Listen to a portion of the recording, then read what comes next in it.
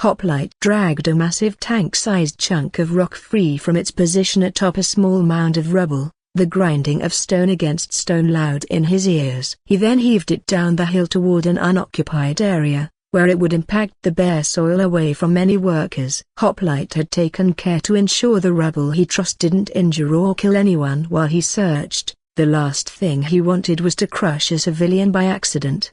The piece he had just tossed would certainly kill anyone unlucky enough to be in its path, but again, Hoplite ensured that wouldn't happen. He watched as several other pieces of debris, both large and small, began following down after the first rock he had sent down the mount. That initial tank-sized piece he threw began breaking into cloudy chunks in its descent, raining rocky shrapnel on the earth below. Hoplite readied himself in case that massive piece managed to create a small avalanche. With how it was smashing into other debris as it went, it could destabilize the whole mound. The chunk collided with the tainted dirt of the fiendwood, embedding itself deep into the sickly soil with a loud crash. The dirt that was kicked up from the impact plumed out in spirals, descending in the same fashion and somehow arranging itself upon landing into even further spirals.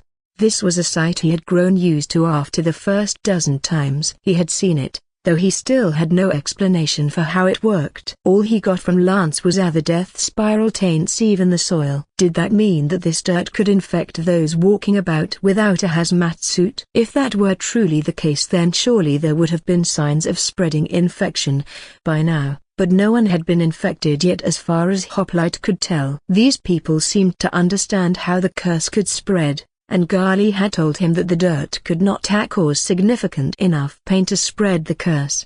The mayor had said it as if the dirt would rise up and stab him if it could. While Lance seemed mostly ignorant of what made a fiend what it was, these fiendwallers knew a great deal. Firstly, only humanoids could catch the most dangerous strain of the virus, a broken bar or curse, while animals for some reason could only catch a weaker variant. Those animals could die normally, but standard fiends could not. None knew as to why, but humanoid fiends simply could not be neutralized unless every scrap of flesh was burned away. Interestingly, they could also be sapient in incredibly rare cases. The death spiral curse didn't take away the infected person's sanity on its own, rather, it was its effects over time that took their toll on the infected's minds. Every single pain or ache that a fiend felt after being cursed was permanent. It never healed and the pain never faded. This pain would eventually snowball to a point where it would drive the fiend insane, the agony becoming far too much for them to bear. After they passed over their pain threshold,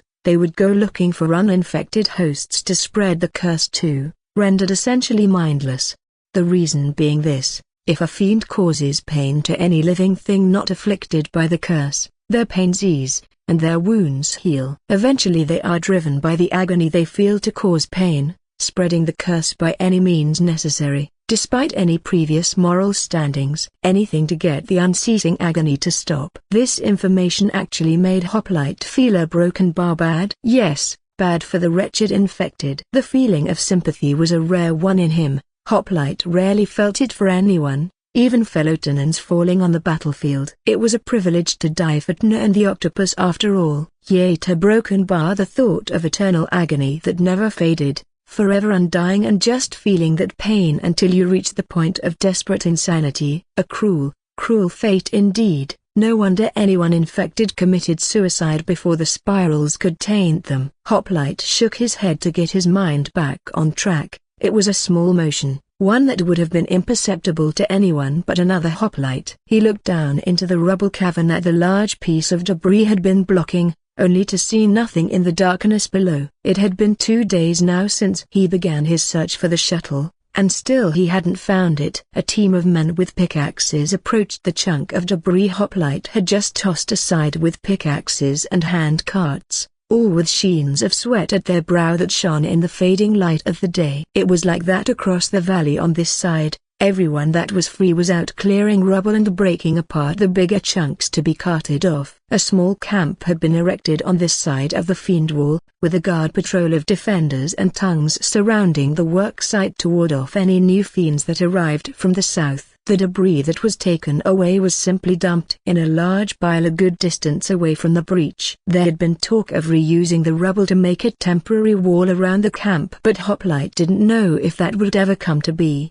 His mind was mostly on just finding the crashed pod. Whoever was in this shuttle would be wise to ration whatever they had, otherwise they wouldn't have lasted very long. Hopefully, it was an 8th pod, a broken bar if it wasn't a broken bar. If not, then Hoplite would deal with it as protocol dictated. Lance was far below, helping another elf woman, a tongue, lift a boulder that was many times smaller than the one he had just chucked. The tongue seemingly stared jealousy at Hoplite's arms. Perhaps she wanted to be as strong as Hoplite. Moving around chunks of stone this size would surely impress Zod. He did not bother to tell her that moving the rock was mostly the suit's doing. Hoplite had barely had to exert his own muscles for the task. He surely could have done it without the suit, but it would have been wasted energy. Lance herself just stared concernedly at Hoplite as she heaved the rock into a nearby cart, a broad-shouldered dwarf hauling it away as soon as that piece was added to the collection of other chunks. The dwarf huffed and puffed as he dragged the bowing cart, its wheels sinking beneath the massive weight of its load. A strong branch of mutation that one was, the strongest base human Hoplite had ever seen could pull that sure,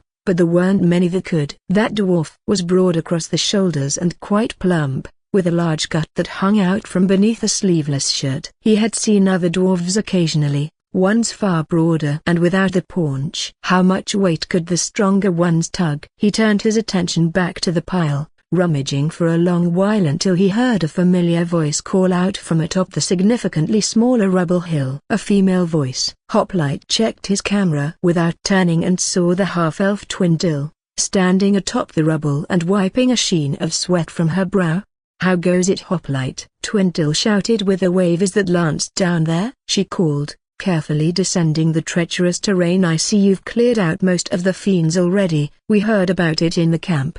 As she finished speaking, the rest of her companions followed. The blond gold-armored man Alistair rubbing at his eyes with a lazy hand, staring annoyed at Theopalu as the old elf scarfed down an entire loaf of bread, promptly burping before asking for more. The pale man, Kidka, offered Theopalu another loaf from his bag. Before Theopalu could take it, however, Alistair caught Kidka's hand with a deep frown that bordered on exaggeration. "Number," Alistair said simply before letting Kidka's ghostly pale wrist free. "We have to save our food, not pump this worthless old fart full of everything we have," he shouted, adjusting his red headband with a growl. "But he's helping you, sa broken bar," Kidka said with a small frown. "I mean, man's gotta eat, right? He'll need his strength if he's gonna guide us." Theopalu then began picking his nose, whispering inaudibly to himself while staring longingly at the morsel Kidka was packing away. The woman with the oddly symmetrical face,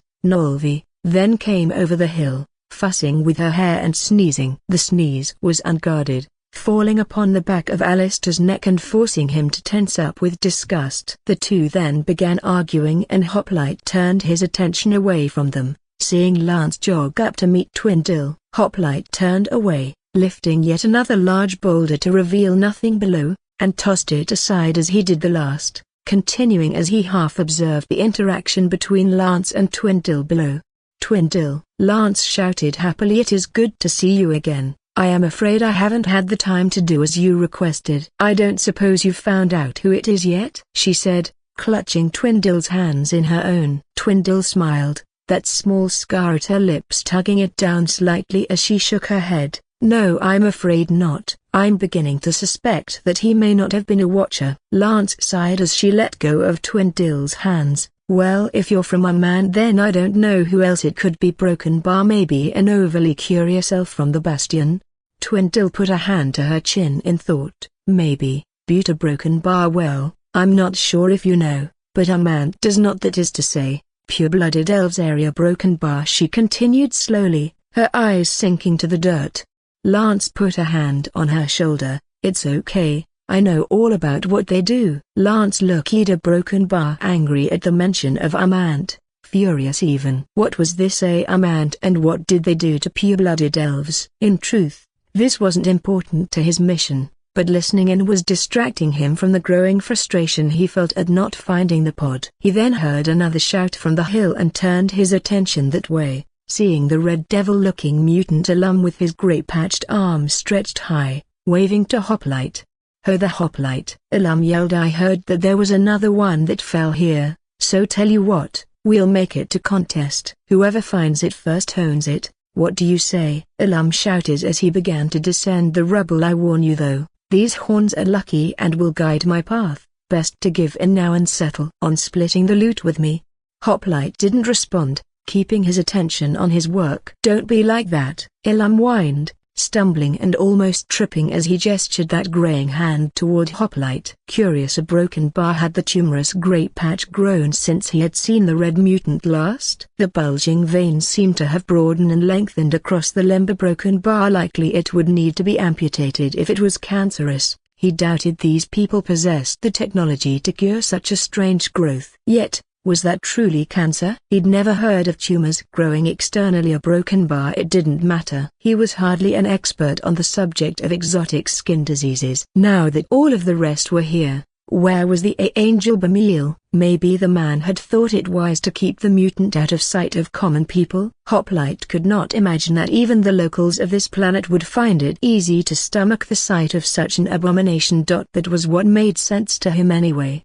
Hoplite moved aside another boulder as the party approached him, with Lance leading the way. They all stopped at the foot of the rocks he stood upon, craning their necks to look up at him. He paused his work and cocked his helmet their way, waiting for a response. "We can help with the boulders if you want," Kidka said, scratching his cheek. "We thought we were coming to fight, but it looks like that's all done with." Twindle nodded. "Well, from what I hear there are still fiends that are coming across the Great Bridge en masse. It's a simple matter of keeping them away from the clearing efforts," she said, sparing a glance for Kidka before turning back to Hoplite. "So when they do show up, we'll fend any off, and when there are none, we will help the fiend wallers clear this out." Hoplite simply nodded before turning back to his work. As Twindle said, the rest of the party began to work on clearing the rubble alongside the rest of the defenders and Hoplite. Despite Kidka and Nolvi's frames, they were still capable of lifting far heavier rocks than they should have been able to. Before he would have said it was bionics, a broken bar, but nowadays Hoplite wasn't too sure. Alistair outlifted everyone,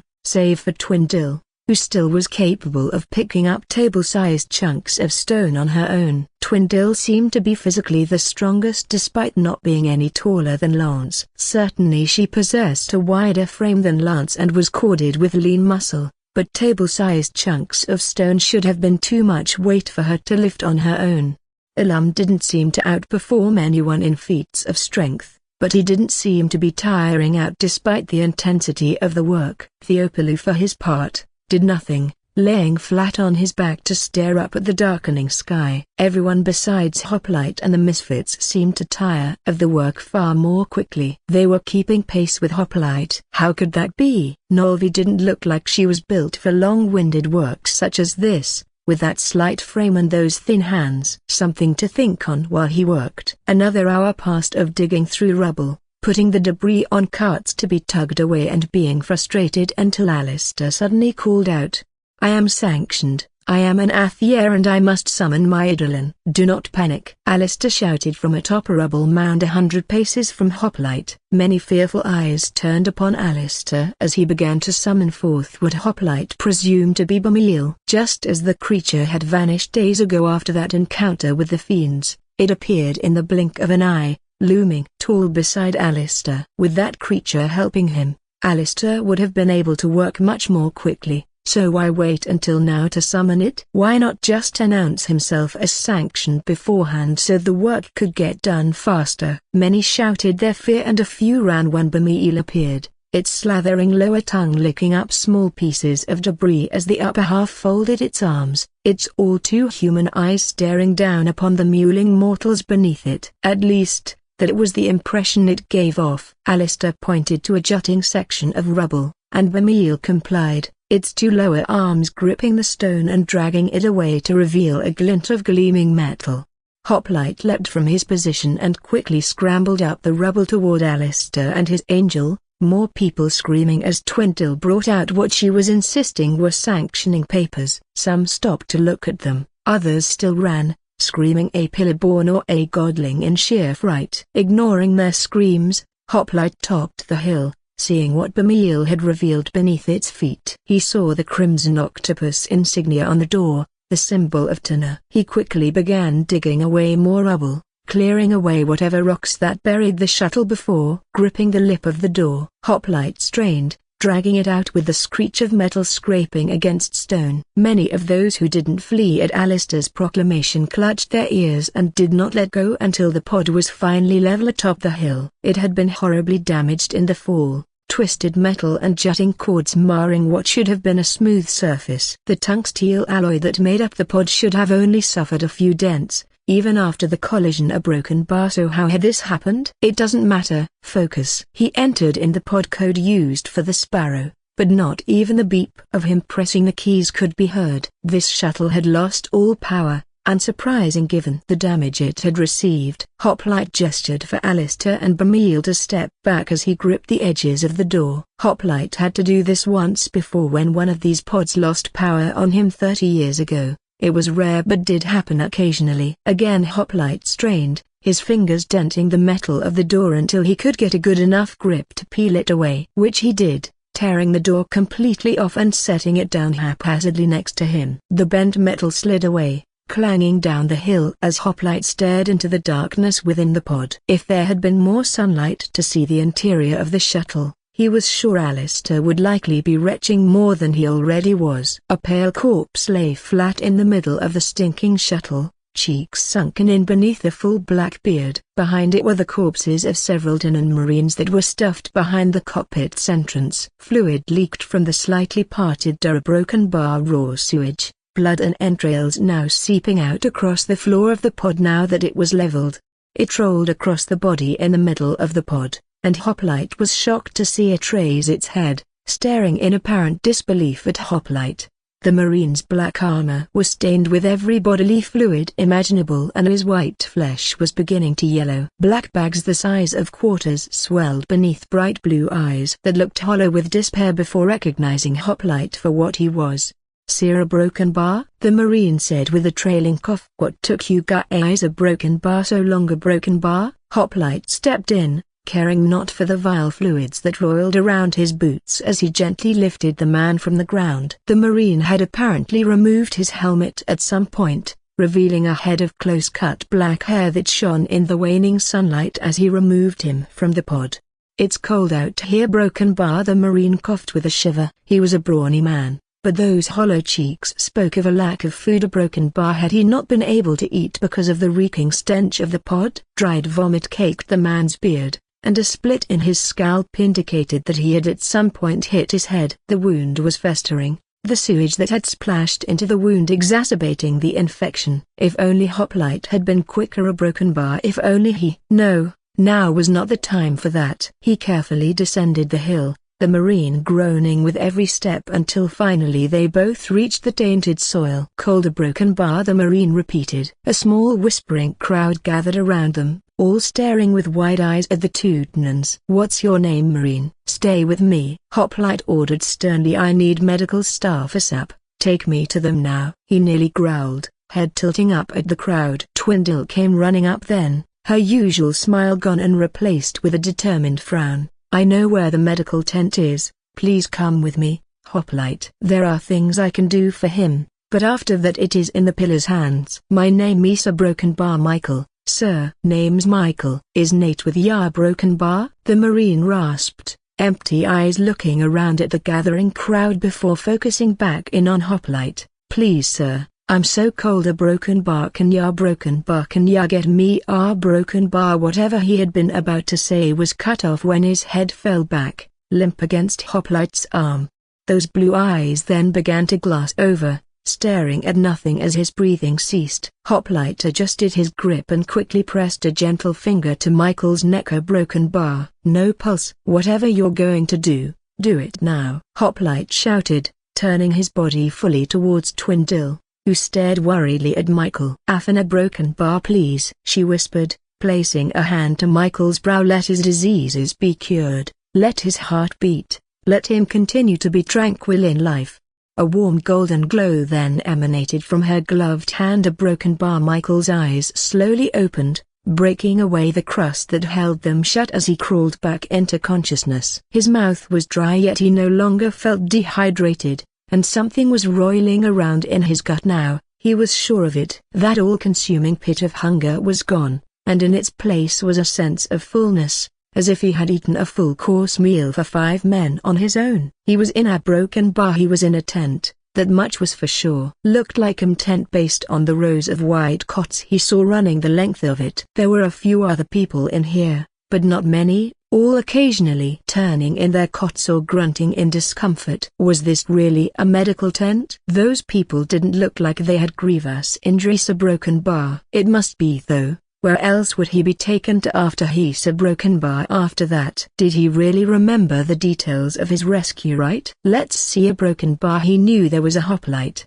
with angel wings at that told Michael you did good kid, and then they high-fived. Michael was pretty sure most of that actually happened, but he wasn't too sure about everything else. Two-faced monsters, elves, magic, and whatever the hell that warm glow was. He could remember that far more clearly. That glow that made him feel so broken bar at ease, so relaxed. He sighed at remembering it. Hopefully he was remembering that right. He'd like to feel that way again if possible. He could smell something. A broken bar medicine wafting from one end of the tent. It smelled like boiled bandages. Grandad had always boiled bandages before using any of them. That was why Michael could recognize that smell. Michael hadn't smelt that particular scent in a long time. Marines didn't boil their bandages. What was the point when they were covered in advanced antiseptic? So why were them nerds over the boiling them? He shook his head, slowly rising from his cot, shocked at just how weak he had become in the darkness. He lifted his bare arms,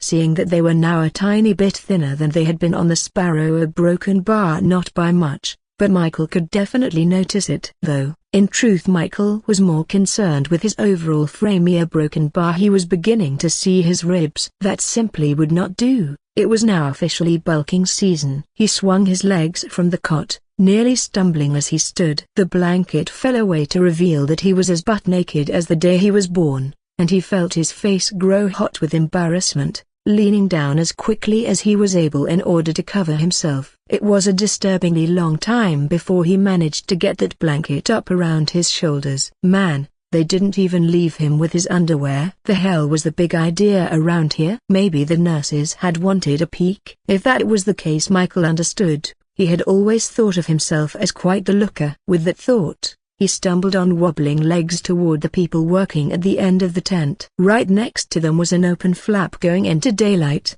and he smiled at seeing it. It was actually quite dim here in the tent. A broken bar. The sunlight bleeding through the canvas didn't illuminate enough of the horribly dark interior. Or a broken bar. By Jin, it was so dark. Michael decided that right then, he was going to be a day person from then on. No more nighttime binge drinking. That was now reserved for when it was light out. Yes, the light. He needed to be in the light. A broken bar. It was simply too dark in here. He fell to one knee after another step, groaning with pain as the people boiling the bandages finally saw him. His vision blurred, their faces obfuscated from him as they chided him for being a foolish and being in too much of a hurry and you really must rest. Michael coughed, retching as he felt arms lift him from the ground, carrying him back to his bed before laying him down. Get the food, get off me, I got to get to the light, he screamed as panic suddenly overtook him. I gotta get out. He struggled vainly as hands held his shoulders down. The press of cramped bodies and the stink of rot filled his nose,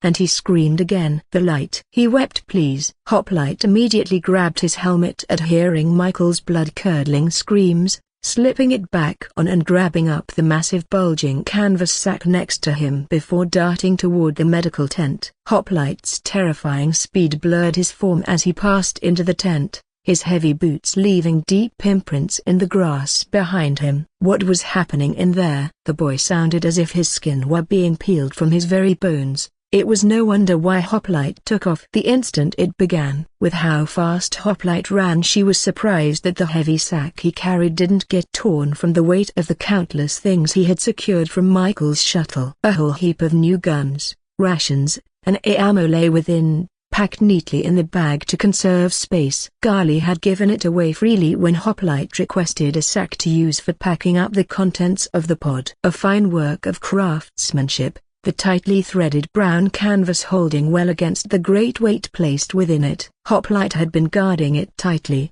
keeping it alongside him and away from the curious fiend-wallers who had wanted to see the thunderstaves for themselves. There had been a brief argument between Hoplite and those who desired to claim the shuttle's contents, a broken bar. A very brief argument. Those men still shook in their boots whenever they saw Hoplite after that. Lance then rose from the ground, unsure of how to proceed. She had some interest in Michael herself. He was a human from another world like Hoplite after a broken bar, but would he panic at the sight of an elf? Surely other, less human-appearing races have gone into the tent by now, but Lance did not know if Michael had seen them yet. What if that was why he was shrieking? Perhaps he had caught sight of the Ratago working in the tent? She'd not want to exacerbate Michael's terror with her presence if that were the case. He was from the same society as Hoplite, but there was a chance that Michael would be less a broken bar reserved, upon meeting those of a different species. Hoplite had seemingly been baffled by the different races that inhabited Ahkoolis, often referring to them as mutants. It was a word that seemed to bear some negative connotations. At least that's what Lance believed. After all, Hoplite referred to fiends as being mutants, meaning that Hoplite's society may lump such creatures, sapient or not, together as a whole. She remained standing where she was for a moment longer, looking down at the half-eaten lunch she and Hoplite had been sharing. The man had eaten half of an entire ham and still hadn't been done with it until Michael's scream had drawn him away. She shooed away a few flies that came to hover close to their food, drawing the corners of the blanket over top the meal with a sigh. Lance absolutely could not stand the thought of eating food that had been assaulted by bugs. If even one accursed fly landed on her sandwich, she would genocide 50 of them in recompense. Just another curse of the summertime to go along with the nearly unbearable heat. The hot sun hung high over the valley, its brutal heat beating down upon the hapless mortals below. Hoplite hadn't wanted to find anywhere shady to eat. Oh no, of course not. It wasn't a problem for him in that suit. It apparently kept him nice and cool. Not that his comfort would have played a part in his decision to sit out here anyway. The man could have been boiling alive in that oversized frying pan he called Alma and not bat a single eye. Hoplite had asked why she didn't just want to eat in the tent, and Lance had stared in bafflement at the man. Eat in the infirmary, where surgeons were operating on open wounds and the smell of festering flesh wafted freely about. It would taint the taste of the meal. Besides, she seriously doubted that the surgeons would approve of such a thing. She had considered ditching him to find a shady place to eat, but Lance hadn't wanted to dine alone. And she had relished the chance to try and pick Hoplite's brain further. Really, it was her damn curiosity alone that had her broiling beneath the sun to get the stony-faced oaf to speak. Hoplite, however, had been quite content to simply sit and eat, barely responding to her questions or grunting in what could have been denial or affirmation at the things she asked. Lance shook her head, staring at the medical tent as she continued to consider her next course of action. The grey canvas tent was nearly indistinguishable from the row of tents it was a part of, with the only notable difference being that the tent flaps, unlike the rest of the tent, were a shade of white. Hoplite had dashed through the back entrance of the medical tent, its white flaps still billowing from his passage. It was nice to see such concern for another person from Hoplite. Was Michael perhaps a friend of his? Not likely. Knowing Hoplite, his concern for Michael was completely professional. She found herself wondering if Hoplite even had any friends. Likely not, given his near-lifeless way of speaking and serious demeanor. Shouting erupted from the tent, taking Lance from her thoughts as Hoplite's voice drowned out dozens of others. He basically barked over the other voices, ordering them harshly to back away. Lance took a deep breath and readied herself for potential problems. She'd likely need to go in and defuse things before they escalated any further. A broken bar. She took a single step forward right as Hoplite burst out of the tent,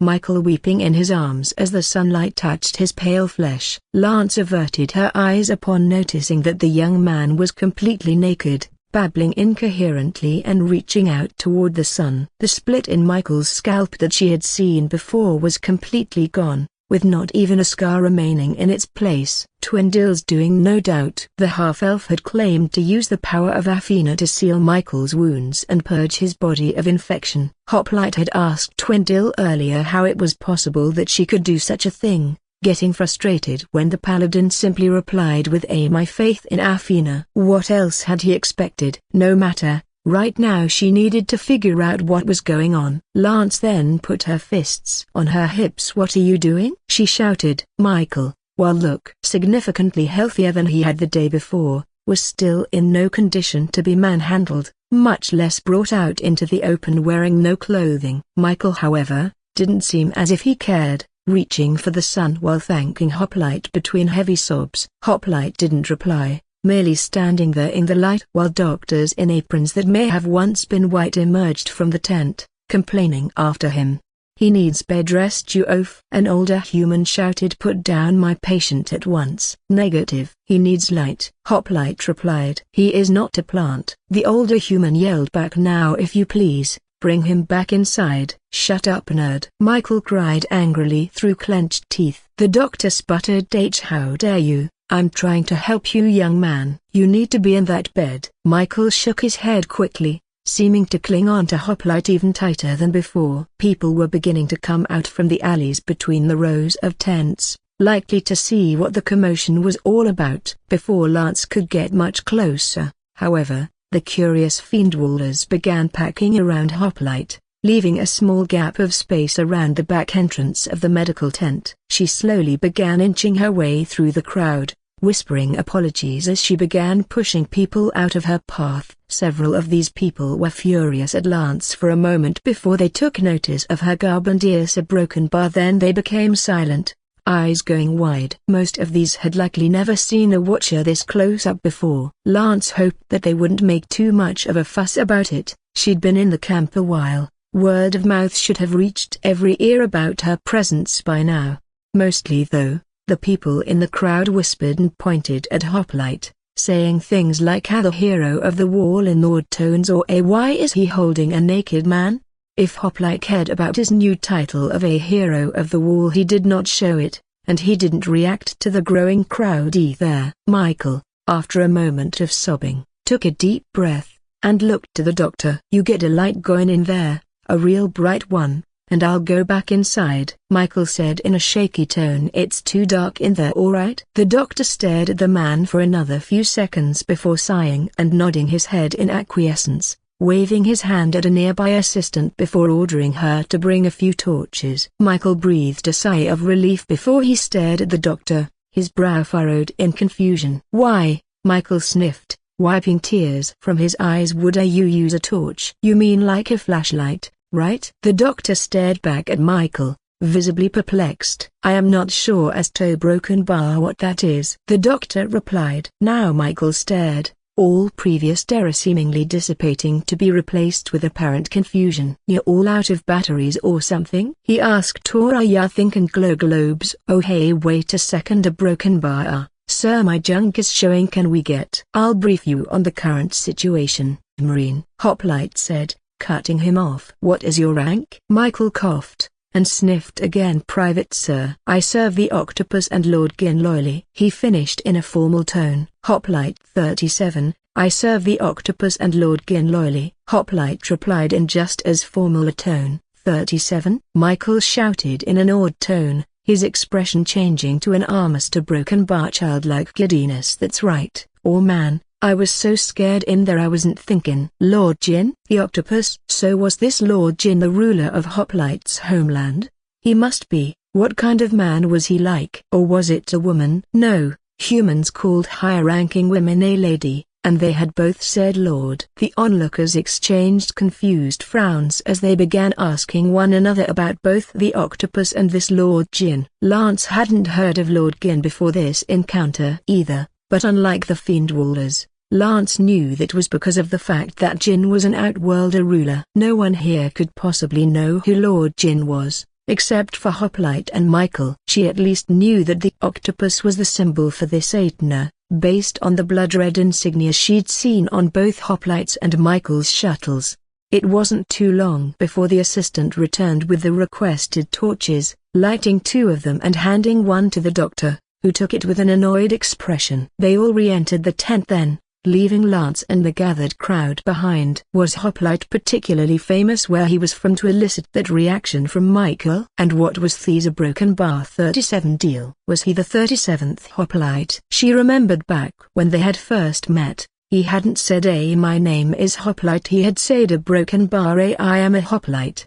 Was that not his real name? Were there more men like him running around somewhere? She was almost to the edge of the crowd when a man suddenly spoke out in an angry tone, breaking her train of thought. That's the one, that star fallen a broken bar, he's the one what broke the wall. Lance then turned her attention to the speaker. He was a tall fellow, like most of the people who lived in the Fiend Wall. A curled brown moustache topped his lip, the color matching his simple clothing. He looked no different than any human townsman she had seen before save that mustache, which was popular among the Fiendwaller men. You don't know if he's a Starfallen, a woman in a long brown skirt chided, slapping his arm. He's probably just some poor fellow that got trapped in the rubble. The man sneered, no, he do be the Starfallen what broke the wall. Me brothers work in the other side of the breach. He saw the hero pull him out of the star. Many other whispers began, briefly discussing Michael's potential origins before talks turned to what should be done about him. The previous man spoke again. I'll hang that fellow. Me sister and nephew were in that section before the star collided. Me daughter had been there as well. An older gentleman said with a glare at the tent. I don't know why they wanted to crash into our wall, but he do be doomed for it, mark me.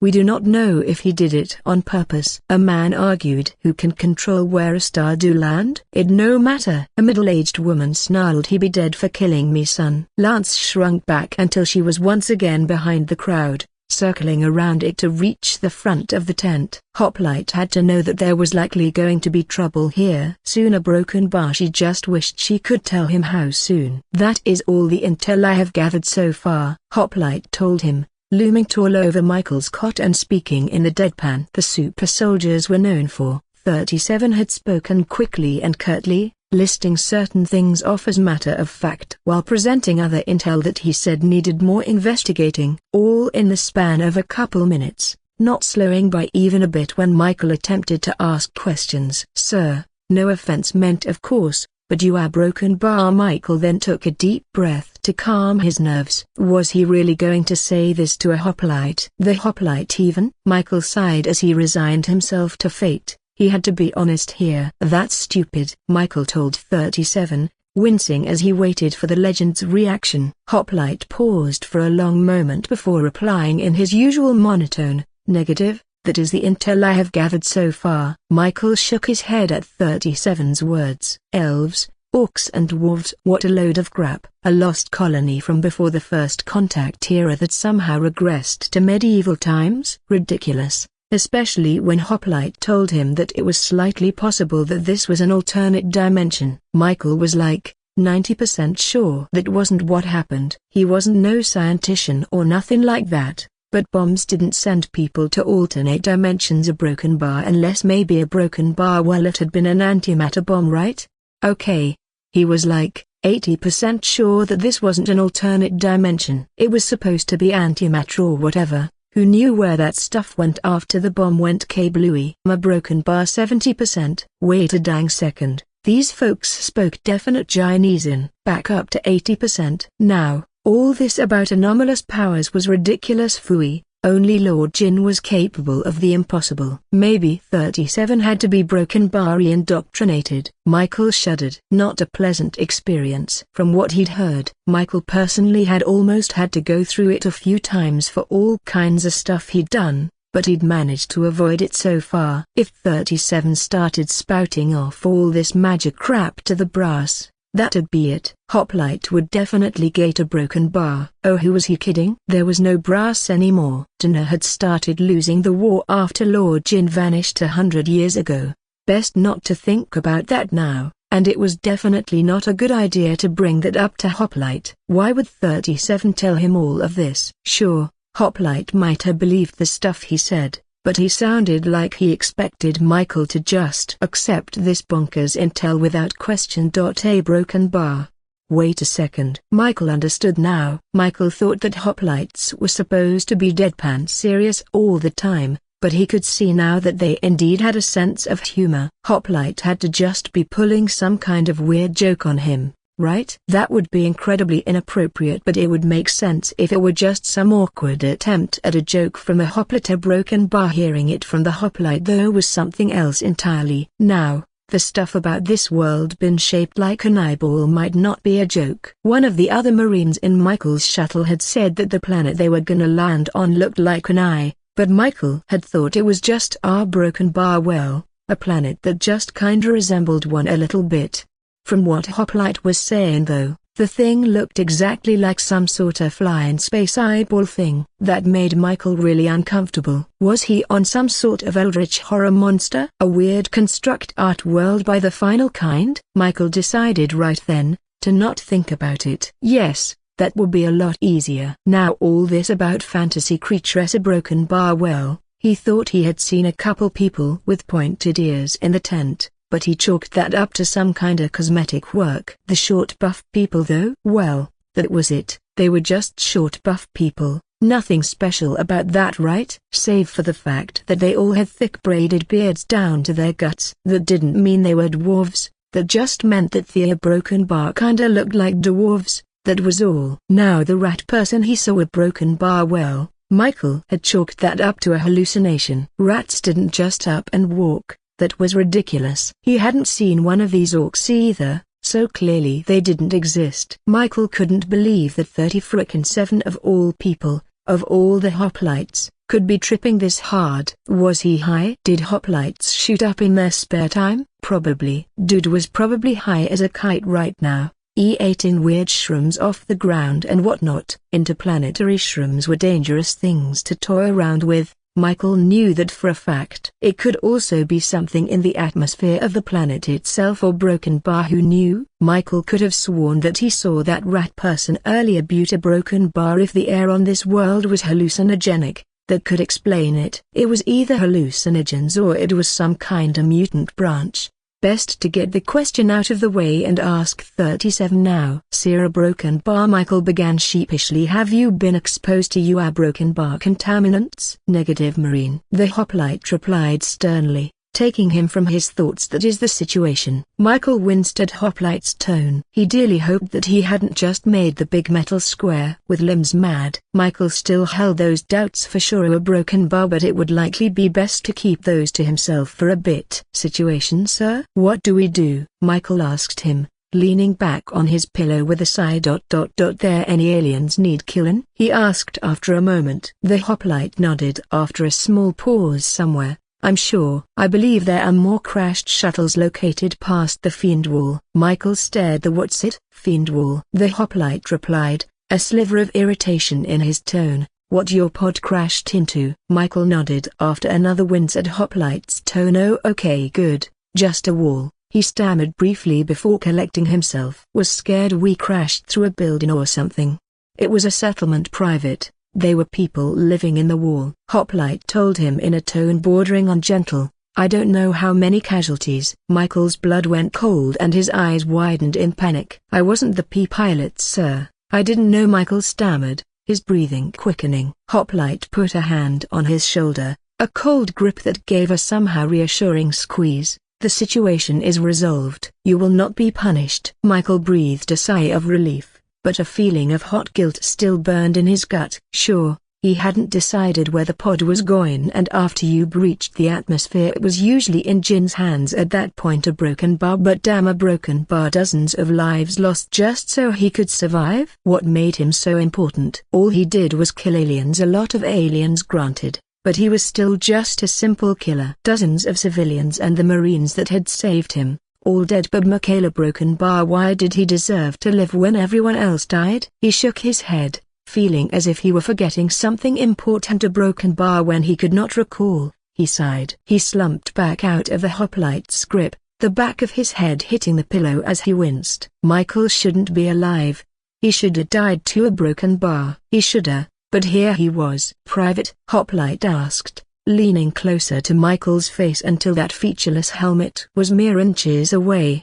So you're freaking me out, Calder back up? Michael asked, squeezing further back into his pillow. Hoplite thankfully did as requested, pulling back to his full height as he stood next to Michael's cot. I thought you were going to faint, Hoplite told him. No sir, a Broken Bar. I just feel a Broken Bar, Michael began, trying and failing to keep the sorrow from his tone. It wasn't your fault, Private, Hoplite told him. We have a mission to accomplish. You can't think about how things should have gone, especially when you had no control over the situation. Michael sighed. How could a hoplite understand something like guilt? They were borderline robots, their emotions dulled to a point of nigh non-existence. Could a hoplite even feel something like guilt? Michael furrowed his brow in thought as he stared down at his hands, tightening them into balls as his thoughts turned into a near unintelligible slurry. Guilt, anger, frustration and sorrow all fought for space in his mind until finally Michael inhaled, taking in a lungful of air slowly before letting it all out. 37 was right, he needed to let this guilt go before it festered and got worse. A Broken Bar. If he stacked that guilt on top of what he was already going through, a Broken Bar the next time Michael was alone again, a Broken Bar. Well, a Broken Bar. He may not survive that. Mission, sir? Michael asked, firming his features as he stared up into Hoplite's helmet. We need to link back up with the crew from the Sparrow, the super soldier replied, giving a tap on his helmet. I can pick up on any distress calls over my radio, but we'll need to stay on the move until I pick up a signal. He continued, letting his hand fall back to his side. I was worried that your pod was final kind, since I couldn't pick up any signal. If any shuttles had their power disabled like yours did, we'll have to hope that we'll be lucky enough to find them. I'll be able to pick up the frequency on any powered shuttles, assuming we're close enough. Alright, cool. Did the fellas in your pod stay behind to wait for anyone to show up? Michael asked. There should have been more troops with Hoplite. Why hadn't he seen any so far? Those pods could fit 8 men in them. There were no survivors aboard the Sparrow when I ejected. I didn't evacuate until everyone else was gone, Hoplite said, monotone not changing a hair. Damn man, a Broken Bar. Did I get knocked out or something? Michael asked. What the hell could have knocked out a dang Hoplite, especially this one? No, the guy who single-handedly destroyed a final kind Admech simply couldn't be knocked out, especially when no Admechs had even been aboard the invasion crew to the Sparrow.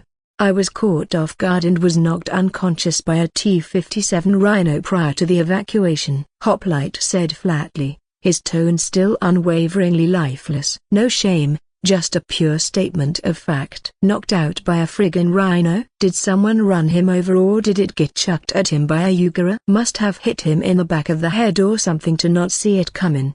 But wait. Why wouldn't he have seen it coming? He heard that this Phalanx model armor had cameras that let hoplites have 360-degree vision. A Broken Bar. So what happened? Michael opened his mouth and was about to ask that very question when a long black-haired woman wearing a dark cloak came in through the tent flap. She strode right up to Hoplite with concern plastered across her features. A Broken Bar. Very nice features, he realized, shooting her his best green. A Broken Bar, at least up until he noticed those pointed ears sticking up out of her hair. Elves, right? Yeah, it was a load of crap. That was cosmetic work if he'd ever seen it. He wasn't into chicks that dipped into cosmetics. They tended to be not right, at least in his experience. Cosmetics was where he drew the line. Now in truth, Michael hadn't drawn many lines aside from that one. After all, women were at their most perfect in their natural state. A Broken Bar and their natural states varied from girl to girl. There's a crowd outside, she told Hoplite. They mean harm for Michael. I don't know when they'll try anything, but there is talk. Hoplite turned his helmet toward her. We'll leave tonight. I'll stay with Michael until then. Lance nodded. I'm going to head out there, If things escalate, I'll be right back to let you know. We should be able to easily escape into the fjord." With that, Lance turned on her heel, exiting through the same tent flap she came in from, her black cloak flowing behind her. A few doctors stared after her as she went, heads turning back to Hoplite and Michael in his bed. Thankfully they hadn't seemed to hear their conversation, but they stared at Michael as if to tell him with just those glares that you aren't leaving that bed again. Michael wasn't about to let himself get burned at the stake or whatever the hell else these bumpkins had planned for him. Despite the news, he wasn't worried. There was absolutely nothing these guys had that could possibly even scratch Hoplite's armor, let alone kill him. He would be almost completely safe via broken bar unless one of them got a lucky shot on Michael with a crossbow or something. A broken bar, maybe he should be a little worried. Hoplite said that they at least didn't have guns. 37 was a legend, but he doubted that he could catch bullets. Well, maybe he could. Michael half expected Hoplite to go out there himself despite what the legend had said earlier, a broken bar, but 37 didn't move from his position, remaining facing in the direction that Lance had fled in. Michael took a deep breath to help steady his nerves as cold worry flooded into him. Hopefully things wouldn't escalate with the mob. Michael didn't want anyone else to die today. These people were just blue from losing their loved ones. A broken bar, sure, they wanted to string Michael up, but he still felt for them. There had to be some way to avoid a coming conflict with these civvies. Wait a moment, a broken bar. Michael pinched the bridge of his nose as again he strained to remember something. Something else important had happened in the shuttle broken bar, something that freaked out the pilot, something fiercely. A broken bar. Michael's eyes widened as it all came back to him. A broken bar. Someone had been clinging on their pod in the atmosphere, and had forcefully altered their course. The crash hadn't been their fault. Sure, it was possible that the pilot had been seeing things, but the black box would have recorded it had something actually been there. "Sir, did I get the flight recorder from the shuttle?" Michael shouted. "I think I know how we can get out of this." Lance took a deep breath to steady herself as she left the tent. The whispers from the growing mob on the other side of the tent were getting progressively louder with every passing second. It wouldn't be long until they flew into an absolute frenzy, and if she couldn't stop them, who knew what Hoplite would do? Lance had little doubt that Hoplite held Michael's life in higher regard than the fiendwalkers that wanted the boy's head. Knowing Hoplite, he'd spare no quarter. Maybe Hoplite would try intimidation tactics, but Lance did not know for sure if he would. What if his solution would be to kill one off to scare away the rest of the mob? No, Lance needed to try and get this done herself, without Hoplite's involvement. Yet if it did come to blows, Lance sincerely hoped that Hoplite would try to hold back from killing any of them. Perhaps it wouldn't come to that. Maybe Hoplite's sheer overwhelming presence would hold the fiendwalkers back, but again Lance didn't know for sure. She bit her lip as she thought, seeing a dozen fiendwalkers slowly converging toward the crowd on the other side of the tent. Silently she merged with the line passing through the alley, some gasps and stilled footsteps behind her indicating that they had taken note of Lance's watcher cloak. Lance had told Hoplite that she'd come back to warn him if the crowd did indeed turn into a bloodthirsty mob. A broken bar, but with how loud they were becoming, he'd need to be deaf to not already know their intentions. Now, what could Lance do to quell the mob's growing fury? The authority of a watcher may not hold sway here outside of the fjord, but the presence of a watcher was certain to draw attention. Most everyone in camp must have known that she was a watcher by now. Lance had been the subject of awed gasps and hushed whispers whenever she had gone to draw water or eat in the mess tent. Would her presence be enough to quell the anger of the crowd, at least for an instant? Perhaps, but their fury would reignite quickly once they were reminded of why they were crowded around the medical tent. Mayor Gali might be able to put a stop to this, but Lance had no idea where the hefty fellow was. Gali seemed to be in all places at once, always flitting this way and that like an obese hummingbird. Lance might be able to find him if she asked around, but by time she found him, it'd likely be too late. "Bring out the Starfallen," a man shouted as Lance passed out of the alley and into the field once more. The crowd had grown to over 100 men and women, with even a few young children here and there looking confused at the tumult. Would they really string up Michael in front of the little ones? Knowing Fiendwalkers and their origins, they likely would. Gratian was a city of vipers and murderers. Who could expect their exiles to be any better behaved? I bring him out to meet our justice, another man shouted, a vein popping on his bald head. Shouts of agreement echoed across the camp, and Lance flinched as her heightened hearing picked up on an silent click within the tent. Her time spent with Hoplite had familiarized her with that sound. Hoplite had switched the safety for one of his guns off, likely the forties if her guess was right. No one else but an elf would have been able to pick out the noise through the shouts of the crowd. Even if they had heard, they may not have thought anything of it. Our broken bar, not unless they knew about the hellfire that would follow. He do be the scum of Ahkoolis. Toss him over the wall. A woman shouted, let him be feast for the fiends. More shouts, bloodthirsty and laced with spittle. The crowd was igniting. It was now, or never. Stop, Lance shouted, her voice only just loud enough to catch some attention. Only a few turned their heads to take in her presence, but that turned out to be just enough. Faces went white with terror, brows knit with consideration, and a few even squared their shoulders, looking ready to charge her if she dared interfere with their justice. Lance cleared her throat when she realized all those eyes were on her. She was supposed to go unseen. All this attention made her feel terribly nervous. Lance needed to steel herself. If she let these Fiendwalkers see her wilt now, she'd not be able to de-escalate the mob. What is it that you hope to accomplish? Lance asked, her eyes narrowing. The boy did not do this thing on purpose. How do it be that you know, Madam Watcher? A woman asked from the crowd. What if he do be an agent of Kazan, sent to bring down our wall and doom us all? Aye. A man shouted. Kazan did send the star with its demons within to bring ruin to us. Lance grit her teeth, as she bit back. The Fiendlord would not send a human to do this. I assure you that the boy does not bear the spiral.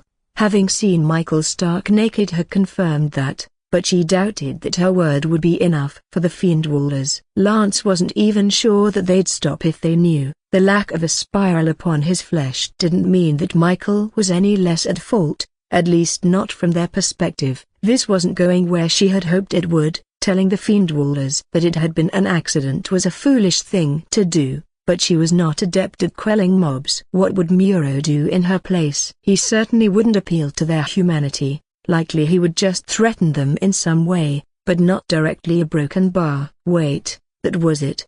Best string him up anyway. Another man shouted, the dead can rest easier knowing that at least one of their killers do be on the way to the pits of Ahkoolis. Lance crossed her arms, gesturing with her head toward the tent. Then go in there. Broken bar. Tell the hero of the Fiendwall that you intend to execute his friend. A broken bar. I am sure that he will just sit by and allow it. Lance told them with a shake of her head. And if he doesn't let you string up the boy. A broken bar. She continued, giving a dismissive wave. I'm sure that you all can overpower him.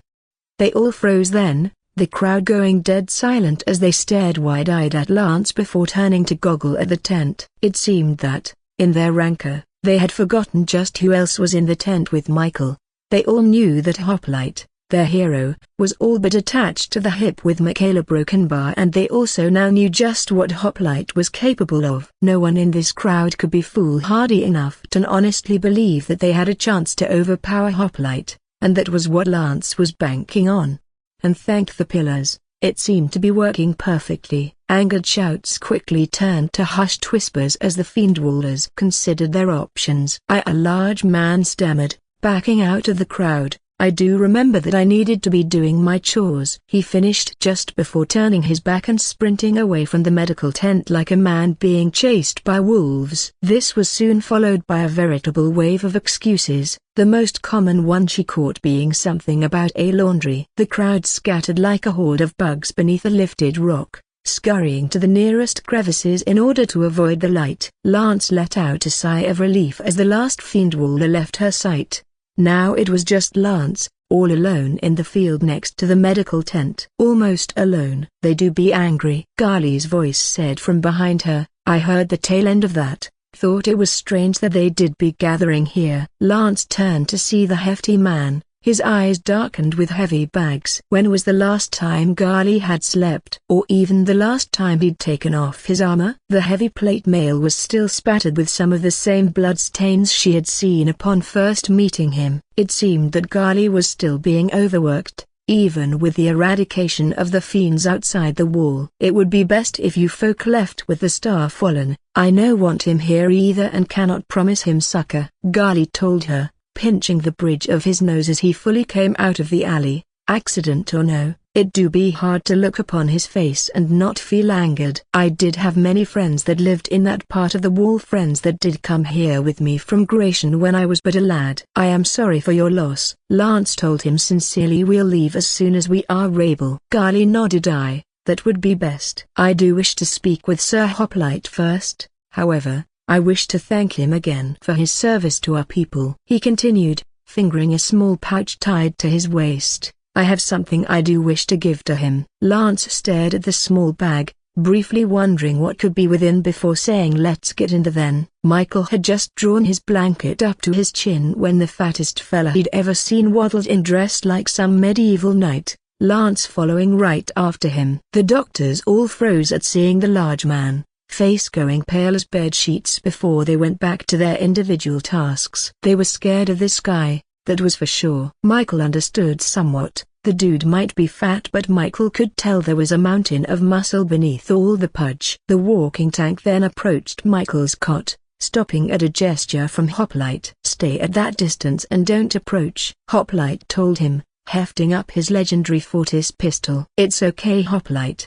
He doesn't mean any harm to the boy, Lance said. Gali wants to send us off, and he has something for you. Hoplite paused for a moment before replying, toss it to me. The big man, Gali, knit his brows together a moment before shaking his head and tossing the small pouch to Hoplite, who caught it in one hand in a fluid motion, gun still firmly trained on the big man. Gali for his part didn't look all too intimidated by the hot lead belching death stick aimed right at his gut plate. Michael would have been shaking in his boots if 37 pointed a Fortis at him. A broken bar. Gali had balls, that was for sure. Hoplite turned the pouch over in his hand a moment before asking what is this? Gali cleared his throat before replying, a smile on his face, a gift made for you by us fiend wallers. Something to commemorate your actions and to remind you of us in the future.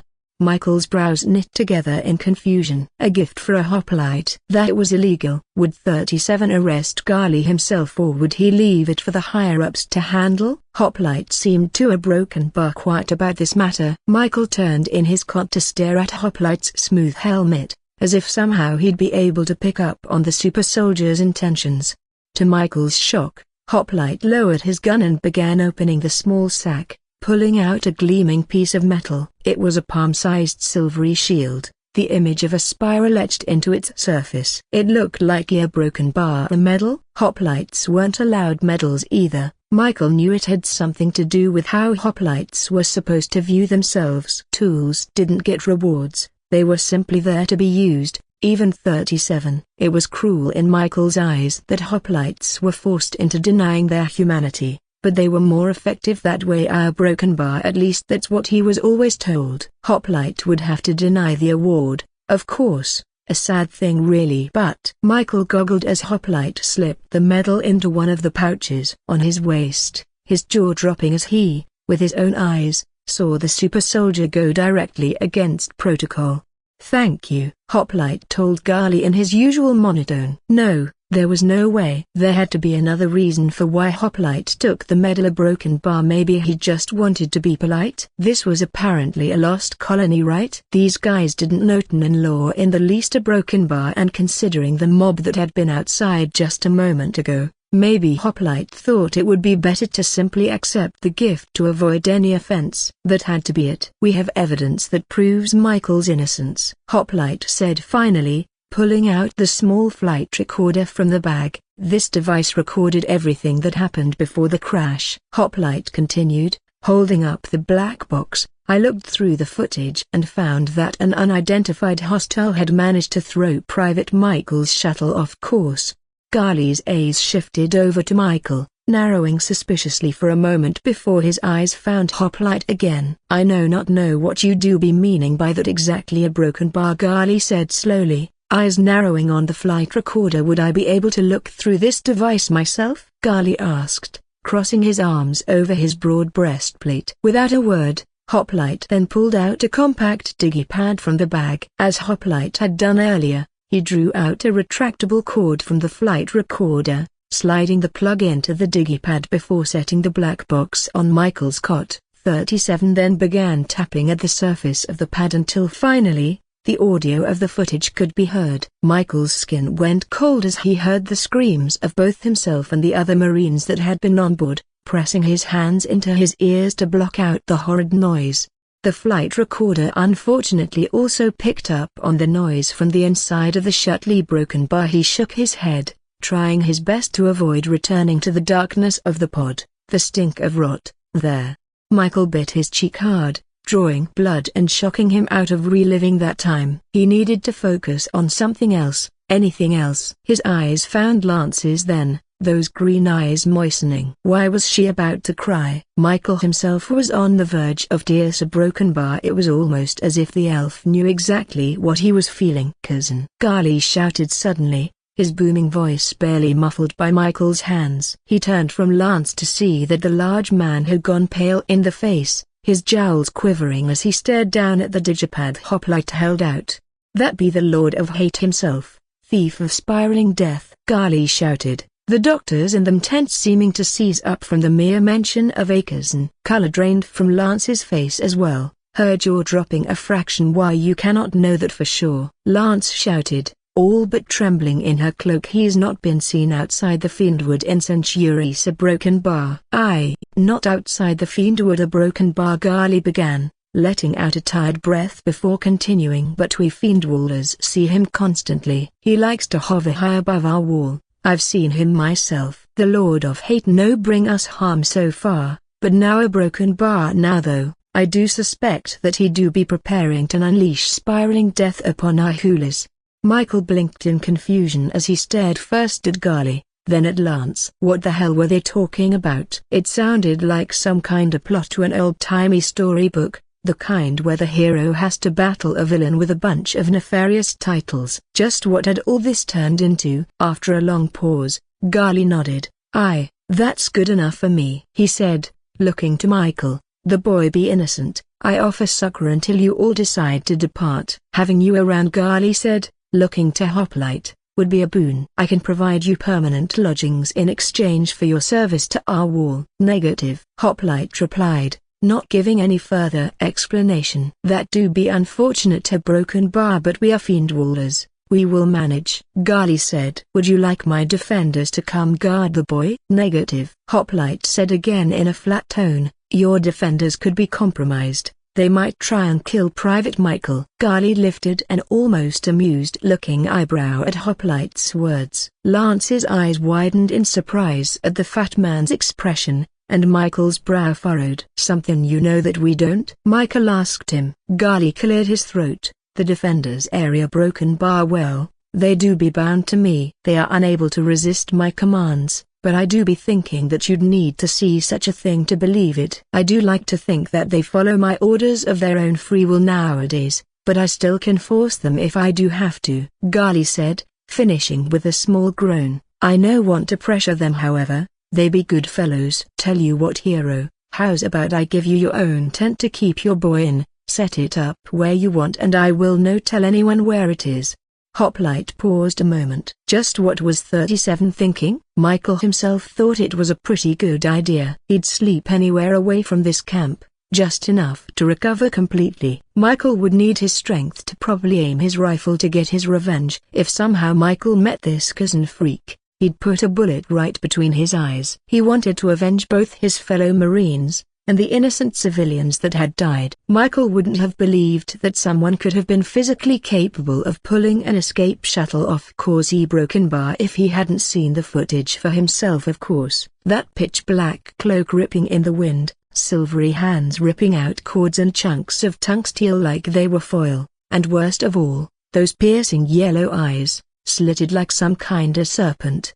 Michael still got shivers thinking about it. A broken bar. To think that someone who wasn't Lord Jin could pull something like that off a broken bar. It was insane. Could 37 even handle someone like that? Hopefully this Ahkoolis wasn't bulletproof. Now a broken bar. How long was Michael going to be bedridden? With how he was feeling now, he'd probably be up and ready to go wherever Hoplite wanted here pretty soon. A broken bar. Michael could probably even get going tomorrow. He would really like to sleep somewhere outside this camp though. That tent Gali mentioned sounded like a good idea to Michael. Affirmative. Hoplite said, "We'll get it set up tonight." "I'll have the tent brought to you now," Gali said, not moving an inch from where he stood. A long moment of silence passed before Lance spoke up. I thought you were going to go get it?" she asked, stuttering. It seemed she was still shaken up at the mention of cousin. The color had not returned to her face. Gali blinked and looked her way. "Sorry, I do be forgetting that you folk no understand how the bond works." "The bond?" "Probably likely a broken bar." Michael couldn't really put a word to it. Those bionics that the higher-ups use to communicate through thought. Those were rare though, and fat chance that Gali would have one installed. "My defenders do be linked with my intent, as are all defenders to us mares. That's how it's been since the Fiend Wall was dug out by our Greyshane ancestors, long after it was formed from the bedrock deep beneath this soil," Gali said, linking his hands together over his gut plate. Michael stared. "So broken bar they're coming with the tent." He paused. "Right now?" "Aye," Gali replied casually, as if Michael had asked him if they were breathing air. All right then," Michael said after a moment's pause, turning to look up at Hoplite. "Sir?" "Do you know where we'll set up camp?" Michael asked. Hoplite simply nodded, but didn't elaborate. "Sir?" Michael asked again. "We'll leave soon," Hoplite replied curtly. Lance sighed and shook her head lightly as Gali turned his head toward the tent flap,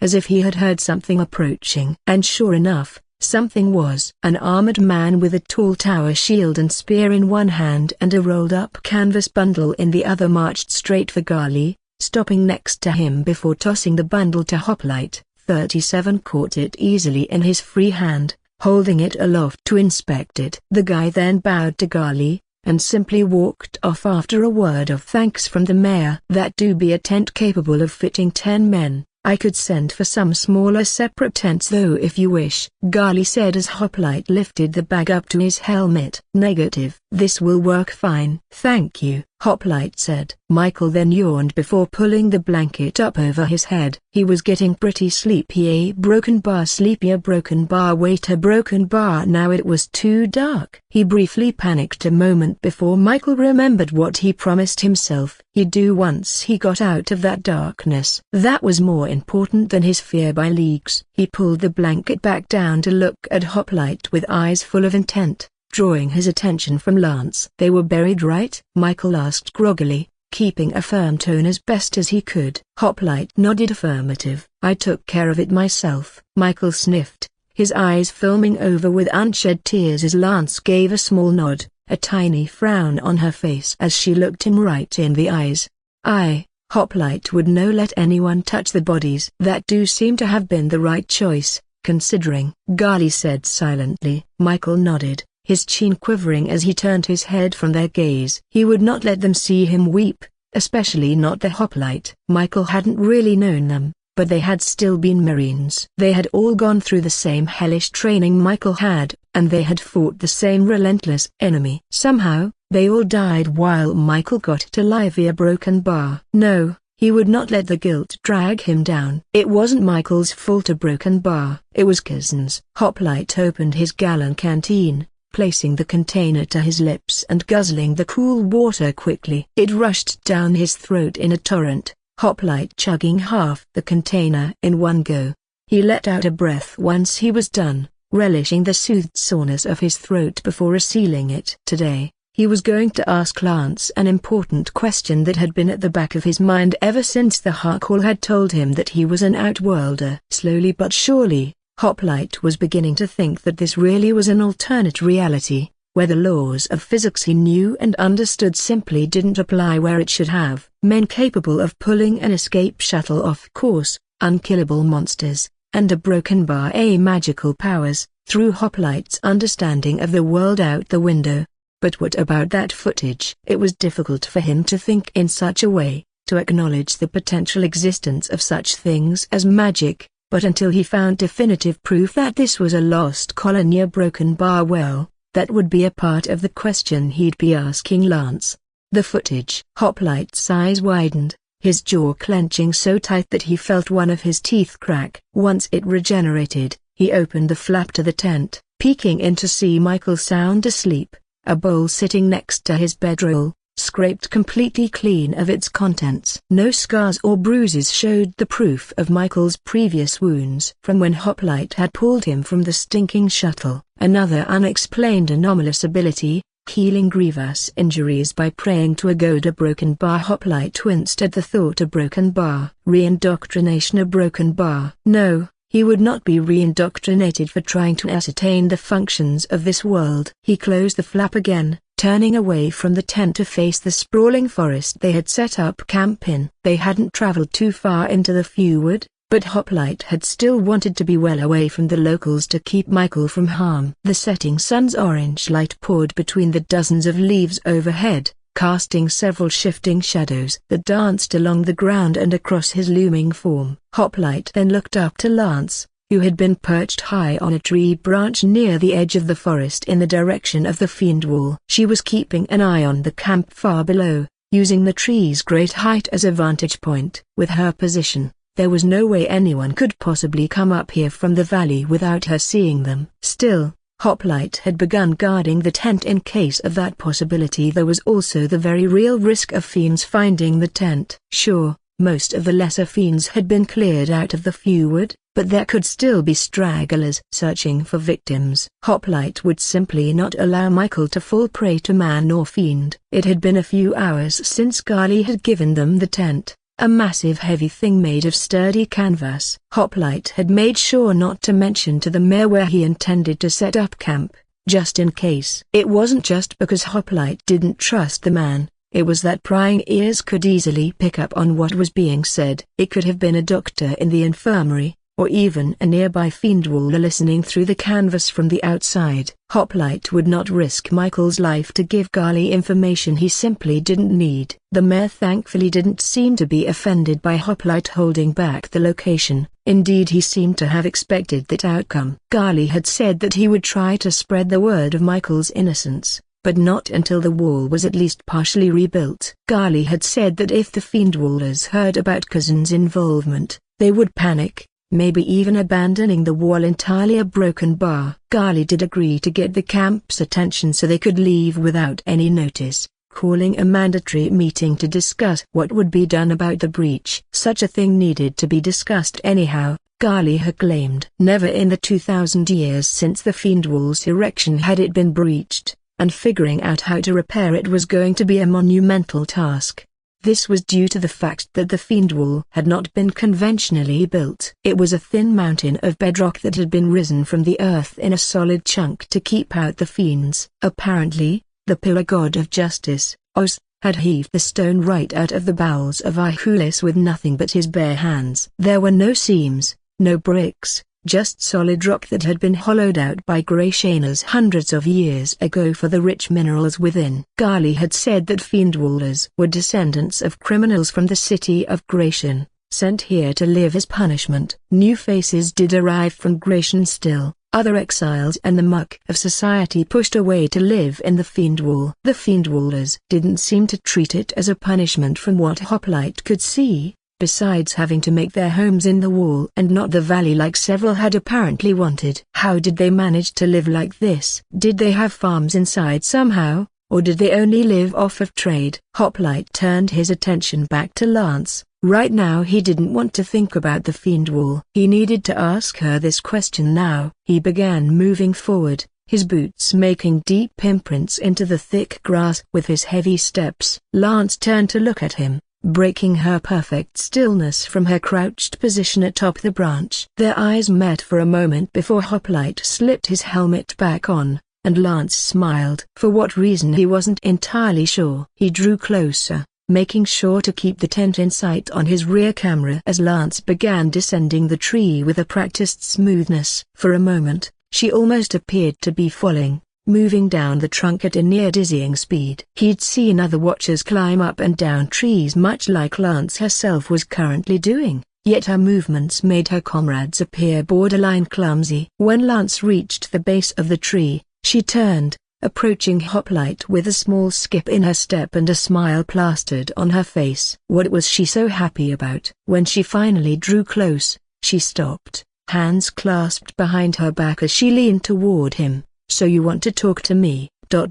Yes," Hoplite said after a moment's pause. Lance nodded to herself then, as if to confirm something she had been sure of. Hoplite didn't know what that something was, of course, but maybe she just assumed that he wanted to talk when he began moving toward her. A logical reaction. Lance quickly turned her head to look at the tree line where she had come from, her long black hair shifting to follow the sudden motion. When Lance seemingly deemed that all was well, she looked back to him and grinned. "Well, what do you want to talk about?" she asked him in a bubbly tone. "I could see it in your eyes. Oh right, you wouldn't know what that means," she said, shifting her tone to be more explanatory as she put one finger beneath one eyelid. "So, elves all have some talent with what's known to us as Ahkoolis. To put it simply, I magic," she continued, removing her finger. "You experienced the pinnacle of those talents when you met the Ahkoolis. All elves have one unique Ahkoolis and the common one that allows all elves to peer behind the veils of the eyes."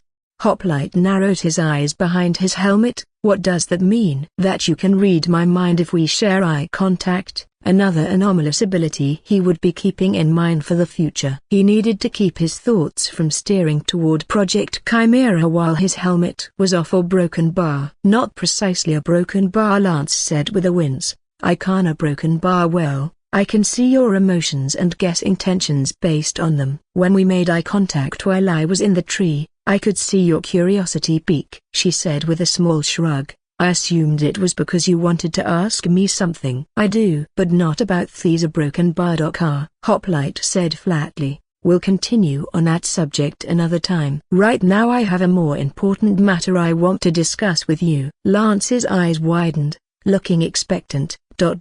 "Everyone on this world I've met," Hoplite began after a long pause. "They speak Chinese in." "Why?" Hoplite asked. It had been in the back of his mind for a long while now. It was why he hadn't completely shifted toward the conclusion that this was an alternate dimension. "That is the one language of humanity, Chinese and Standard. Everyone I've met here speaks it." Hoplite continued. "When our Lord conquered Earth, he commanded that all under his reign speak in a single language, Chinese and Standard." Lance then blinked before shaking her head. "We're speaking in Seiharan, my friend." Lance told him. Back in the First Age, known as Primas, the head god of the knowledge pillar, Seihara, created the common tongue for the mortal races to use. It was named Seiharan by Zod in honor of the work she had done for his children, and it's been called that ever since. Lance continued, her tone growing somewhat solemn. "That's likely one of the only things left over from the first age. A broken bar. Most else has been forgotten by now.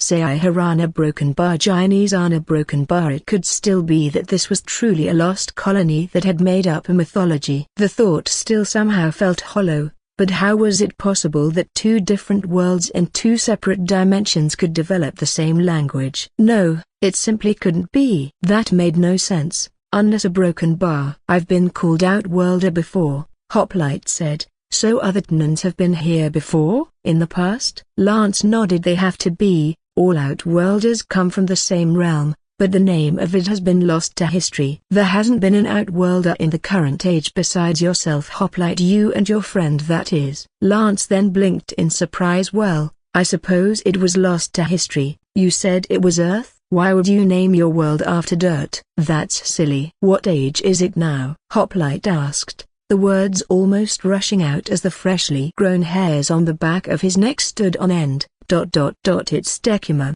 the 10th age," she continued after a short pause, brow furrowing. "The year, 2003, followed by the month date, April 17th. Hoplite paused again before asking, "Were there Outworlders in the first age?" Lance nodded again, taking a deep breath before speaking. "There were likely Outworlders here that predated the first age, but there were definitely outworlders on Ahkoolis in every age after that, save for Decuma, that is, until you.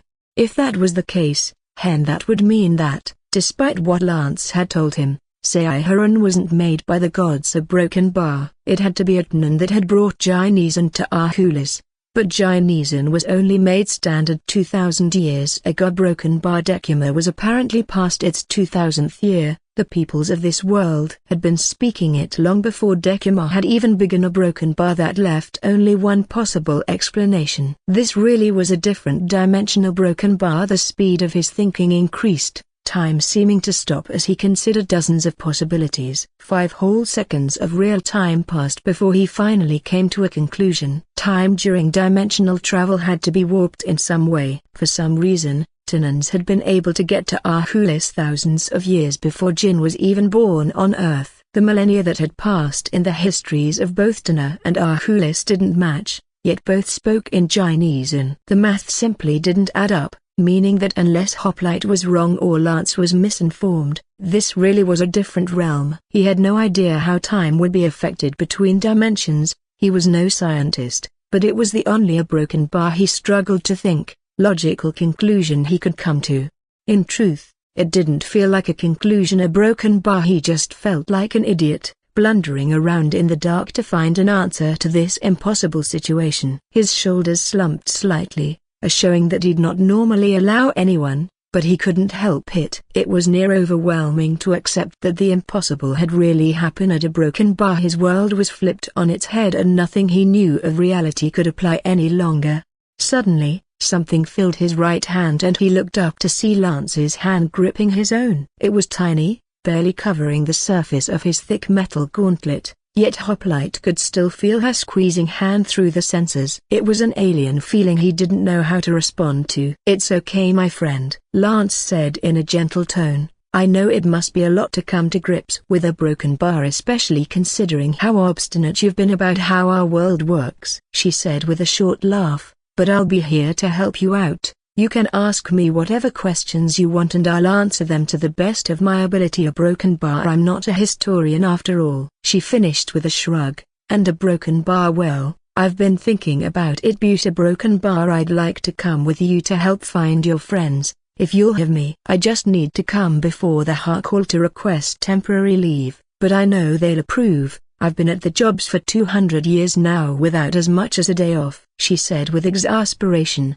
"Maybe I do need a break from the forest to go on a real adventure. What do you say?" Lance asked with a smile, looking up at him with those hopeful green eyes. Hoplite remained silent for a long time before finally squeezing her hand back gently, of course, lifting it up to give it a firm shake. "Affirmative," he told her. Night had fallen over the forest. Fireflies flitted between the countless trees as crickets chirped in tune with one another, adding to the few woods chorus of creatures. The green light of the half-full moon shone down between the leaves, replacing the earlier umber sunlight with bright viridian. Michael was just now beginning to wake up, based on the rustling Hoplite could hear from within the tent. Lance had perched back up in the tree again once they finished speaking, still looking down on the valley below. She had said that she didn't have to sleep tonight, as again, elves only needed 2 hours of rest a week on average. A fantastic evolutionary trait. A broken bar. Hoplite found himself wishing that he could go as long without rest. He himself was already beginning to grow weary.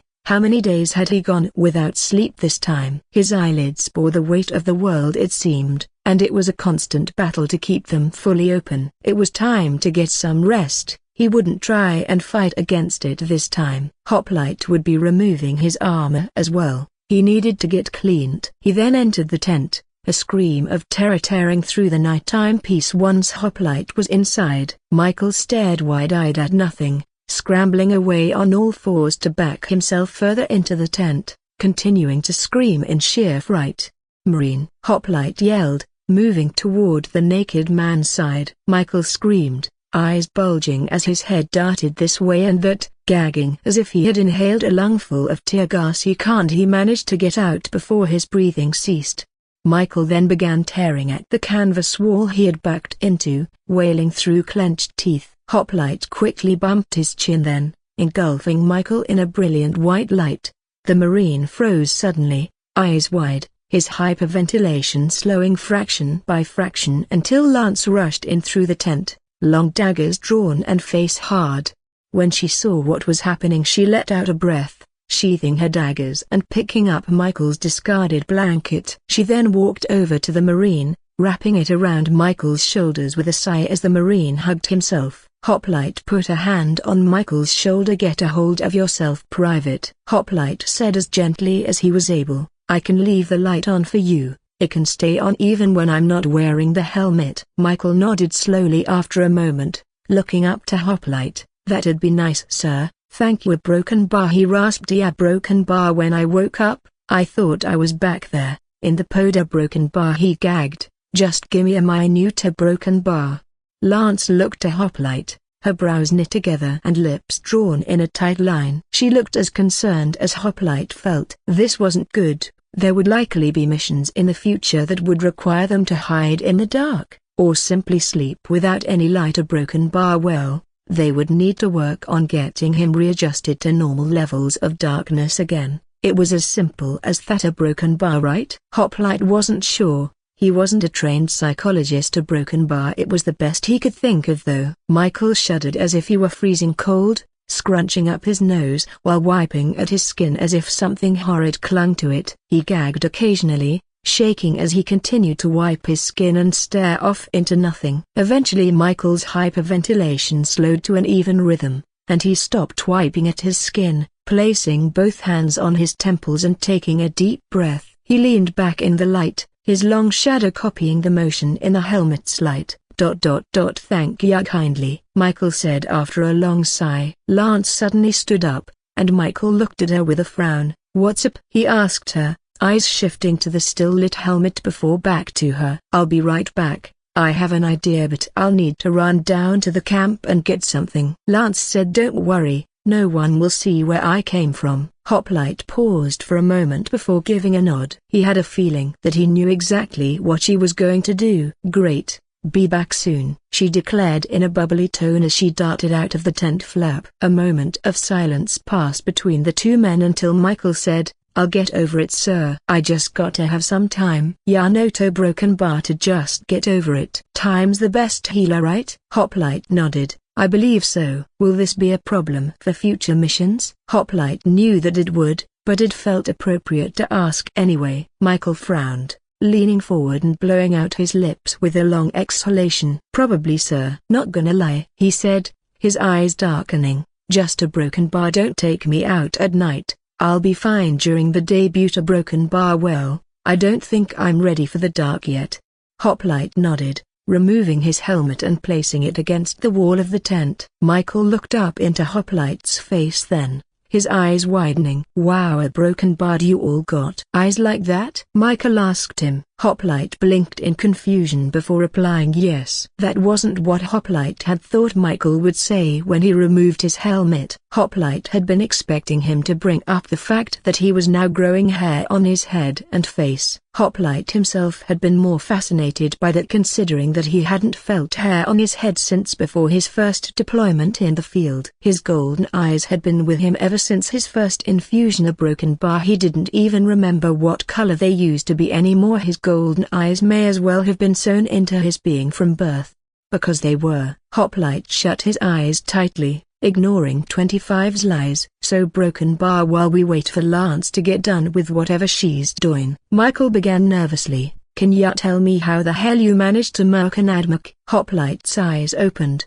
grateful for the distraction Michael offered. That had been about 150 years ago now. A broken bar looked like it was still being talked about among the troops. If Michael knew about it, should he tell the Marine about what really happened that day? Well, simply talking seemed to be calming Michael down a fair margin. Hoplite took a deep breath before he began. "I was lost in the forests of Caliston after an op went bad," Hoplite explained, receiving a nod from Michael. That day had been a nightmare for him. A broken bar. 3 Hoplites dead and countless other soldiers with them. A broken bar. All save for Hoplite himself. The admic had killed everyone sent to destroy it, all except me, he told Michael, causing the young Marine to lean forward expectantly. "I survived because I got separated from the main group, My pod and the squad with me flew off our target destination by 50 miles. Hoplite paused. That was what saved our lives initially. The Admech had a lock on both of our pods in the atmosphere, and would have ended up firing on my shuttle if everything had gone to plan. Hoplite said, the hoplites in the targeted shuttle broken bar, they were vaporized in an instant. We never even saw where the shot had came from. He continued, his fist clenching tightly. He had known those hoplites since the training days beneath Commander Broken Bar. He softened his features as much as he could once he saw Michael flinch from his expression. I wasn't wearing this phalanx model at the time. Adamantium plates were still in development, so I wore the standard tungsteel power armor at the time. Still should have been enough for the mission. 4 hoplites and 2 squads of marine support crews to take out the Admech while it slept a broken bar. Michael gulped, but it wasn't asleep. The Marine said quietly. Hoplite shook his head. It wasn't. He took another deep breath. We had thought it was. After an Admech purges a world, they tend to shut down for a brief period of time. A broken bar command thought we would be able to disable it after it destroyed Calliston's human population. A broken bar, but it woke up sooner than expected. Hoplite explained, narrowing his eyes as he remembered the horrid biomechanical monster coming upon him and the marine train that had followed.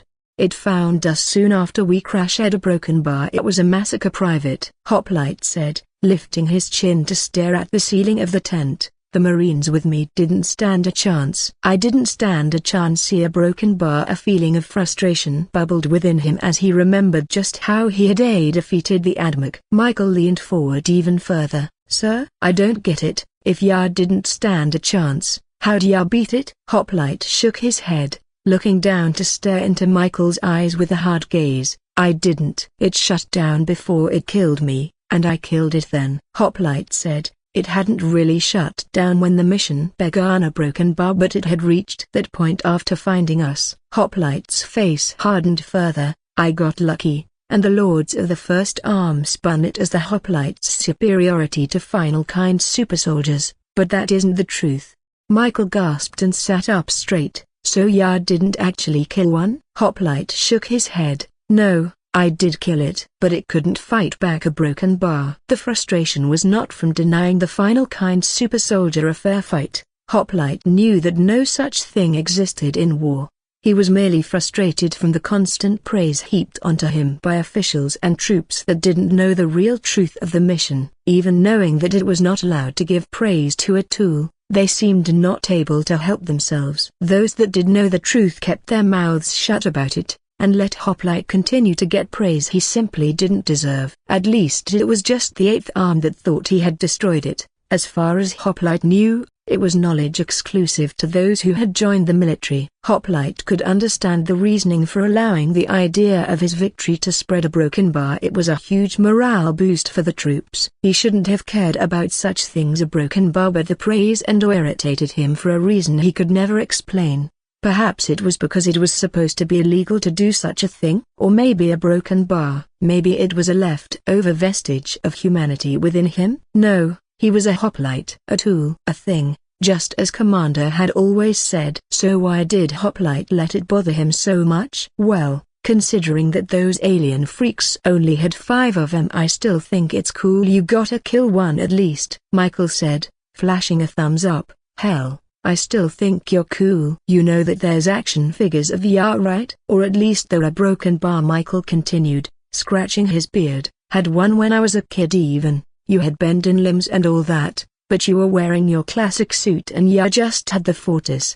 Hoplite stared, his eyes going wide. What? He asked, a strange, uncomfortable feeling welling within his chest and spreading to his face. Yeah dude. You don't get it, sir. You were famous, ya had songs about you, movies, and like I said, action figures. Michael told him in a tone that grew more excited the more he went on. How haven't you heard of that? I think everyone knows who you are. I mean every person from every world, you were taught about in school and everything. Used as an example that the final kind's strongest soldiers still pale in comparison with our own. Hoplite blinked. Yeah, broken bar, we, that is to say, hoplites stay frozen when not in use. Private. He explained, his face growing increasingly warm at the new information being fed to him. What was this feeling? He did not like it. and we aren't allowed to watch media of any kind. We have to stay focused on what we are. Was that a broken bar? Was that why people stared at him in awe rather than avert their gazes as they did with most other hoplites he had seen? He was taught about in schools when Twindale had healed the injury on Michael's head. The wound must have sealed wrong or a broken bar or something. Hoplite had been told that it was only talked about to military staff. Had they lied to him? He hadn't cared when the Fiendwalders had heaped praise on him as a hero, so why should this information bother him so much? Action figures? Oh yeah, Michael said with a nod of his head. You're a celebrity, bro. Cooler than cool. Sorry, guess I'm doing illegal stuff now too. Hoplite shook his head. Negative, I have no such status. Michael laughed. Positive, sir, absolutely positive. Besides, it's not like killing the Admech was the only thing you're known for. A long silence passed between the two men then, both losing themselves in their own thoughts before the quiet was interrupted by the appearance of Lance through the flap of the tent. That strange feeling in his chest and the warmth in his face still persisted. For broken bar. She was holding a glass jar in her hand, a dozen fireflies flitting here and there within. A gentle glow seeped through the glass as Lance approached Michael, handing him the jar. When he stretched out his hands to take it, the young Marine smiled at the little insects gently flying about, moving back over to his bedroll and tucking himself back in, keeping the jar of insects next to his head.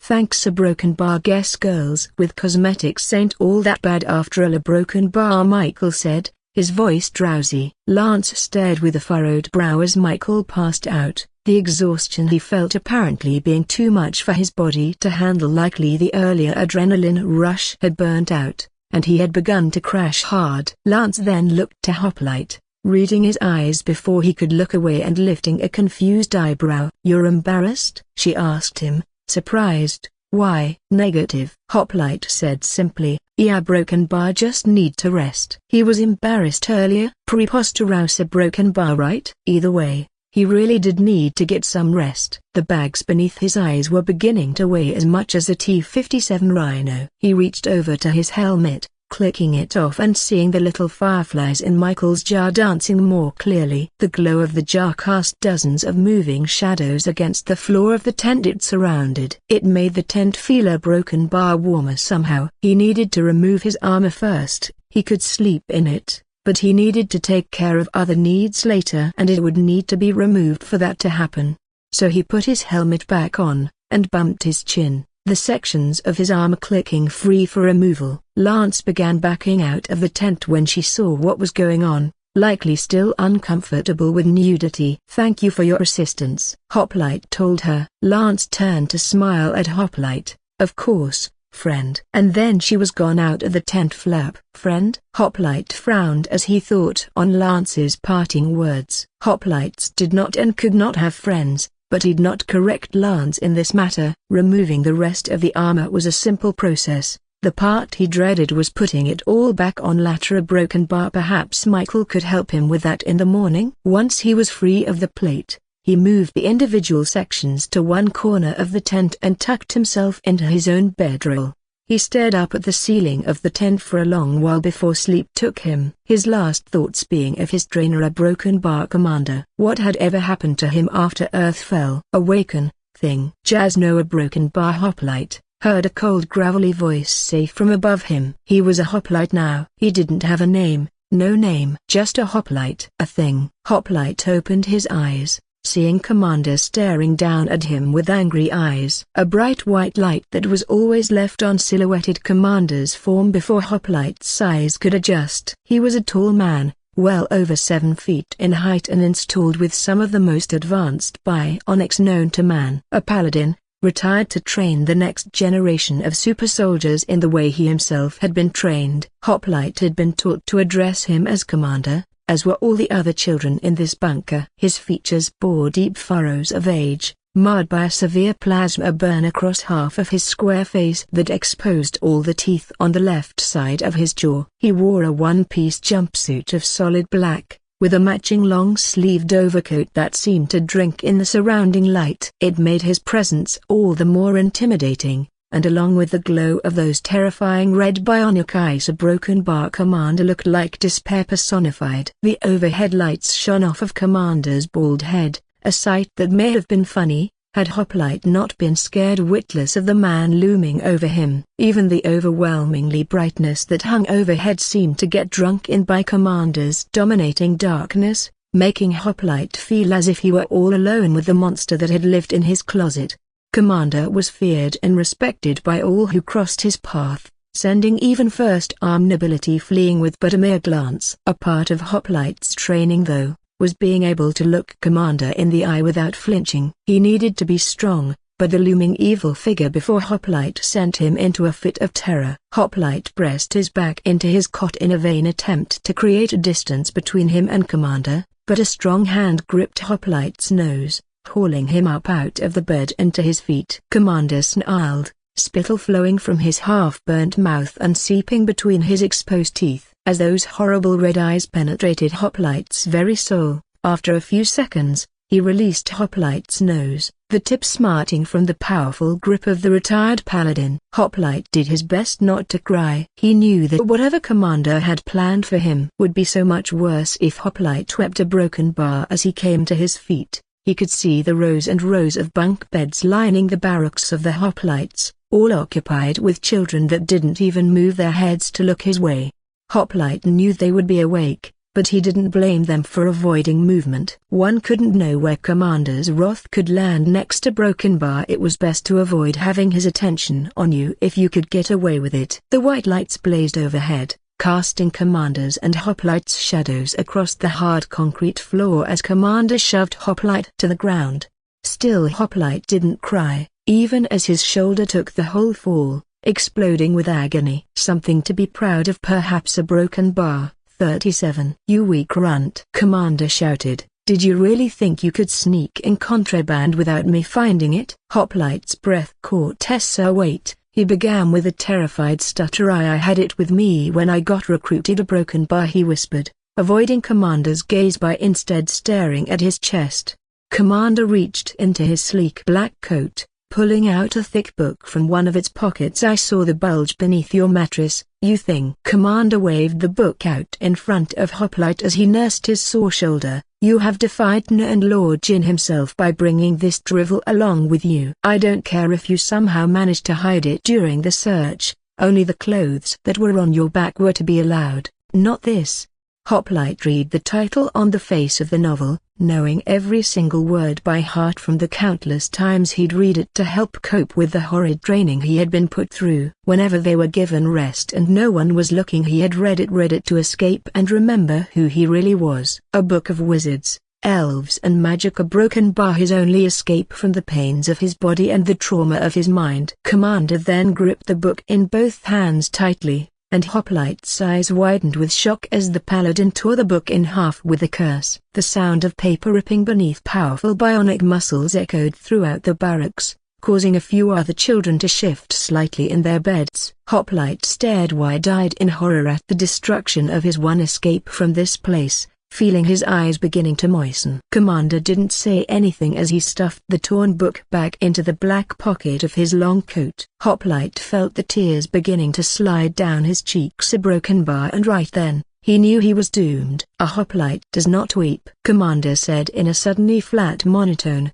Give me 1,000 push-ups now. If you fail, you'll do 2,000 tomorrow, and 3,000 the day afterward if you continue to fail. He began shouting again, until the weakness has left your body and soul for the octopus and for Terna. Hoplite wiped the tears from his eyes as he brokenly began the motions, his pained shoulder protesting every single movement until finally he reached 40 push-ups. A broken bar and collapsed, the ache of his chest and pain of his shoulder being too much to bear. Commander sneered down at him with disgust before ripping Hoplite's blanket free from his bed. Sleep cold, you thing, Commander said with an edge of spite. You will do 2,000 tomorrow. Yes, a broken bar, sir, Hoplite said with a groan, sitting up from the ground. Hoplite didn't know how a 7-year-old was supposed to be capable of 1,000 push-ups, but arguing with Commander would be a good way to find out. Oh, you will, thing. You get your first infusions tomorrow. You will be able to do 2,000 easily after that. and if you still cannot manage it, I will put you through every kind of help possible." Commander said in a monotone once more, "Now get in that bed, before I take that damn mattress away too," he shouted, snapping his gloved fingers. Hoplite leapt up and crawled into the mattress, feeling the cold of the large open barracks seep into his bones as Commander stomped off with his blanket. "You okay, Jason?" he heard 25 ask from the bunk above his. Hoplite didn't answer. "He'll get his some dire broken bar," 25 said confidently. "I'll beat him up once I'm a grown-up." "Just stop a broken bar," Hoplite replied. "You aren't helping." "Just get to sleep, please you two." Hoplite 22 groaned from his bunk. "Just do what Commander says or you'll get in trouble." "Shut up, Ryan, you're such a brown-noser," 25 shot back, irritation clear in his tone. "I won't ever do what they tell me, I don't care what happens." A white head of hair shot up from the bunk. 22's face scrunched up in outrage. "What did you call me?" 25 hopped out of his bunk, landing right next to 37. Just like 22 and 37, he was also possessed of pure white hair. 25 pointed a finger right at 22, "Brown-noser, because you eat poop and sniff farts." "Do not," 22 shouted, sitting up in his bed, golden eyes glaring. "Do so, even Jason thinks so." 25 laughed. Hector Hoplite caught himself. 25 just go to sleep, a broken bar, he groaned, hiding his face in his pillow. 25 continued to bicker with 22 for a while until eventually they both lapsed into silence. Didn't they know that Commander could come back in at any time? What if he heard the two of them talking? Hoplite would not risk a beating. He bit his lower lip to stop it from quivering as he buried his face into the pillow. He made no sound as his tears fell, soaking the pillow casing until eventually, after several hours, they no longer fell. He couldn't possibly fall asleep knowing that his first infusions were going to be tomorrow a broken bar. Indeed, as Hoplite predicted, he hadn't been able to get any rest before Commander stomped back into the barracks, screaming for the things to get up and get ready for the worst days of their lives, a broken bar. All except for Hoplite, who had to go in for his first infusion of final kind DNA. The Raven was tired, and oh so horribly sore. The chains around his wrists weighed heavy as he limped onward, his foot throbbing from the break he'd suffered from that damned human ape. Pharaoh would find him for what he did. Next time Hoplite wouldn't defy reality and live despite the Raven having come for his life. Suddenly his chains were tugged forward, and Pharaoh nearly fell forward with a curse, the deep pain in his bruised shoulders protesting the motion. Night Watch Captain Muro glared back at him, those pale green eyes of his angry and filled with irritation. "You're seething again," Muro said. "Focus, we have about 200 watchers to talk to before today is done, scum." This is all they had both been doing since Pharaoh's incarceration, a broken bar, walking about this stupid forest, speaking to every single watcher they came across and sending out orders for even more to report to Muro for questioning. Right now they were trudging around the bastion, the long routes leading to the alum tree separating the tree city off into sections not unlike how the shots split the continents of Ahkoolis. The hot sun beat down on him from above, having turned his skin a bright lobster red. Muro was fine, of course, or at least it seemed as if he was. Muro had been burned as well, yet he didn't seem to care about his own crimson burnt skin. To be fair to himself though, Pharaoh considered the redness to Muro's flesh not nearly as horrid as his own. There was absolutely no way Muro's skin hurt as badly as Pharaoh's did at that moment in time. A broken bar, oh, what he wouldn't do to be back in the shadows where he belonged. The shadows with his companions, a broken bar companions that Hoplite had taken from him. They would all be avenged in due time, Mooney especially. In all his long years in the business of assassination, Mooney had been the best go-killer he could have ever asked for. That was until Hoplite had put an early end to Mooney's short life. Pharaoh would avenge him, as well as his other companions. First he needed to escape the fjord, recover, and prepare for a second attempt. It wasn't about the contract anymore. Furrow needed Hoplite dead. That was something he would take care of once he got out of here. Broken Bar, if he ever got out of here. Furrow knew that as soon as Muro was finished with his investigation that he'd be executed for killing a fee of the forest. It had been an accident. The mock's venom had been meant to kill Hoplite Broken Bar, but Furrow knew that such excuses would get him nowhere. Furrow sighed, and looked around at the sparse forest. Well, sparse compared to the fjord proper at least. The density of trees in the bastion were nowhere near as thick as the forest outside the root wall. There were long pockets of empty grassy fields where his pale flesh had been exposed to an unhealthy amount of sunlight. A Broken Bar.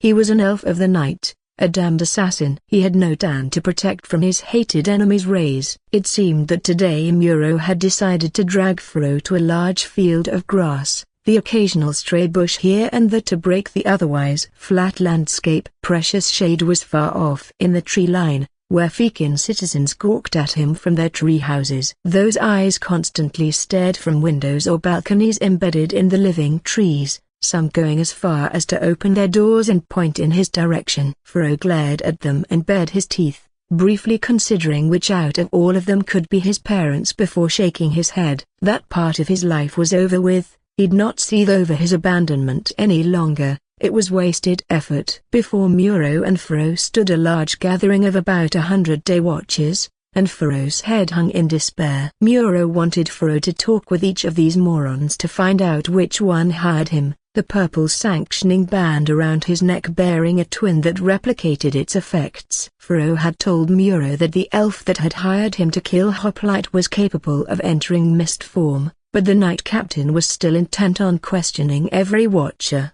rather than just the ones capable of building the House of Kyria. Muro didn't say why, but Furrow thought that the Knight Captain suspected that Hoplite's assassination was some kind of conspiracy, with multiple players involved. Furrow didn't know for sure, nor did he care. All that mattered was waiting for an opening to escape, for if he didn't, he'd be killed soon after the culprit was found. The alum tree stood tall overhead, looming like a dark uncaring executioner. What he wouldn't give for the sun to disappear behind it for a while. Unfortunately, in the mornings the damnable ball of fire was facing this side of the tree. No escape from the sun could be found in this accursed Fekin hold. Muro cleared his throat, and all the present-day watchers ceased discussion, standing straight-backed, their faces going pale above their color-shifting cloaks. They looked like disembodied heads floating in the air, an unsettling sight, even knowing that it was just those enchanted cloaks that gave them that appearance. One of those cloaks had been his, then he lost it. So many jobs he could have done oh so easily with one of those cloaks. A Broken Bar. He could even kill a block lord and get away with it, which Furrow knew people were willing to pay him for. Most people in Ahkoolis hated the block lords, and there were always rich folk fueled by pure murderous ambition that would pay him handsomely for the job of taking one out. Furrow had done it once before, though it had taken great effort. That job had allowed him to sit pretty for 10 years before he had to go back to doing jobs. If he ever made enough coin, he would just like to find a place to settle down and be lazy for the rest of eternity. A Broken Bar. If only he wasn't so bad at managing his finances, he might have been able to make the gold he received for killing Lord Hezek last longer than a decade. You already know why I've called you all here, Muro announced loudly, taking Furrow from his thoughts. You will all wear this sanctioning band around your necks and will be dismissed when the questions I ask you are answered. Furrow sighed and shook his head. Fat chance that the Fekin who had hired Furrow would still be here in the bastion now that word about Muro's rabid questioning had spread. A Broken Bar. But then again Muro must surely know that the Night Watch captain had sent word for nearly all the watchers to return for questioning. Any who didn't were to be treated as if they themselves had committed the crime. Safe to say that most had already come back for the interrogations, but Furrow's employer, if he was smart anyway, had likely left the fjord to find a life somewhere else. That was what Furrow would have done, but elves were strange about their woods. Furrow didn't understand the obsession with trees. Sure, he was an elf, but he had never shared their infatuation with the forest. Guess it must be a learned trait. After all, Furrow himself was far more comfortable with tiled rooftops and the floating city blocks of Ahkoolis than he was in nature.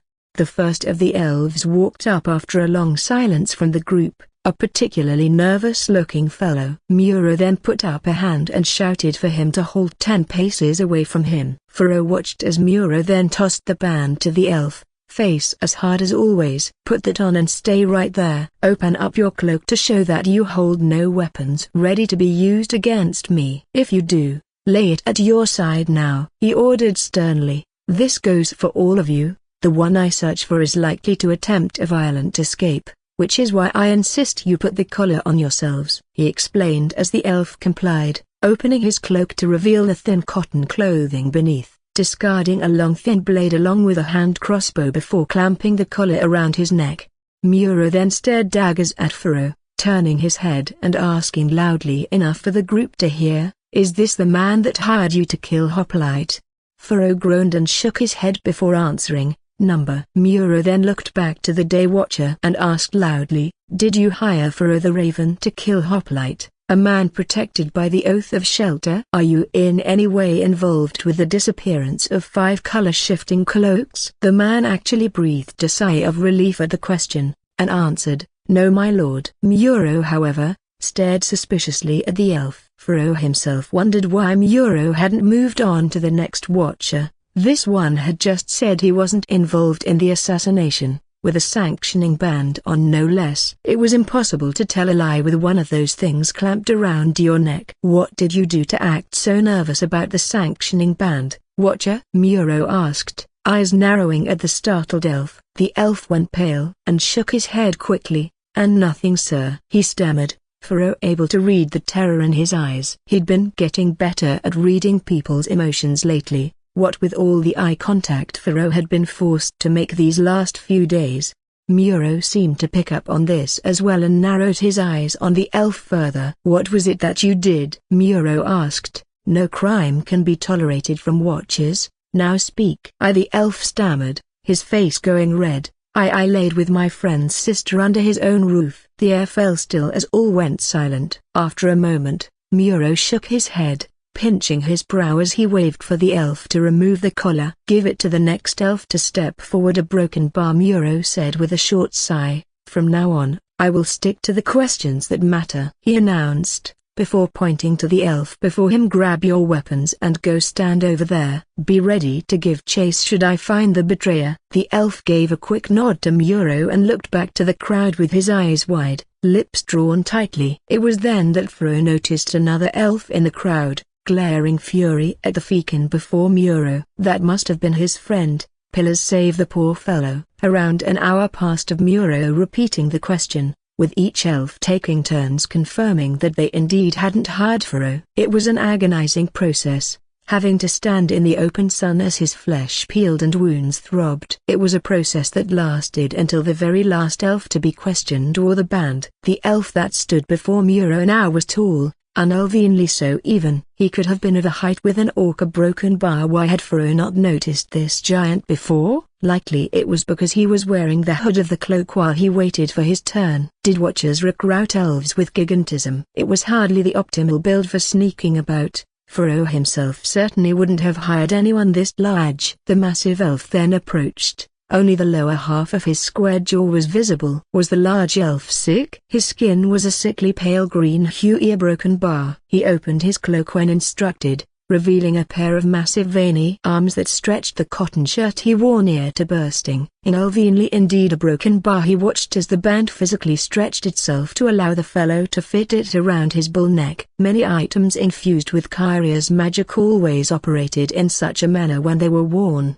stretching to fit the user. Yet, for it to stretch so far for a supposed Fekin's neck, a broken bar, Furo had a bad feeling about this. Once he clicked the sanctioning band in place, the giant Fekin gave a wide smirk, his full set of white teeth on display. He had a pair of long lower canines for an elf or broken bar. "Did you hire Furo the Raven to kill Hoplite, who had been given the Oath of Shelter?" Muro said, his tone turning somehow more suspicious as his eyes narrowed. "Number," the large elf said in a low, guttural voice before he began laughing maniacally. Muro shook his head before he put a hand on the blade at his waist, letting Furo's chain fall to the dirt. Why had Muro dropped the chain? Should he try and make a run for it? Even with a broken foot, he just might be able to outpace these watchers. While they were busy dealing with whatever was about to happen here, Broken Bar, why did Muro go for his blade? To make Muro react this way meant that something had set him off, or Broken Bar, what could it have been? The attitude couldn't be it.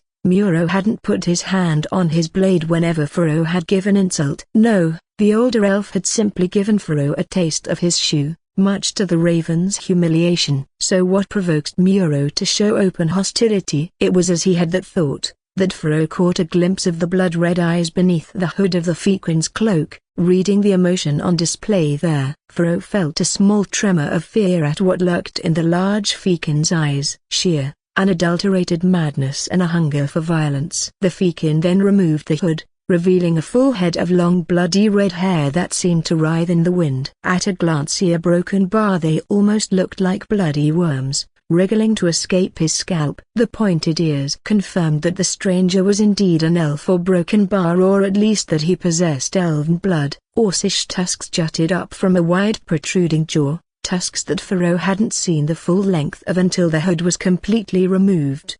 "We're Broken Bar," the half-orc said with an amused growl. "Are the Knight Captain of the Watcher Broken Bar, right?" Muro drew his blade to its full length, dropping down into a defensive posture. "I am." "How did you infiltrate this place?" he asked firmly as the rest of the surrounding Day Watchers drew arms. Furo read amusement in the half-orc's eyes. The deep yellow sclera served to bring out the bright red iris, further cementing the idea that this man was certainly not sane. "I just climbed the wall," the half-orc answered with a laugh. Furo stared. Surely that was a lie, though he could not see it in the half-breed's eyes. Furo himself hadn't braved the root wall. It would have been suicide. The roots would have torn him asunder. Yet this giant oaf of a half-orc had done it. Impossible. "I'm looking for some folks, a band of travelers," a Broken Bar. "I don't suppose they passed through here, did they?" the freak asked, waiting for a response from Muro. When the half-breed received none,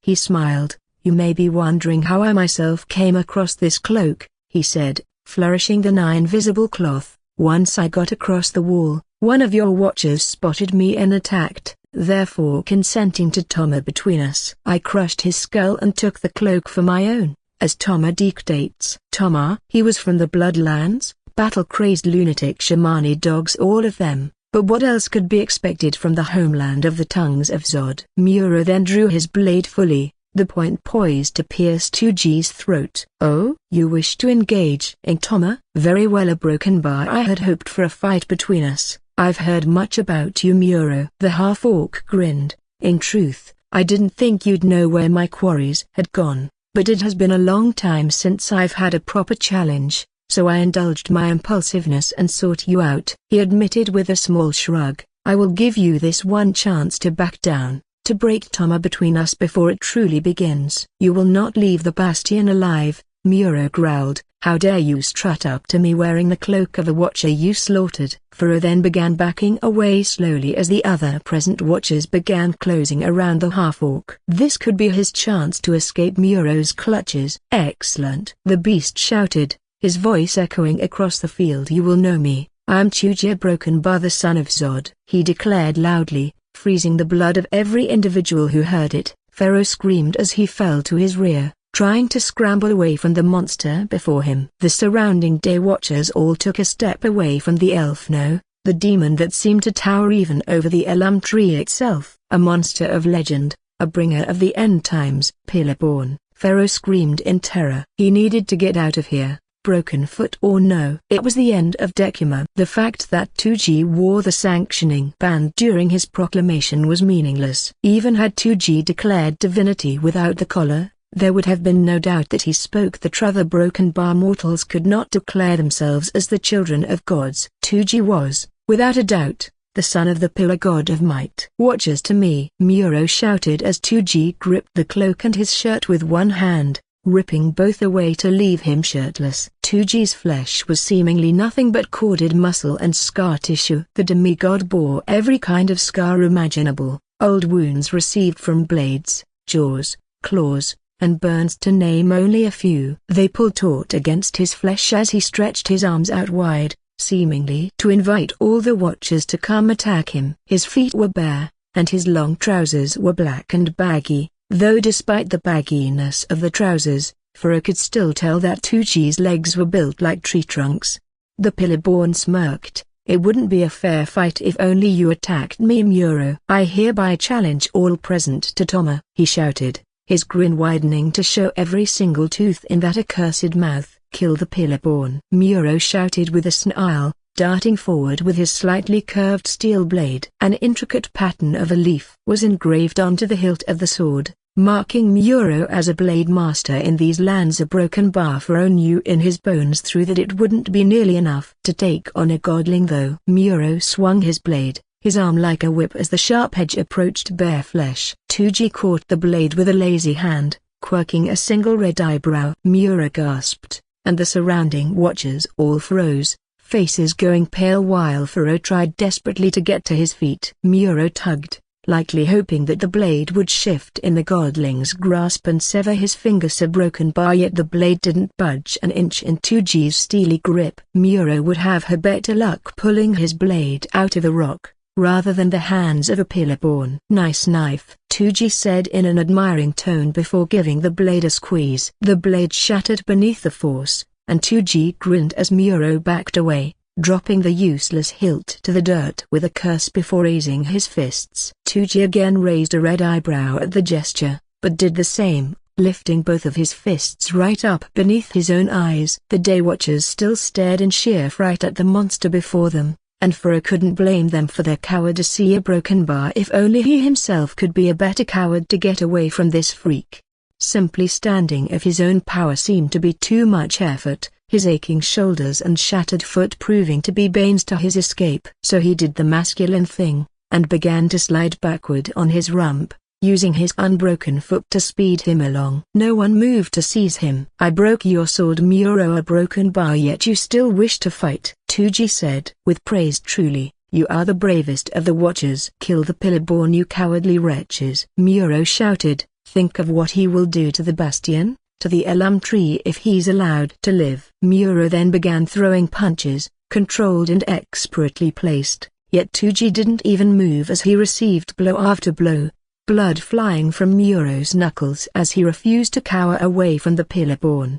"Your families," Muro screamed, "your honor, it all must be upheld and defended here." That seemed to catch the day watchers' attention, and several began to steady themselves, readying to charge Tuji. The godling seemed willing to allow the elves to completely surround him, taking the time to dig a shard of Muro's blade out from beneath one of his fingernails. Even as Muro continued to strike at him. "I'm ready whenever you are, broken bar," Tuji told them all with a grin. That was when they all charged, blades drawn and eyes wide with fear and determination for what they were about to attempt. Muro backpedaled to avoid the storm of blades that descended on the Pillarborn, his knuckles torn to the bone and dripping blood. Tuji then braced himself as every blade struck him at once, flexing each muscle and somehow managing to trap the tips of the blades beneath his now bulging musculature. The muscles seemed to undulate beneath the skin, shifting to let the blade sink deeper within or catching their edges to stop their motion completely. Somehow, no blood seeped from the flesh where the dozens of blades were caught. The day watchers had struck at his legs, arms,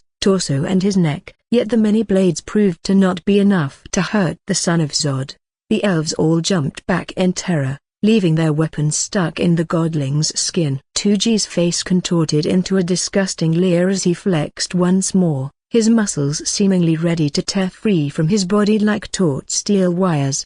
The sword sunk deeper within his flexing flesh, until only the hilts remained visible. It was as if the godling were being inflated like a balloon made of stone. A broken bar, until finally, Tuji let out a loud grunt of effort, and the blade a broken bar by the pillars. The blades shattered beneath the strain. A rain of glinting steel exploded from the half-orc, the shards launching from Tuji faster than Furo could track them. The shards flew into watchers, blood raining down atop him as Fekin groaned in agony. A broken bar, that was if they didn't just fall down dead. Furo continued his slow inching retreat as shards whizzed past his head and embedded themselves in the grass next to him. His eyes bulged, and breathing quickened as he stared at the carnage now unfolding before him.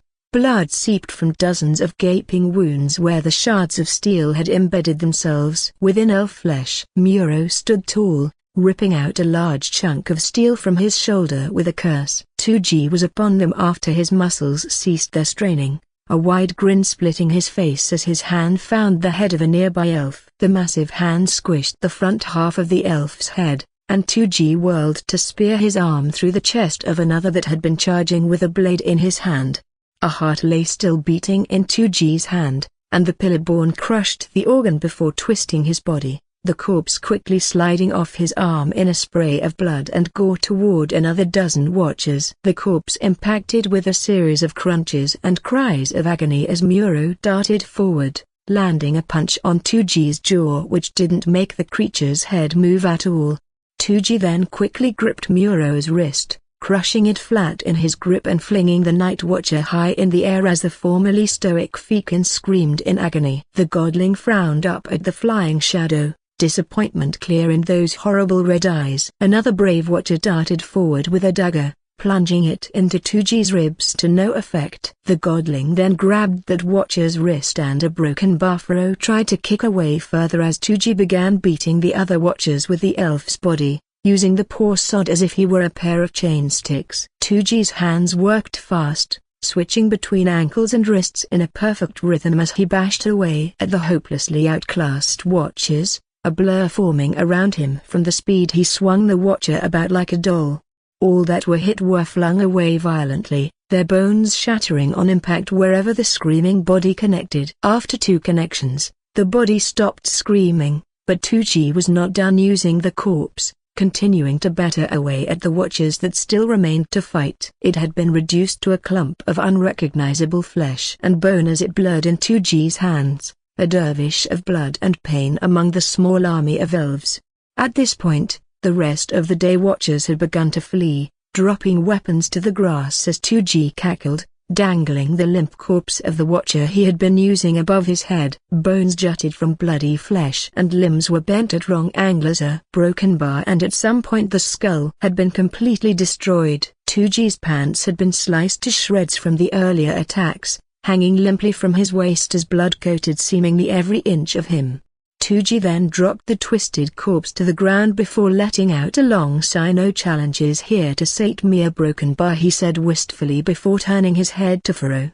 The raven froze beneath that hungry gaze, but 2G looked to Pharaoh's swollen foot and chains, sneering with a shake of his head. Despite that, the horrid thing began to approach Pharaoh with casual steps as Pharaoh tried desperately to stand, rolling over onto his belly to try and rise.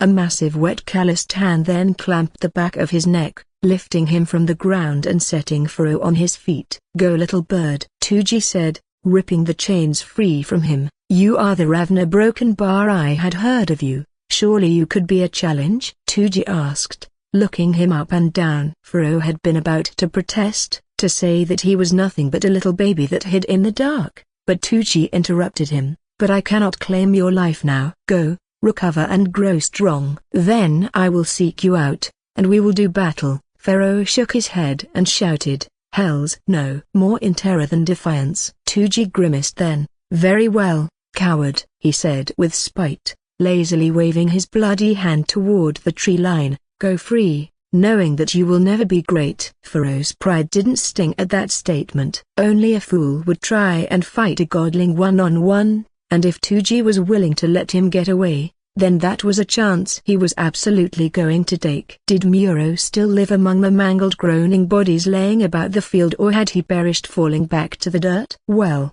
he'd rather not find out. Pharaoh turned his back to the monster, readying to limp as fast as he was able in case the godling changed its mind. But then, Pharaoh was struck with inspiration. Despite his terror, Pharaoh turned around to face the pillar-born, trying to smile at the monster as he said, "Yeah, Broken Bar, do know someone that could give you a challenge. If you'll hear me, I'll tell you where you're likely to find him. He might even be with whoever you're hunting. He is the one who reduced me to this pitiful state." A Broken Bar, Pharaoh said honestly, killing 2 birds with 1 stone, escaping the feud, and ensuring Hoplite's demise. He only hoped that 2G would listen to what he had to say. 2G's face split in a wide grin before he replied with, "You have my ear. Raven. Michael struggled to lift the massive shoulder plate of the phalanx armor off the floor of the tent. The thing had to weigh almost as much as he himself did, a broken bar around 250 pounds if his guess was right. Well, now that Michael was back at full strength,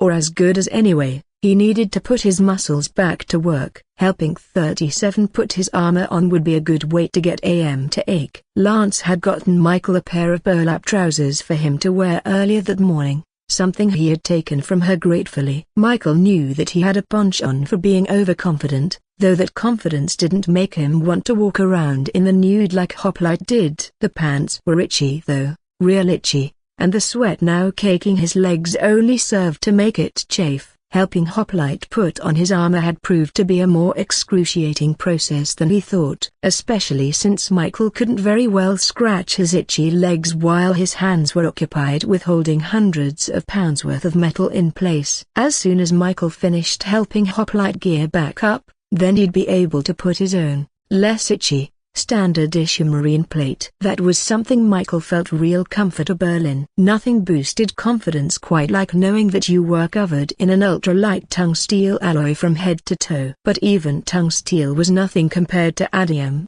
from what Michael had heard. He finally managed to slide the heavy plate onto Hoplite's shoulder, the super soldier sitting with his armored legs crossed over one another. Hoplite turned his mostly bald head, grabbing the plate from Michael with one hand and holding it in place. This was the last piece besides the helmet that needed to be fastened. Apparently when Hoplite was on his own, it took him hours to do this by himself. A broken bar with Michael here to help him out, that greatly sped up the process, but it still took over an hour of constant back-breaking work.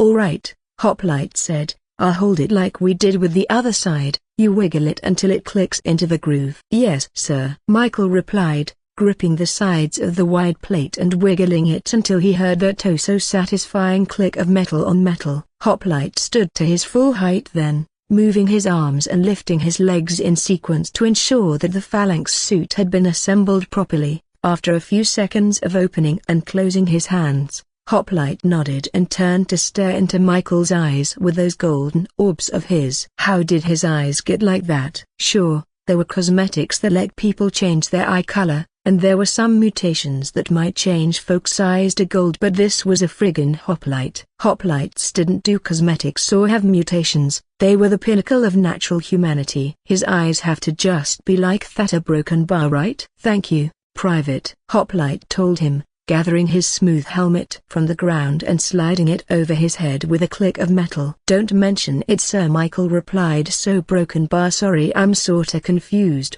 What's the mission right now?" he asked after a small pause. "There are multiple objectives, Private," Hoplite told him. "Currently, we need to return to the Bastion. Lance will need permission from the Ahkoolis in order to accompany us." Michael scrunched his face in thought. "You wanna bring her along to find the crew, sir?" he asked. "I ain't really against it, but why?" "She's a local," Hoplite said simply, leaning down again to scoop up that monster of a shotgun next to his bedroll. "I believe we can trust her to help us find our way around the planet." Michael took a moment to admire the shotgun in Hoplite's hands. Far too oversized for a normal man to wield, true. But despite that, Michael found himself desiring to feel the kick of that beast. A broken bar. It wasn't every day you saw a Magnus close up like this. Michael knew that the gun was based off of an old design from the pre-Gen era of Earth, but despite the ancient origins of the model, it looked far from archaic.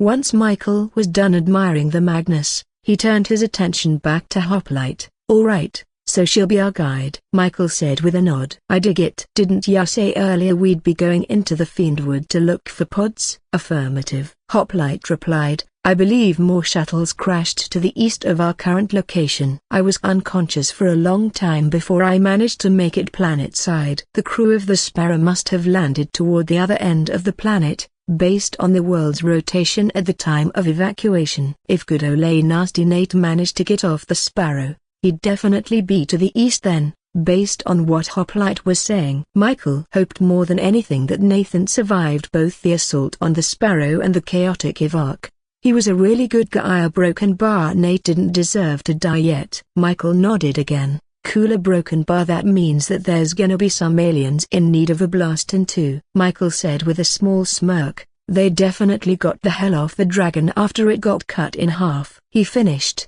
looking at the bundle of freshly cleaned black armor laying next to his own bedroll. Hoplite nodded his helmet as he moved to leave the tent. "Affirmative. So we'll need to be on our toes. Suit up, I'll wait for you outside." The rounded open-faced black helmet gleamed in the sunlight when Hoplite opened the flap, glorious rays of light flowing in to illuminate every corner of the tent. Michael froze with sudden fear for a second when the flap closed behind Hoplite, but he steadied himself. It was dim in the tent, not pitch black. He'd be in a lot darker places in the future. A broken bar as long as he could see what was around him. Michael would manage. He had to. He did well last night with those fireflies. A broken bar. It was too bad the little guys couldn't come with them, but Michael hadn't felt like keeping them trapped in the jar when he awoke that morning. That jar now sat empty just outside the tent, Michael having released the little fellas so they could do broken bar whatever it was fireflies did. No point in keeping them trapped in the till they died. He took a deep shaky breath as he removed the itchy burlap pants, sliding on the slick black Kelvinite underlay for his armor before fastening on the bulky plates. Compared to heaving those slabs of adamantium around, the tung steel felt like it weighed nothing. The familiar heft of the armor sat comfortably on his frame and Michael smiled, rapping a fist on his helmet to produce a clang. Good old-fashioned tung steel. It could stop practically anything unless it was hit with plasma. Well, even then tung steel only slagged a little bit. Usually the wearer died from the heat of the plasma well before the armor was destroyed. He was pretty sure that the locals wouldn't have anything capable of punching straight through this armor, unless maybe they had an old 50 California lying around. Hoplite had said to be cautious despite that, of course, and if 37 said to be careful, then Michael was damn sure going to follow that advice.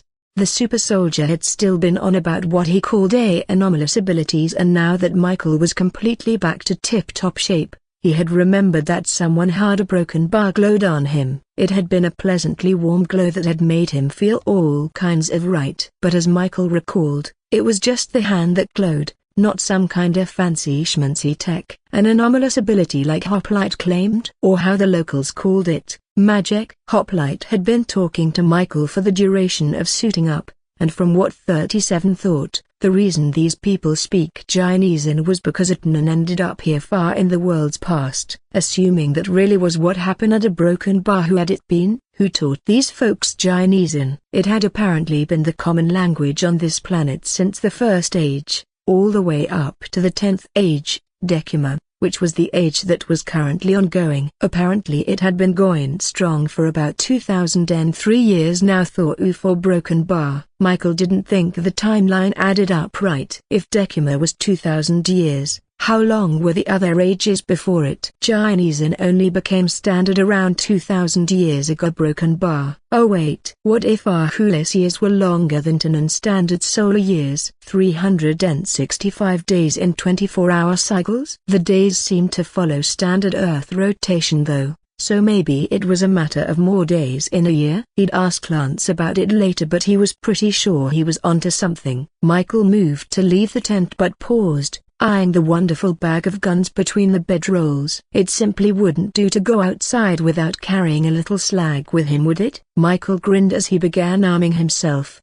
holstering a black standard-issue pistol and grabbing up the semi-automatic scout rifle. Michael loved the precision of the standard Vicious rifle, the tracking scope able to lead his eye to any nearby skull that was in need of a good misting. Michael put his eye to the scope after clicking it on, to make sure that it was still operational, when he saw the little digital red box floating around the reticule. Looking for vitals to lock onto, he smiled. Even without the help, Michael had always been a crack shot at the range. Before the final kind sent the Sparrow on the run, he had been about to begin proper sniper training, but sadly that had never come to be. He loaded a few spare magazines and stuffed them into one of his tack pouches, the full sacks bouncing against his waist as he strutted outside the tent with a smirk. Hoplite stood next to a tall tree, looming over Lance like a skyscraper as she spoke up to him, a suffering expression on her face. "It will be faster," Hoplite told her, Private Michael can ride on my back. Michael scrunched his brow as he stared at 37. Ride on his back? What the hell was he talking about? Michael briefly considered if he had misheard Hoplite, but then Lance spoke. My gut cannot take such a trip. A broken bar, she said with her shoulders slumping. I will die. Negative, Hoplite told her. You will experience nausea, but that will not kill you. I know it won't kill me, Lance snapped, crossing her arms beneath her chest. It will just set me on the path to death. You are overreacting, Hoplite told her flatly. Michael winced at hearing that. Out of all the things to say to a girl, that was certainly not one of them. Michael had once said those very words to one of his older sisters and his head had practically got bitten off. Thankfully, Lance didn't kill Hoplite instantly with her next words. My gut will overreact. If we're going to do this, can we at least go at a horse's pace? Lance asked him in a pleading tone. Michael began wisely. Sir, what's she talking about? We need to return to the bastion as quickly as possible, Hoplite explained, tilting his helmet toward Michael. I will carry Lance, and you will ride on my back. Michael frowned. Sir, I don't really know if that's a good idea. Not that I'm saying no, of course, Michael explained quickly. It's just that a broken bar. Well, I got to carry the tent and guns probably, right? He asked. If I'm on your back, won't you run and make all that bounce around? We will secure our equipment by tying it to my free arm, Hoplite replied immediately. Michael nodded with a sigh. Yes sir. A broken bar. Lance groaned but moved to begin packing up the tent. Michael followed after her, and the two of them worked to pull down the huge tent as Hoplite kept watch. Michael was actually glad Hoplite didn't insist on helping them take down the tent. What if those huge metal hands bent one of the poles keeping this thing upright? Thankfully he and Lance took little time in deconstructing it. It hadn't been nearly as hard as setting it up had been. Once it was done and the tent was all nice and packed away, Lance took the big canvas bundle over to Hoplite and she and Michael began tying it down to 37's left arm, bunching it up under the shoulder blade to make room for the bag of guns to be tied down as well. Michael checked to make sure that the mouth of the gun bag was secure and that the ropes holding it in place wouldn't allow it to bounce around. It would be just Michael's luck for a gun to tear through the bag from the speed of Hoplite's sprint. Back when he was 7 years old, Michael might have killed to get a piggyback ride from 37. Now as the opportunity presented itself to Michael, the thought of holding on for dear life to Hoplite's back as the fridge suit set off at full speed through dense wilderness, a broken bar, well, it made him a bit nervous.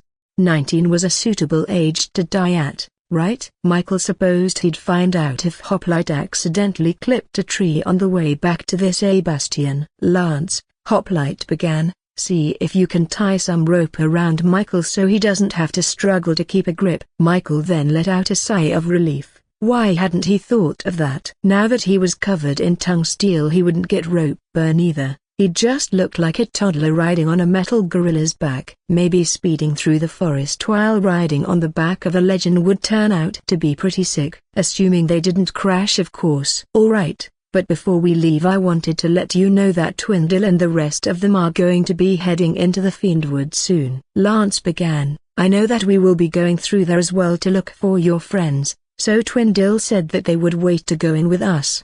In such a cursed land as that, you will need as many people to guard your back as you have hairs on your head. Michael didn't bring up the fact that Hoplite was still practically bald, but hey, in his opinion, if the Fiendwood really was that awful, he wouldn't be opposed to having more folks along for the ride. What would 37 think though? As far as Michael was concerned, the big man was in charge. There was also the fact that Hoplite outranked Michael by about 1 billion times over, but even if Michael had been an admiral he still would have jumped when Hoplite said to. What is their objective? Hoplite asked her. Lance actually seemed to turn a bit pale before she answered, they seek to burn the rotting Ilum, and to slay Kazan, Lord of Hatred. Oh, they wanna kill the guy who crashed my pod? Michael asked before slamming a fist into an open palm. I'm game. Yeah, this Kazan chump pulled his shuttle out of the atmosphere and all, but with 37 around it wouldn't be that hard to put Kazan 6 feet under. Hoplite did not seem to share in Michael's enthusiasm, as he merely stood there silently, waiting for Lance to continue. After a moment, She did so, taking in a deep shuddering breath. Cousin is the one who tainted the old fewwood in an attempt to ascend to the pillars, turning it into the fiendwood we know today. Our broken bar that was when Decuma was still young, she resumed, her tone still maintaining that serious edge. He is powerful, none who have tried to end him have ever returned, though in truth, no one knows if those adventurers even reached Cousin before the dangers of the fiendwood claimed their lives. She said with a despairing sigh, I fear that Twindle and her friends are trying to bite off more than they can chew. While Broken Bar with our quest at least, I am more confident in our success. She said with a bit more certainty, to be truthful, a Broken Bar, I would not accompany you into the fiendwood if I thought we would perish. I believe we'll find your comrades, and if they have weapons like yours, I'm sure they still live. Lance finished with a nod, though her face still retained that nervous paleness. Hoplite remained silent for a moment before speaking. Cousin is not our objective, he said. If you don't want to go into the fiendwood, you do not have to, Hoplite told her. Michael had expected Hoplite to say something along the lines of, affirmative, I will just shoot him in the face or something like that. Actually, that sounded more like something Michael himself would say. It was too bad that Hoplite wasn't interested in brutalizing Cousin, but finding their comrades was admittedly the more important objective. And once they linked back up with some more troops, Michael would want to make a pit stop to put a bullet between Cousin's stupid yellow eyes. It was Cousin's fault all those people died. A Broken Bar. Cousin's fault that Michael had been stuck in the rotting dark for days. A Broken Bar. He hated Cousin. Lance, however, looked terribly nervous, her face still pale with fear. It's all right, Lance, Michael told her with a grin. If I see this Cousin chump, I'll pop him in the face with this baby. He finished, patting his rifle with a smile. And hey, like the big guy said, you don't gotta go with us, we can handle it from here if you're scared. He couldn't wait to try it out on Cousin, if they ran into him. I appreciate it, both of you, Lance said with a grateful nod, but my mind is set, I will be going with you into the fiendwood. Affirmative, Hoplite replied. Now a Broken Bar, please. Help tie Michael onto my back. Lance smirked before giving a small giggle. Michael goggled at Hoplite. What the hell? Did he actually just say please? Lance must be one scary lady to be able to get 37 acting polite. Lance then gave Michael a look of sympathy before saying, I hope your guts are as strong as your words, boy. If they aren't, we'll have to spend hours cleaning them off Hoplite's armor.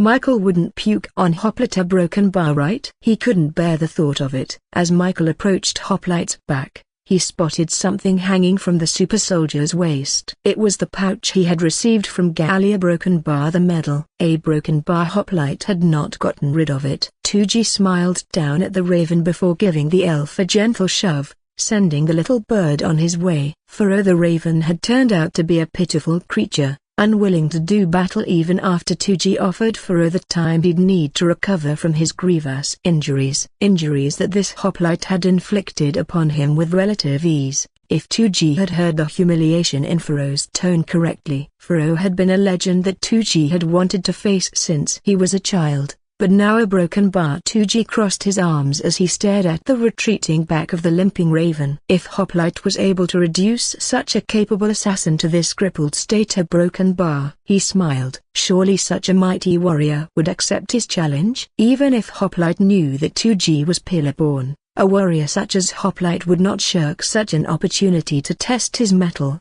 Surely, Hoplite indeed would know just what he faced once the challenge was proclaimed, a battle among mighty warriors. Such as they should be honest after all. It was what his third father would want of him. 2G briefly wondered if Hoplite himself could also be pillar-born, a Broken Bar, another son of Zod perhaps. Based on the injuries Hoplite had been capable of inflicting on Furrow, he would at the least be descended from the Pillar of Might. If he was, then 2G and Hoplite were destined to cross paths either way. Yet, now that he thought of it, 2G had never seen Hoplite in the dream. Perhaps 2G would recognize him once they met here in the waking world. There was always the chance that Hoplite was just an incredibly strong mortal, perhaps capable of channeling Foundation to increase his strength. If that was the case, then Hoplite would need to draw on as much of the Golden Flame as he could in order to beat 2G. as was fair in a duel between titans such as they. Tuji smirked as he turned his back to Furo, walking over the field of bloodied Watcher corpses. Some still lived, of course. When Tuji ended up disabling an opponent without killing them, he never finished the job. What was the point if you had already won the fight? There was no honor in killing someone who couldn't continue Toma. If they insisted on continuing the fight, however, a broken bar, it would dishonor him and his opponent both if he did not go all out, even if they were essentially helpless. Tuji walked by the groaning bodies with barely a glance. They all avoided his gaze, eyes wide with the fear a pillar born instilled in mortals. Would he be the one to bring an end to Decuma? Perhaps. He'd rather not end the age, but Tuji had no intent on giving up the quest to ascend. He would be the fourth to rise to the Pillar of Might, and then he would challenge his father to a duel, and then the rest of the gods after that. Just for fun, of course. The gods could not die after all, or could they? Tuji supposed that he would find out once he defeated the other Pillarborn. There were many demi-gods who Tuji had met in Athena's dream, and he hadn't been impressed with the majority of them. The dream was chock full of puff chests and willowy fools that would not be suitable candidates for ascension. Tuji did his share in thinning the herd of incompetence, of course, but despite his efforts, Tuji guessed that there were still a few more years before the chaff would be properly excised. A broken bar when only the strongest remained, that was when the real godling war would begin. "Skew a broken bar," a wheezing voice said from the ground. "You will a broken bar not escape this forest alive." Tuji stopped to stare at the slowly rising form of Muro, the captain of the Night Watchers. His left forearm had been smashed nearly flat, Tuji having crushed it before tossing the captain high into the air. Tuji crossed his arms as his smirk deepened. "I got in easy, leaving will be just as trivial," Tuji told the Night Captain matter-of-factly. "Now a broken bar, do you wish to continue, Toma?" He glared into the elf's eyes, leaving his emotions completely open for Muro to read. Projecting sheer killing intent. The Fekin didn't even flinch beneath Tuji's gaze, and the godling's admiration for the Night Captain grew tenfold. Tuji himself could not read the elf's emotions, his Orcish blood muddying the power of his Dokar. He did know of other half-breeds who had unlocked their own Dokar through great effort, but would that be worth the time he'd need to spend to unlock it? Perhaps a broken bar. Pillarborn, Muro spat. "You will not be suffered to live," Muro shouted, darting forward with a fist raised. Tuji sighed as the Night Captain came upon him, knowing exactly how this was going to end. The godling sidestepped the oncoming blow, driving his fingers through Muro's ribcage before he ripped it straight from the Fekin's torso with an explosion of bloody gore. The Fekin collapsed to the grassy field, face in a rictus of agony as his eyes went dead. Tuji would have let Muro live had he just let Tuji walk a while broken bar, but the Fekin had wanted to continue Toma, and Tuji would not dishonor the brave elf by sparing him. Tuji flicked the blood from his hand as he walked away from the body, his eyes firmly on the tree line. There were no elves there waiting or watching, all had fled. More would return, and braver watchers would likely try to stop his escape, something that would be impossible unless they could channel Foundation. Even then, they'd have to be a particularly powerful mage to challenge Tuji and survive, much less triumph. Now then, it was time to run. Tuji braced against the ground on all fours, leaning back before launching into a powerful ground-tearing sprint. It was to the east he would need to go. His quarries had headed in that direction to pass the Fiend Wall. As for Hoplite, Furo didn't seem to know much about where he had been headed, but Tuji had a feeling in his gut that he could be found at the Fiend Wall as well. His third father had a way of tugging Tuji in the direction of his next challenge, and right now that urge pulled him to the east. His quarries, and Hoplite too perhaps, would be found at the Fiend Wall. Tuji briefly considered what he should do after the Toma to come. Tuji would grow exponentially more powerful after defeating his foes. Perhaps he could challenge the legendary Lord of Hatred himself. The thought of defeating such a legendary figure as Kazan excited Tuji so much that he upped his pace. The sooner he found and defeated his quarries, the sooner he'd be able to battle Kazan. Small holes were punched in the dirt as he ran,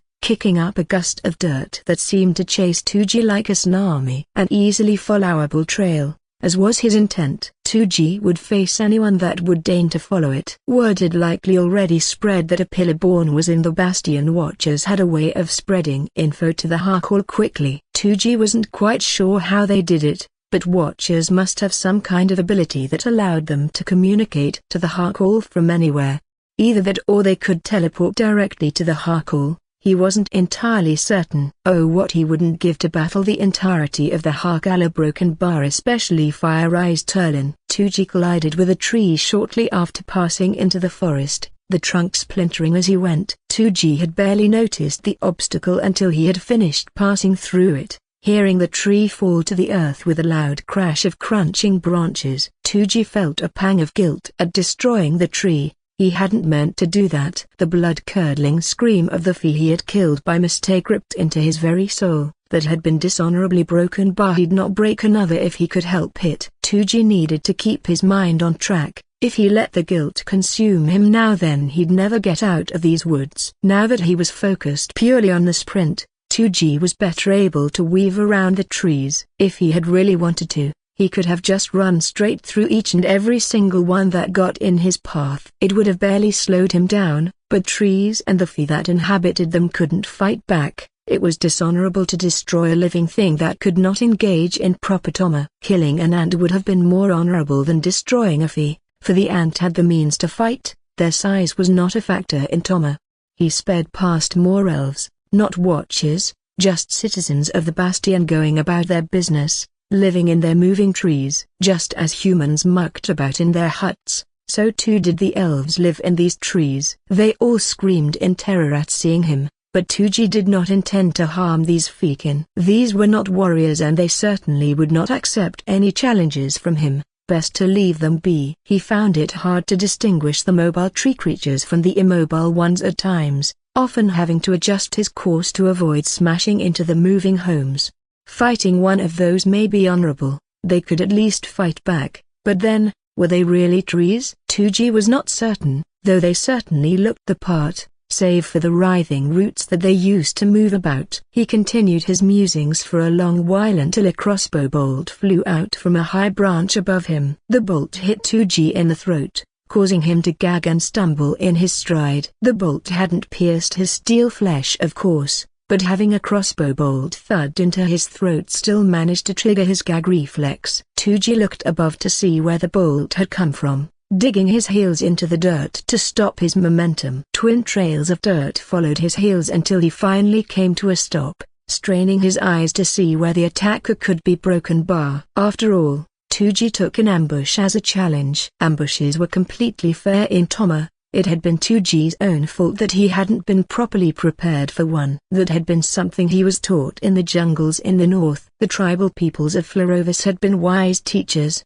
making sure to paint 2G with many of the scars he now possessed. For every mistake he had made against them, they had inflicted harsh lessons that would stay with 2G until the end of time. That was before his steel body had fully manifested, of course. But the lessons had still stuck with him regardless. He squinted as he tried to find the challenger, but damn his eyes, he could not see them. These watchers' color-shifting cloaks put the camouflage of the jungle warriors to shame. Even still, he would not back down from this elf now. 2G had been formally issued the challenge. It was his honor on the line if he chose to flee and give this watcher victory. 2G had only ever lost Toma once in his life. He'd not lose again if he could help it. The watcher surely must have changed positions by now, not wanting the first bolt's trajectory to give them away, so that begged the question, where were they? He strained his eyes to the best of his ability, but no matter where he looked, 2G simply could not place where the watcher could be broken bar. Then he grinned as he was struck with inspiration, digging his hands deep into the soil at his feet and flinging it towards the tall branches. The soil flew high and landed cleanly on the bark,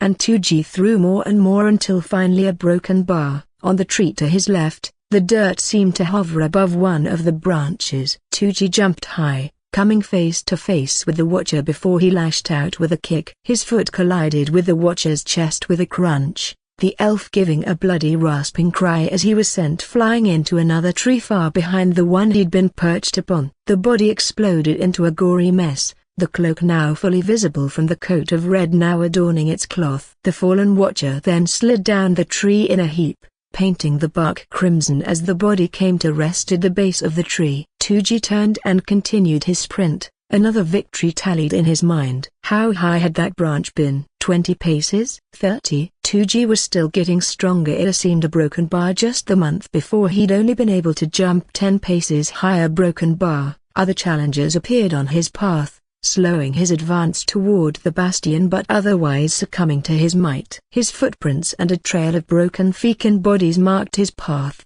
hopefully warning away any new challenges. Tuji found himself wanting to reach Hoplite quickly, before the man left the fiend wall. These new challenges had been welcome, of course. Tuji hadn't wanted to dishonor them, but now he wished they'd just cower away so he could get out of the feud quicker. Out of the dozens of watchers that challenged him, only a few were left that were still alive afterward. A broken bar barely alive. They could not fight back, therefore Tama had been concluded, for it would bring dishonor upon him to finish off the helpless. More victories tallied up until he finally reached the bastion, standing before the looming wall of writhing brown roots with arms crossed. Tuji would need to do this as he had before a broken bar, which was to say as quickly as he was able. His hands gripped one of the wriggling roots, and he launched himself skyward before the roots could tangle themselves around him. Like the last time he did this, Tuji repeated the motion until he was at the top of the wall, the roots now beginning to whip angrily at his flesh. To a normal man, perhaps these blows would have stripped flesh or fractured bone, but to Tuji they felt like mere bug bites, little itches on his skin. He was forced to step quickly to avoid the snaring roots trying to drag him below. He may be strong, but he was not sure how he would escape the wall of roots once he was fully engulfed within it. The elm tree still loomed far behind him, far taller than even this massive wall of magical roots. It would likely be a more pleasing sight to him had he not been busy trying not to be engulfed by the elm's tendrils. Once he reached the edge, he leapt, intending to land cleanly on his feet at the bottom of the wall. It was unfortunate that Tuji hadn't noticed that one of the roots had managed to wrap itself firmly around his ankle. The world was flipped as Tuji was sent spinning end over end, laughing with glee as he went. The root that had tangled around his leg snapped off during the jump, thankfully, otherwise more roots might have been able to entangle him further to draw him within. Tuji hit the ground 6 seconds later, landing on the top of his head and creating a small crater where his skull had impacted. He groaned as he adjusted himself, coming to sit upright while cradling the top of his skull. He would have been fine had he landed on his feet. Now he was dizzy and his head hurt to beat a broken bar. Well. Tuji then stood from the ground with a small groan, giving his cheeks a good wake-up slap, before promptly breaking into a sprint once more. It took a while before the dizziness fully faded, but once it did, he ran faster, excited to face off against Hoplite. To the fiend wall he went. Hopefully the warrior would still be there by time Tuji arrived. Their battle would shake the earth beneath their feet. Ahkoolis would weep with joy at the worthy blood being shed upon her soil, and his third father Zod would smile down with approval on their duel. Hoplite sped onward, Michael hooting excitedly as his armored boots left deep imprints upon the forest floor. Lance gave a little yelp of fright every now and then, clinging hard to the arm he was using to hold her aloft. They had been running for close to 6 hours now, it felt like, and Michael's enthusiasm hadn't seemed to drop one bit as he occasionally let out a long "a woo" or a "hell yeah" whenever Hoplite had to jump over an obstacle or quickly swerve around a tree. Lance did not share in the young Marine's enthusiasm, her pale flesh having turned a shade of sickly green some time ago. She would likely need more time to recuperate once Hoplite set her back down. It shouldn't be too long before they reached the bastion, perhaps another few hours of sprinting, nothing too traumatic for her guts. They were deep in the fjord now, the setting sun again casting a fading orange haze through the many leaves above to shadow the forest floor with its dancing lights. It was a sight that Hoplite had a broken bar come to enjoy. Not locked within his cryopod or fighting in close quarters in gunmetal grey hallways or across barren blasted wastelands, simply out in the forest, his eyes drinking in the garish beauty of the fjord greedily, It was a broken bar pleasant. Hoplite hadn't felt this way when he had killed the Admech in the Caliston forests. Had it been because of the fact that he had a clearer mission at the time? Had that been why Hoplite hadn't taken in the scenery as he did now? Perhaps a broken bar.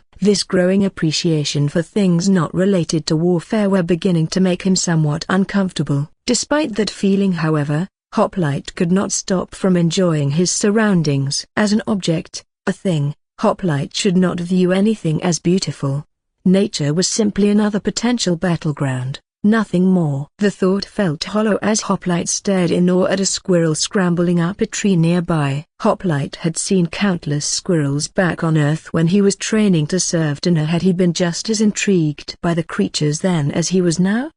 He must have been. They were the same species, and Hoplite's eyes widened with shock when suddenly, a fast-moving blur emerged from behind a far-off tree, several paces back from the one the squirrel had been climbing. It had been too far off to pick up on his motion tracker, but he had seen it through his camera. What could move that fast at that size besides himself? In the instant Hoplite noticed the blur, time seemed to slow to a crawl as it always did when he was fully focused, and he saw it more clearly. A man, with lightish green flesh and bloody red hair that was blown back by the sheer speed of his sprint. In that same instant, the man turned his head, those red eyes seeming to lock onto Hoplite. At the same time, both of them dug their heels into the forest floor, twin trails of furrowing soil following each pair of feet until they both came to a complete stop. Hoplite briefly chided himself as Lance and Michael stared at him with their brows knit,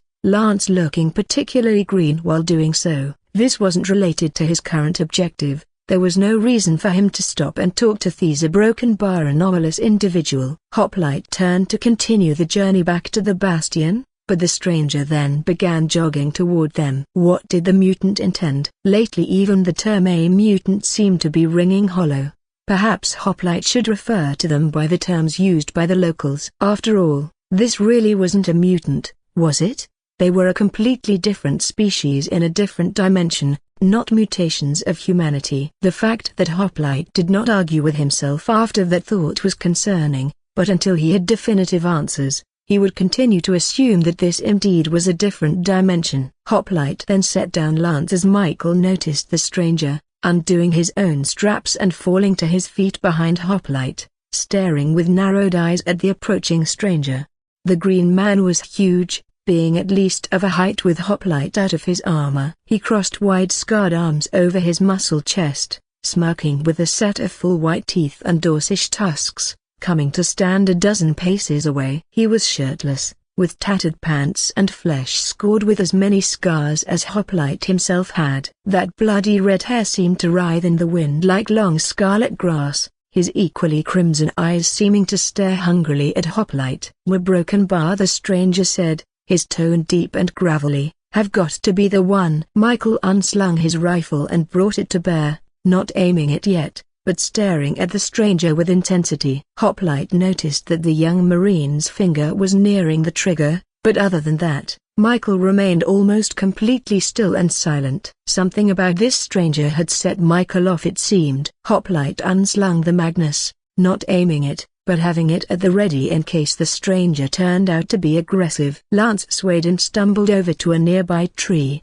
leaning heavily against it as she hung her head. She still made sure to keep the stranger in view, though she didn't seem like she was too worried. Lance's gaze seemed to be fixated on the strange glowing purple collar around the stranger's thick neck. It was an odd thing to wear, especially given that the only other article of clothing the orc wore was a pair of tattered trousers. "I don't know what you mean," Hoplite told the stranger flatly. "We have an objective to accomplish." "Goodbye." The stranger laughed before saying, "But you are my business a broken bar. Tell me, are you this Hoplite that I've heard so much about?" Lance lifted her head slightly to stare at the stranger, and Michael's eyes narrowed suspiciously. Affirmative. "Now leave," Hoplite ordered sternly. "I will not," the stranger said, his smirk turning to a frown. "I have come to challenge you to Terna. I have seen what you did to Furrow the Raven. I wish to test my mettle against you. A broken bar. Know me, Hoplite," he yelled as Michael lifted his rifle, aiming directly at the stranger's head. "I am Tucci, the son of Zod," he declared, holding his arms out wide as he furled his fingers. It was then that Hoplite noticed the dried blood caking 2G's hands. Hoplite blinked in surprise as a strange feeling began welling up in his chest. For whatever reason, Hoplite desired to neutralize this man. Desire a broken bar, that was one of the most dangerous emotions, one that every Hoplite was trained to suppress. Yet now Hoplite could feel nothing more than the urge to eschew his shotgun so he could go and beat the orc to death with his bare fists. Why did he feel this way all of a sudden? Taking a deep breath, he reined in his insubordinate emotions, keeping his hands clasped firmly on his shotgun. Whoever 2G was, he was clearly a hostile. That had to be the reason Hoplite felt this way. Yet why did he want to be rid of his gun to engage in close quarters? He would simply blow the orc's head off and be done with it if the creature charged him. With that thought, Hoplite fully raised his shotgun, finger on the trigger as the Pillarborn continued his mad laugh. Lance screamed in terror, falling to her rear as the green seemed to fade from her face to be replaced by a stark paleness. No, she screamed, backing away on all fours as 2G began to cackle. Pillarborn, I must thank my third further for guiding me directly to you, Hoplite. 2G cackled. He has always had a way of helping me find my next challenge. Pillarborn? Hoplite had heard that term from Lance before a broken bar when they had met that strange party of misfits. Lance had asked Twindle if she had been sanctioned, the paladin having indeed confirmed that she indeed was not Pillarborn, or in simpler terms a broken bar. A godling. 2G looked the massive armored man up and down with approval. A good half a head taller than himself and looming like a golem, Hoplite certainly looked the part of a mighty warrior. 2G was not sure how Hoplite would be able to fight without seeing anything. A broken bar. His helmet was completely smooth with no eye holes whatsoever. 2G supposed he had some means of viewing his surroundings. Maybe Hoplite had a heightened sense of hearing? He cracked his knuckles as he waited for the massive metal man's reply. Either Hoplite would accept and they would battle, or a broken bar. What if Hoplite said no? If he was Pillarborn like 2G suspected, then there would be no way for Hoplite to back out of Toma. Yet he only suspected that Hoplite was a godling. 2G had no way of knowing for sure unless Hoplite proclaimed himself as such. If the metal man possessed no divine blood, it would be completely possible for Hoplite to simply walk away. 2G couldn't partake in the fight unless his challenge was accepted or unless Hoplite struck first. 2G could always dishonor himself and force the fight to happen. It wouldn't be the first time he had done such a broken bar, but 2G had been trying to change his ways to honor his third further ever since he discovered the divinity of his blood. The young armor-clad human that stood next to Hoplite seemed ready and willing to fight, at least, aiming that thunderstaff right at 2G's head. Certainly that had to be what it was, the barrel. The scope. He broken bar. His time fighting the dragon men of the Blastlands had taught him exactly what kind of weapon that was. The little bullets within certainly wouldn't be strong enough to punch through his flesh, for after 2G left the Blastlands, his skin had hardened to a point where those round little pellets would simply bounce right off him. He turned his gaze upon the human and grinned, tilting his chin up in challenge. The boy didn't move, didn't blink, he just stood, simply staring at 2G through the scope of his long black thunderstaff. Still as a statue he was, no different than the pebbles at 2G's feet. For that brief moment, all seemed to be still, all save for the Fekin. 2G turned his attention to the woman desperately scrambling back on all fours through the grass and dirt of the forest floor. That blood-curdling scream was no doubt a result of 2G's proclamation that he was indeed the son of Zod. That reaction was one he expected from most people. Broken bar, but Hoplite seemed unfazed by 2G's true nature as a Pillarborn. A very good sign. The young human aiming at 2G seemed to be unfazed as well. Both of the humans seemed very brave indeed. Perhaps he could fight both of them at once. It would be their right considering that 2G was the challenger. The Fekin woman's back hit the trunk of a tree finally, her green eyes widening as far as they could go. She kept her eyes glued to 2G as she drew a pair of long daggers from twin sheaths tied to the back of her waist. Perhaps she would join in the fight as well, after she got her wits together at least. Though, considering how he had laid waste to several other watchers on the way here, broken bar, 2G doubted that she would be a threat to him on her own. Perhaps the three would work together. Hoplite then tilted his smooth helmet toward the shaking elf woman and asked, "Pillaborn?" Tuji felt his jaw drop as he heard the question in Hoplite's tone. Did Hoplite doubt Tuji's divine blood? After he had proclaimed himself, this grave insult nearly caused Tuji to leap at Hoplite in a fury, feeling the veins on his neck rising from the metal man's gall to question Tuji's divinity. A Pillaborn proclaiming themselves was never a falsehood. Mortals could not claim any of the gods as their parents. A mortal's tongue would falter if they attempted to claim descent from divinity. Only a Pillaborn could declare themselves as the child of a god, though it was true that not everyone believed it was so simple. Most mortals wouldn't dare take it upon themselves to attempt a proclamation and who were broken by. After all, in a world where godlings like himself were a thing to be hated and feared, why would anyone with sense even try to declare themselves? He grit his teeth as he glared at Hoplite, the sanctioning band around his neck seeming to grow tighter with every passing second. Tuji had even proclaimed while wearing a bloody sanctioning band.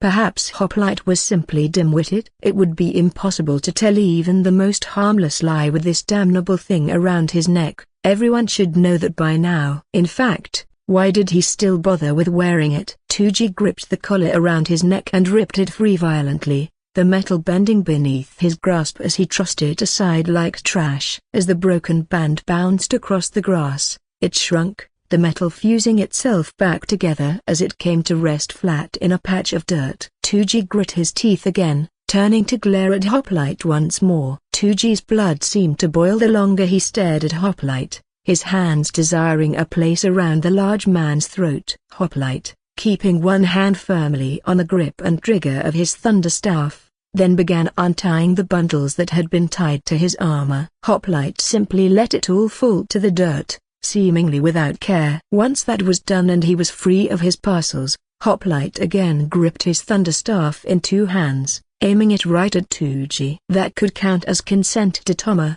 right? Aiming your weapon upon an opponent that had challenged you? Tuji grinned as he decided that yes, that could technically mean that Hoplite had accepted his challenge. He crouched low and glared at the large-barreled thunderstaff. Should he try and just take the blast? These weapons were different from what he had faced in the Blastlands. What if Tuji was underestimating the power of these thunderstaves? If they were more powerful, they may just be able to pierce his steel flesh. It was risky and certainly foolish. A broken bar, but Tuji decided that he would try and take the blast. His whole life had been spent risking death. Tuji would not treat this any differently. Another few seconds of stillness passed as Tuji's muscles continued to tense, giving him a small bit of time to reconsider Hoplite's weapon. Tuji had been able to reflect the bullets of the legendary dragonmen. Surely these mortals' thunderstaves couldn't be nearly as powerful as the ones in the Blastlands. A broken bar, right?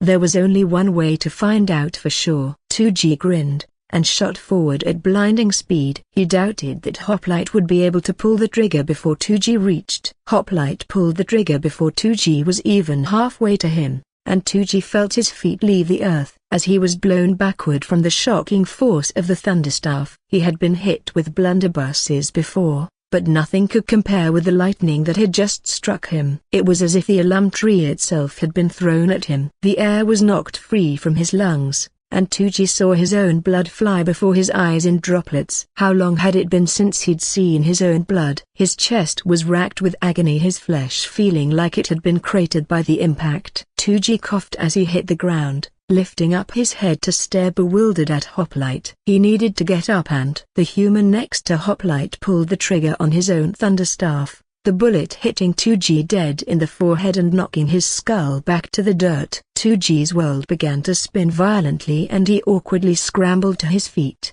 quickly ducking behind a nearby tree as Hoplite and the smaller human opened fire again. A few more shots collided with him, knocking him off balance as he stumbled his way behind the tree, pressing his back against the trunk as he struggled for air. More bullets impacted against the tree, ripping straight through it to collide with Tuji's back, though thankfully the force of the bullets had been significantly reduced by their passage through the thick wood.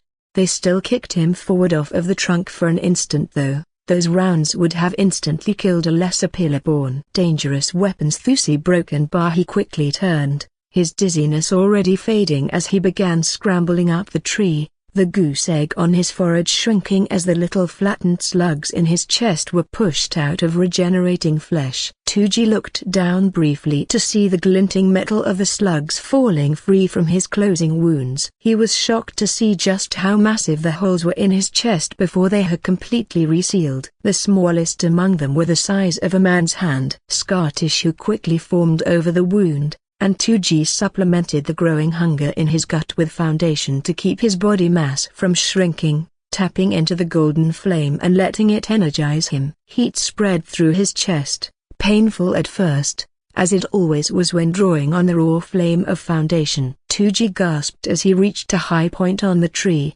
almost taking in too much of the flame for his body to handle. The raw power of foundation's flame was dangerous, for those who utilized it always wished to draw in more than what they could handle. Tuji was no exception to this rule. It was power, life, energy, a broken bar. It made him feel oh so grand. Yet, if he drew too much of the golden flame, it would engulf him, and that would be the end of him, pillar-born or not. He opted to not perch upon the high branch he found himself next to, instead deciding to punch his fingers into the trunk of the tree to keep him anchored. He whispered his apologies to the fee within, but again no cry of agony rang out from the spirit. A broken bar. Perhaps it was uninhabited. Had the fee in the surrounding trees all fled at his proclamation? If they were, perhaps he could find a way to use the soulless wood to his advantage. Tuji knew that the two men would open fire upon him the instant he showed himself, so he needed to be careful. Were they talking to one another right now? Were they planning on flanking him, or would they keep firing through the tree? Tuji still couldn't hear anything,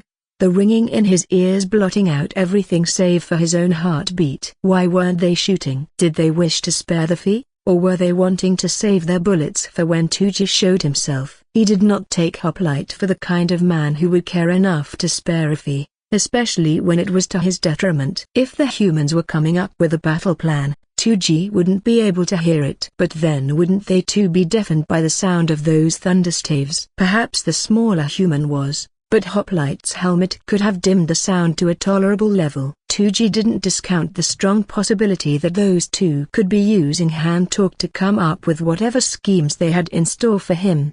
Tuji would have to ambush them. He would start with the smaller human and then take care of the elf if she decided to join in on the combat. The problem was that he would come under fire again as soon as he showed himself. The blunderbuss Hoplite wielded could potentially knock Tuji out of the air if he tried to jump to another nearby tree. That thing packed a real wallop, and Hoplite was quick on the trigger, as Tuji had learned. He then unstuck one of his hands from the tree, rubbing at his forehead gingerly where the goose egg had been. Tuji found that he still couldn't hear anything, his ears still filled with that all-encompassing high-pitched ringing. His face was then split by a mad grin, feeling the scar form on his forehead beneath his fingers. Finally, after what felt like forever, he found something that could hurt him again. Tuji relished the pain, knowing his flesh would grow back stronger than ever before. Still, he needed to be careful. One well-placed bullet could potentially pierce Tuji's brain. If that happened, he'd be useless for minutes while he regenerated. If that came to pass, Hoplite would surely kill him. No, he could not try an ambush. Tuji had a feeling that somehow, Hoplite would be able to see him trying to slink away. Tuji then grinned as inspiration struck him. Those bullets had significantly weakened the base of the tree. A broken bar with a little bit of foundation. Tuji might be able to use that to his advantage.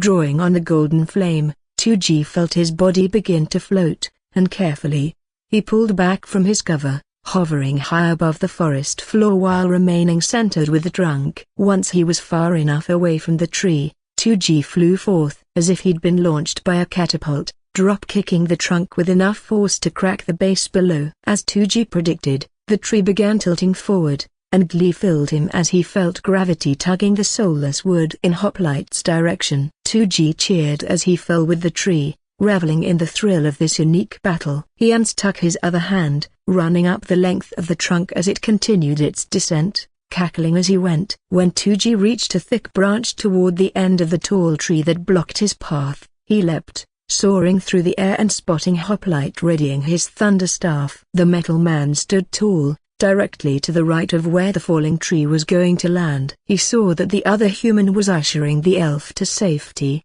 likely to keep her away from the fighting. It was good to banish those that did not wish to engage in Terna. It was dishonorable to involve or harm onlookers if they wanted nothing to do with the fight itself.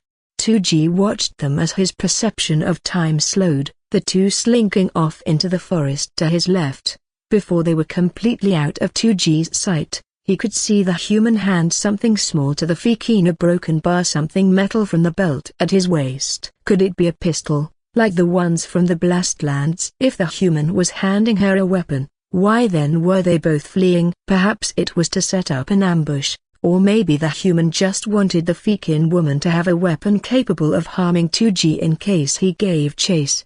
Well, until he knew for sure, 2G would consider their retreat a victory over them, as they had likely given up on Terna. At least his main target was still ready to battle. 2G raised his arms, forming an X across his broad torso right as Hoplite's slugs collided, the pellets tearing into 2G's hardened arms. Pain racked everywhere the scattershot struck him, and 2G once again drew on foundation to energize his regeneration. With how much he drew on the flame, 2G was putting himself at risk of singe, but if he let his body do all the regenerating on its own, his mass would deplete and 2G would be left emaciated and weak. The warmth spreading through him helped ease the pain of the shot he had just endured, but before 2G could fully heal from the fresh set of wounds, Hoplite fired his blunderbuss again.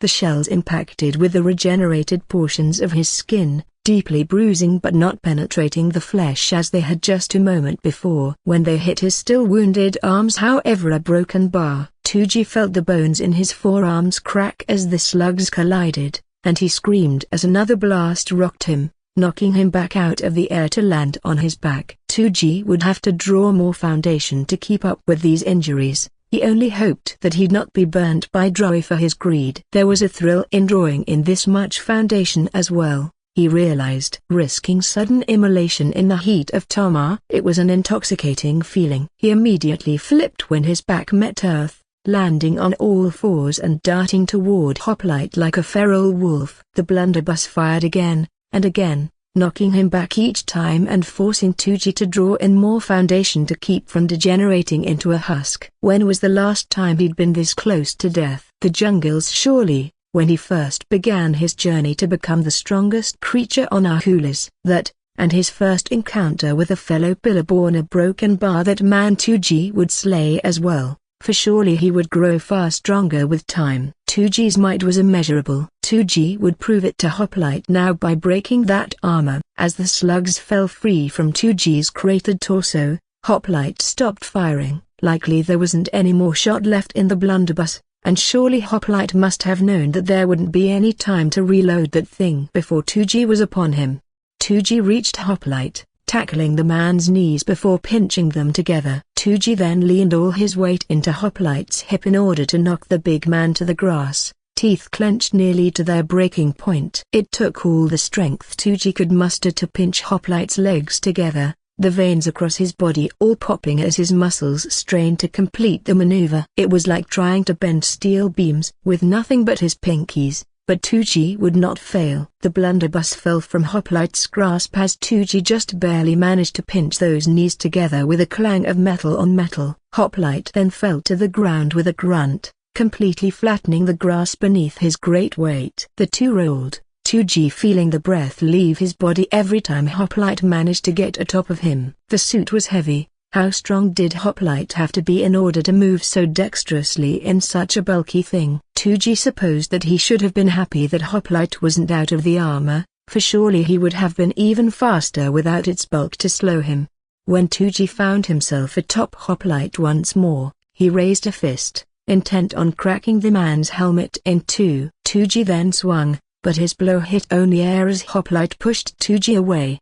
Having managed to place one of his massive sabatons against 2G's chest during the roll, Hoplite then kicked, sending 2G flying a good several paces away to land on his back with a cough. 2G cackled madly as he immediately came to his feet and darted forward as Hoplite still was rising from the ground. Their hands locked as Hoplite got to one knee, and 2G squeezed those gauntlets as hard as he could. 2G fully expected to crush Hoplite's hands beneath the overwhelming strength of his hands. After all, there was no metal that 2G could not destroy with his stone-crushing grip. 2G grit his teeth together as he continued to apply pressure. Broken bar, broken bar. What? His eyes widened as the metal didn't obey reality, standing firm and strong beneath 2G's strength. How could this be? Steel had proven to be as sturdy as paper when put up against 2G's might. A broken bar. What was this armor made out of that it could resist a demigod's power?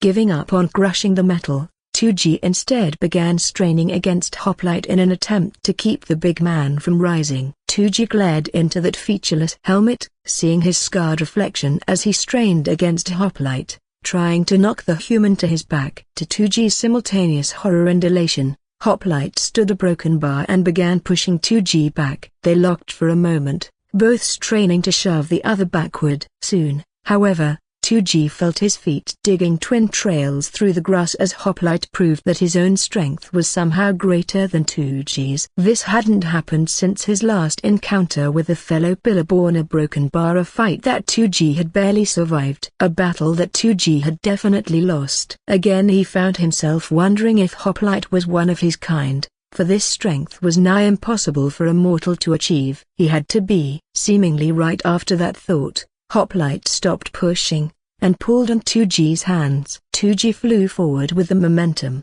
his face meeting that smooth helmet with enough force to daze a mammoth. 2G's nose flattened against Hoplite's head, blood exploding from flattened nostrils before Hoplite repeated the motion, crushing 2G's nose further and forcing the Pillarborn down to his knees. Hoplite's hands worked quickly while 2G was dazed, forming a firm grip around 2G's wrists before Hoplite began striking the earth with 2G like an angry child with a stuffed toy. Again and again, Hoplite slammed 2G into the ground, cratering it with dizzying speed. The world was a blur to 2G's eyes, and he could not help vomiting as his guts roiled. Foundation rebuilt his nose during this brutal slamming, growling as he tried to right himself to fight back. 2G's counterattack never came to pass. However, Hoplite hurled him away as if he were a mere pebble. 2G then collided with a tree, snapping the trunk backward as the air left his lungs in a rasp. 2G took note that he had heard the wood crunching beneath his flesh or broken bar. At least his hearing was back. Still no cry from a fee though,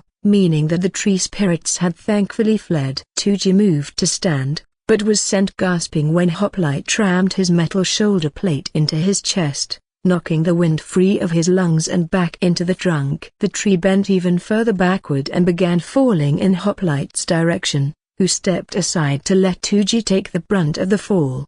It crushed 2G against the forest floor as the trunk came crashing down on his back, forcing even more air from his lungs. 2G grit his teeth, sliding his hands beneath him and pushing up to roll the tree off his back. As that happened, Hoplite drew a long knife from a sheath on his shoulder, holding it in a reversed grip. 2G quickly got to his feet as Hoplite darted forward, intent on stabbing the godling through the throat. 2G gasped as he barely avoided the strike, jumping backward over the tree with a flip to land on his feet. Hoplite followed immediately after, jumping high over the thick trunk and charging at 2G with his blade ready to gut the Pillarborn. Hoplite pushed forward with expert slashes, 2G barely being able to dodge the flurry of blows. Hoplite pushed 2G's reflexes to their limit, for even when time seemed to slow to his perspective, Hoplite was still able to keep 2G on the defensive.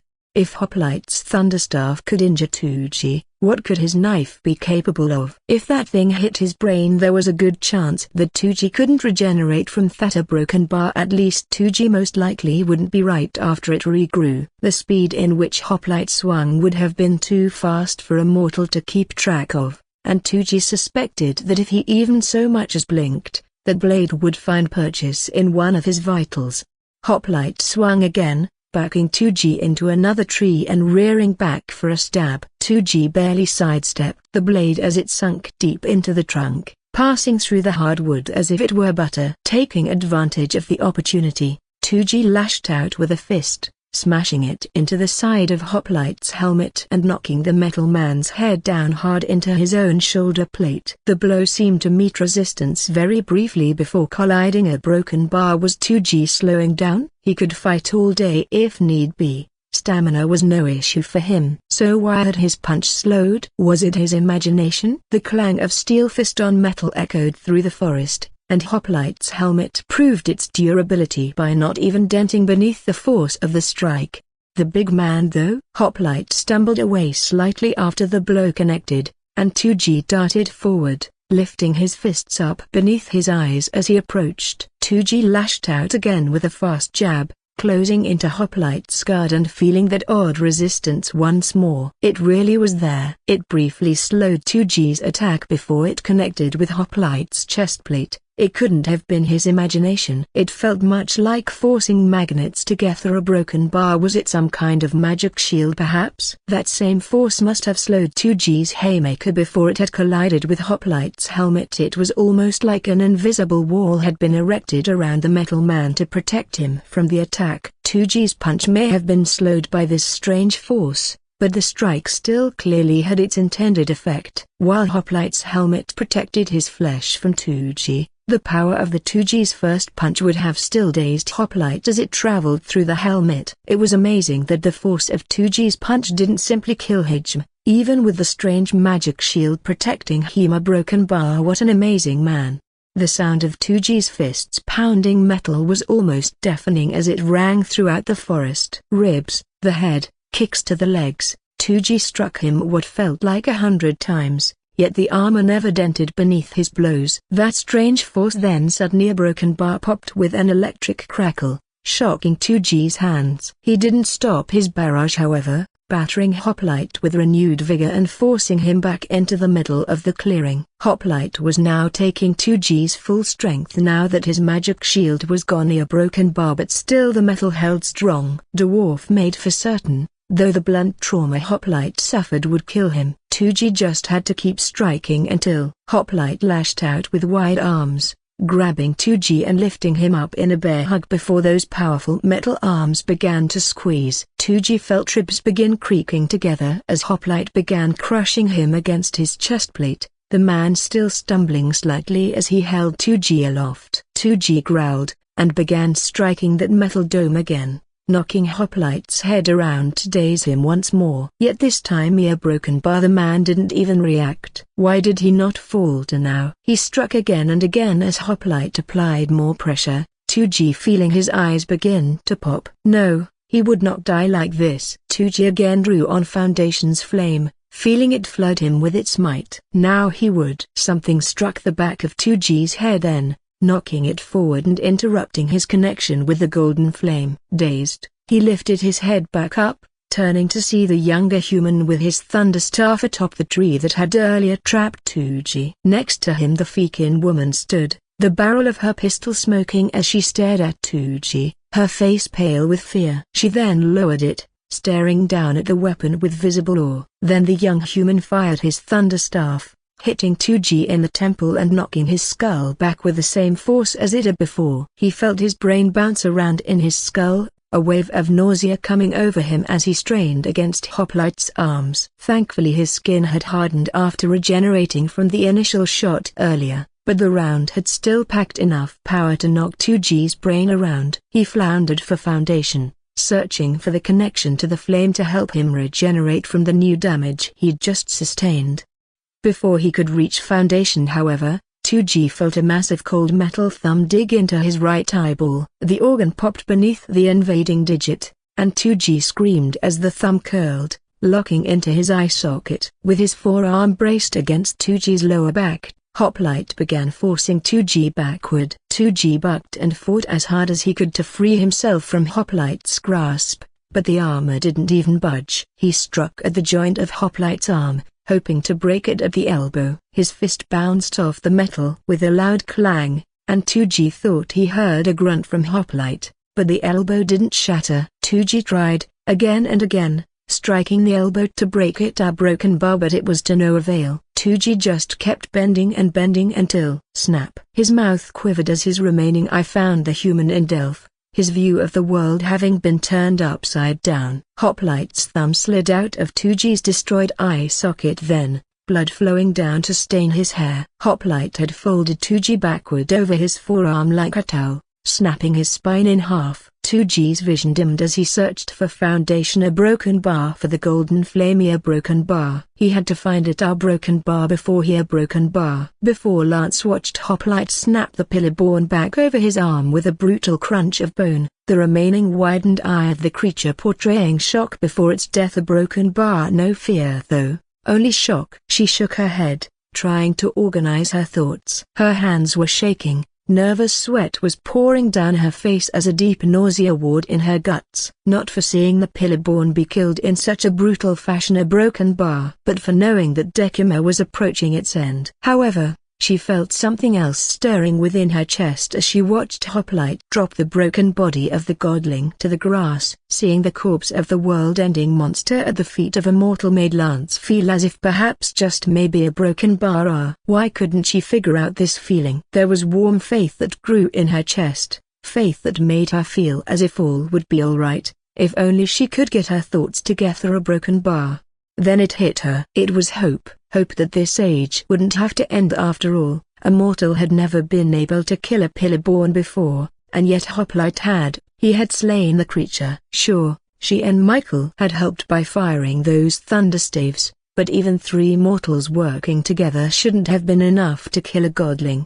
Right after the body hit the grass, Hoplite fell to one knee, and Lance rushed to his side. Michael for his part kept his rifle trained on the corpse of the monster, not moving an inch from his place atop the fallen log of the tree. She placed a hand on Hoplite's shoulder plate and leaned closer to the helmet. "Are you all right?" she asked. "I am fine," Hoplite replied, standing after a moment's pause. "The threat has been neutralized." Hoplite's voice sounded strained, she realized, and her eyes widened as he removed his helmet to reveal sunken cheeks and hollow eyes, devoid of any emotion save for an intensely broken bar craving. It was as if he had gone days without food. Lance knew for a fact that wasn't the case. She had seen Hoplite eat before they had set up camp. A broken bar. His cheeks had been full and healthy then. What happened? "I need a broken bar to eat," Hoplite said almost breathlessly, falling to all fours once again. "My organs were ruptured." Hoplite hung his head down low for a second before he began ripping grass out in huge handfuls, shoving morsels of the green blades down his gullet without even bothering to chew. Lance frowned and urgently began patting Hoplite on that broad shoulder plate. "You aren't a cow, Hoplite," she yelled at him, the man not slowing his ravenous pace. There was a brief instant where he glanced up at the corpse of the pillar-born, but before Lance could read his eyes, the man had gone back to eating the grass. Surely he was ensuring that the creature was still dead, a wise thing to do. He must have gotten pretty beat up to get that hungry. Michael said from the stump with a nervous stutter, his rifle still firmly trained on the monster's corpse. I heard Hoplites can heal quick from bad wounds, but they got to eat a lot to keep up with the regenerating. Got no idea how it works though," he finished, his teeth clenching together to stop their chattering. Surely Michael couldn't be cold in this summer heat? Lance noticed Michael's eyes flick for just the briefest of instants toward the grazing Hoplite, and Lance could see cold fear in those eyes. Not a fear for Hoplite, a broken bar, a fear of Hoplite. If Lance was reading his eyes right, why would Michael look at Hoplite in such a way? She hadn't seen fear in Michael's eyes for Hoplite before a broken bar, so why was Michael scared now when Hoplite was grazing like a horse that had been starved for weeks? "Those hits were," Michael continued, taking a deep shaky breath before continuing. "Those hits that guy threw were pretty dang hard, probably shook Hop's guts up pretty good through the armor." Lance turned back to Hoplite, rifling through her pouch and pulling out a handful of dry jerky. "I don't understand how his broken bar abilities work, but a man shouldn't be grazing like an animal."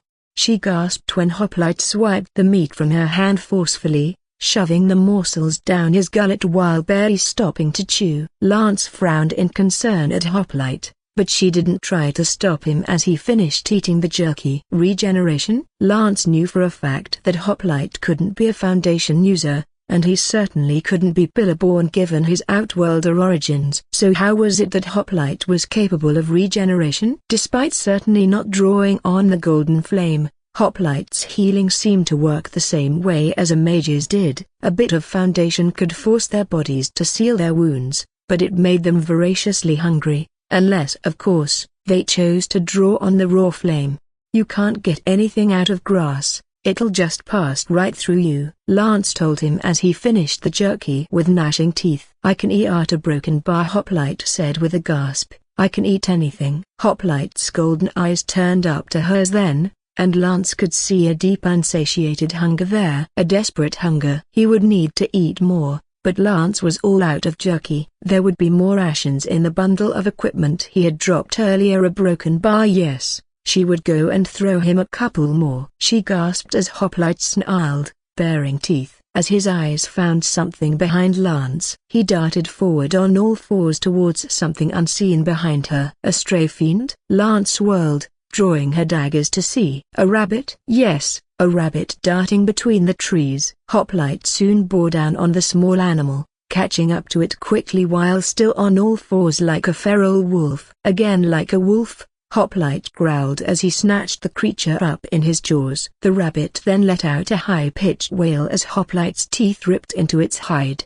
lifting it from the ground in a spray of blood. Lance took a horrified step away as Hoplite began to. She looked away, turning to Michael only to see him aiming his thunderstaff right at Hoplite's head, sweat pouring down his brow as the sounds of snapping bones and ripping fur entered her ears. Michael's eyes found hers, and Lance could read sheer terror in them. Michael's mouth fell slightly agape, and he turned away from Lance, training his rifle again on the corpse of the pillar-born. Did Michael think that Hoplite had been going to Broken Bar? No. Surely no to Broken Bar, but then why such reaction? Lance moved further away from Hoplite, feeling disgusted by what he was doing to that poor animal. She didn't despise Hoplite for it, for surely it was his voracious hunger that forced him to savagery that could put an orc to shame. Yet, the sound of flesh tearing, little bones breaking, and Hoplite's subsequent gulping sent shudders down her spine and churned her guts. A Broken Bar.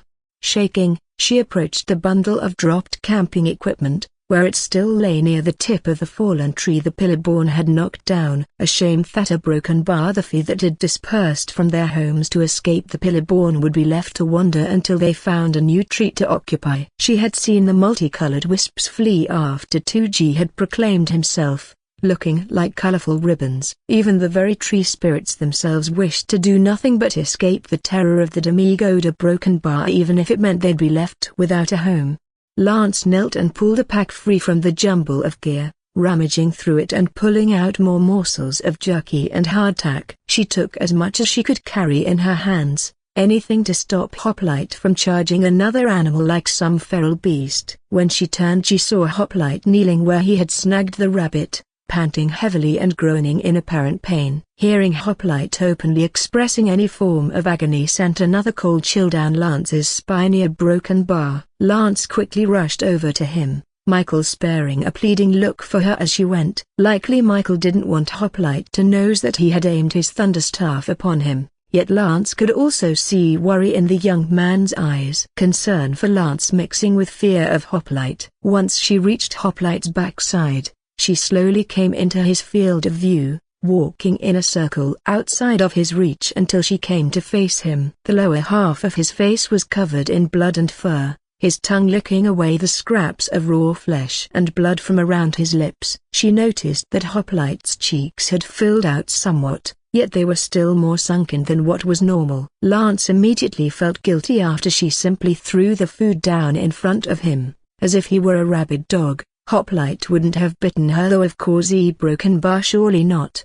Lance flinched as Hoplite's hands quickly scooped up the food, eating it as swiftly as he had before. What would Hoplite have done had he gotten more injured in his battle with the pillar-born? If the fight had dragged on longer without Lance and Michael's aid? Would Hoplite have eaten Michael and her if his hunger drove him to it? Would he have been able to resist the craving? Was the look he gave the pillar-born's corpse earlier one of far Broken Bar consideration? Her skin felt cold as she watched Hoplite finish the food she had tossed him. That feral hunger in his eyes diminishing only only a slight bit. For a few moments, Lance strongly considered not accompanying the two Outworlders into the Fiendwood Broken Bar. She had given her word that she would go to Broken Bar. Lance could not fathom what would happen to her or Michael or anyone else if Hoplite was pushed past the brink.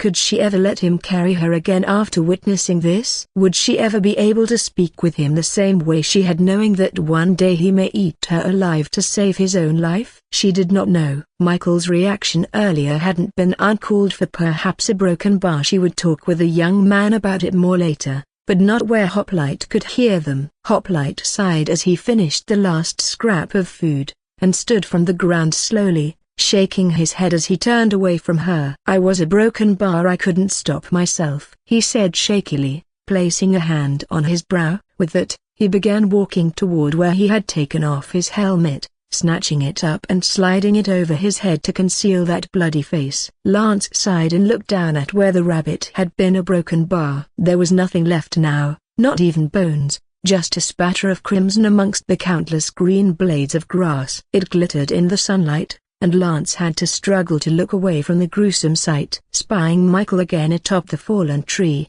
she noticed that his gun had finally lowered. It was wise that Michael was keeping certain that the Pillarborn did not rise. If it had been here a broken bar. Her hand went to the pistol Michael had given her, tucked into her belt securely. Lance wouldn't have taken her eyes off the corpse for a wily broken bar. No. She would in fact just take to throwing the body in a fire. Let not a trace of the godling remain, who knew what powers he could have inherited from his third parent. She opened her mouth to tell Michael to train his rifle upon the corpse again, but he seemed distracted by something. He was no longer looking in the direction of the corpse, but was now looking directly at Hoplite. The fear in his eyes only somewhat faded as he flashed hand talk to the massive man. Hoplite communicated back in the same form of hand talk, with Michael flashing two fingers upright and Hoplite replying with his index finger and thumb raised while his remaining digits stayed furled. Watchers had their own form of hand talk, but whatever kind of signs Michael and Hoplite were utilizing was completely alien to her. Yet she knew that they would only be using hand talk if there were a threat nearby. A broken bar. It was what they had done when the Pillarborn had retreated behind that tree. The question was a broken bar. What concerned them now? Pulling the pistol awkwardly from her belt, Lance moved as close to Hoplite as she could bring herself to, still deeply unsettled from what she had just witnessed. Michael had taught her how to hold it properly, but the grip was still unfamiliar to her. Considering the intense combat happening at the time, she hadn't really had the time to practice holding it. It was amazing that Lance's shot had landed where she had intended. Beginner's luck certainly. Hoplite gestured toward Michael again, and the Marine hopped down from the log, crouching beneath it with his rifle at the ready. Hoplite repeated that very same gesture to her, and Lance moved to crouch next to Michael. Hoplite then hopped over the log, landing with a loud crash before walking toward where she assumed he had dropped his shotgun. "Why do you tell those two to hide?" she heard a familiar man's voice say. "Lancelot, show yourself now," the voice commanded, the strain of anger in the voice bringing recognition to Lance's ears. "Oh no, a broken bar." Lance's head popped up over the log, leaving only the upper half of her face in view.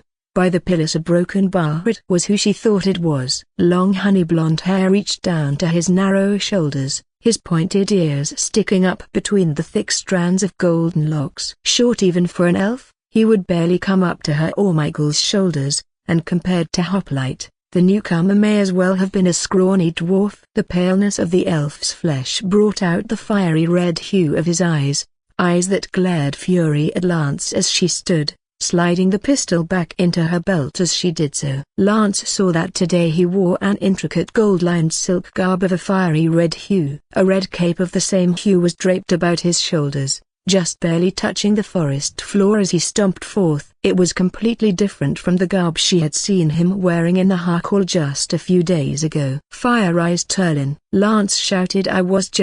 You were just what?" Turlin snapped, those fiery eyes fixing on her. Lance's blood froze, knowing that Turlin, if he so chose, could immolate her in flame that very instant. Turlin had perhaps the most powerful Dokar in the world, and that was on top of being a powerful mage that had mastered building the House of Kyria. The pillar god of magic. If he was here, then had he been sent after the pillar-born? Had the monster drawn the attention of the Ahkoolis before it had encountered Hoplite? I see that the broken bar. Terlin turned his gaze upon the snapped-in-half corpse of the godling problem. Has been taken care of. I would know how this came to be. Lance climbed over the log as Michael began to stand, staring at Terlin with a furrowed brow. She prayed to all three head pillar gods that Michael wouldn't say anything stupid to Terlin. Lance had a feeling that Michael was prone to causing trouble with high-ranking officials. Hoplite stood tall a dozen paces away from Terlin with his shotgun in hand, ever looming much like the elm tree in the distance. Terlin flicked his fiery eyes toward Hoplite for a brief instant before turning his angry gaze back upon Lance. Stranger broken bar. In that instant, Lance could read fear in those eyes. A broken bar. That was something she'd never expect to see from fire-eyes Terlin. And just like Michael earlier, it was fear of Hoplite. Why would he be scared of Hoplite? Terlin hadn't been afraid to come after a pillar-born apparently. So why did the sight of Hoplite unnerve him so? Perhaps it was the fact that Hoplite had managed to kill the creature. Terlin had just arrived. He couldn't know that for certain a broken bar, but maybe he just assumed. It would be best not to point out Terlin's fear, else she may further stoke the ever-present flame of his anger. We neutralized the threat, Hoplite told Terlin in a monotone before Lance could speak. Terlin did not look at Hoplite, instead keeping his hot gaze on Lance. He must have been able to read the fear in her eyes, for he grinned, looking insufferably pleased. "We're broken bar." "We did," Lance confirmed, maintaining eye contact. Terlin crossed his arms and huffed, shaking his head in disbelief. "Lancelot is not capable of performing such a feat, and the boy there looks no more capable," Terlin replied, turning to look at the corpse of the pillar-born. The weakness and incompetence born in a trinket like her would not have allowed Lancelot to prevail over a pillar-born, and a mere human boy could not bring down such a monster. He continued, turning to look behind Lance, likely to where Michael stood behind the log. "I can see the weakness in his eyes, the deep festering fear of a coward buried beneath a mask of bravado. Now, tell me what actually happened, Lancelot." Now, Lance was glad Terlin was looking away from her in that moment, for the fury that blazed in her eyes would have stoked Terlin's greater rage in an instant. Thankfully she managed to stuff it away before Terlin turned back. It was a simple matter of remembering just what Terlin was capable of. It wasn't like it was only Lance that he insulted in such a way. A broken bar. From Terlin's point of view, every other living thing on Ahkoolis was either incompetent or a disappointment. Now, how should she go about convincing Terlin that? "I ain't no boy, you stuck-up twink," Michael growled, irritation plain in his tone. Lance's jaw dropped in horror as she turned to look at Michael. The Marine's glare for Terlin held a hot anger that lit up those blue eyes like twin suns submerged in a boiling sea. "I would slap the absolute chi," Michael snarled, blue eyes meeting Terlin's fiery red. "Be quiet, Private," Hoplite said firmly, cutting Michael off to Lance's relief. "Do not speak unless spoken to." Michael's mouth immediately snapped shut and he turned his eyes away from Terlin's hot gaze. Did Michael not know that Terlin could kill him in an instant? She internally chided herself for the thought. Of course he didn't. Michael was an outworlder after all. Lance slowly turned away from Michael, flinching as her eyes again found Terlin. The short elf's face was turning a deep red as the veins in his neck and temples bulged in an attempt to escape his flesh. Lance hoped her cloak would hide how much she was shaking at least somewhat. Hoplite moved to stand in the path of where Terlin was staring, and in an instant that bubbling rage was replaced by that same fear from earlier. The veins seemed to deflate as Terlin paled, craning his head to look up at Hoplite. It was something she never thought she would live to see. A broken bar. Terlin afraid? There was something else at play here. Terlin had the bravery of an orc with half a brain, so why did Hoplite provoke this kind of reaction from him? "I finished the job," Hoplite told Terlin in that same firm tone. Lance and Private Michael assisted in neutralizing the pillar-born. He continued, calm anger slowly spilling into his voice, "Do not disrespect them. And do not doubt me." Lance's eyes widened at the sudden heat in Hoplite's voice, and she was afraid that Terlin was going to lash out with his magics at Hoplite's tone, but to her shock, Terlin actually took a step back. "Truly, It must have been the end of Decima for Terlin to back down from Anya near Broken Bar, save the Hark Mother of course. She loved every second of it. Terlin regained his composure just as what must have been hundreds of watchers, both of the night and of the day, began to emerge from the forest behind him. They hopped through the branches high above, the color-shifting cloaks making it seem as if a wall of water were passing overhead. The night watchers came like shadows, stark against the daylight and brandishing crossbows ready to fire. They came to surround the corpse of the Pillarborn,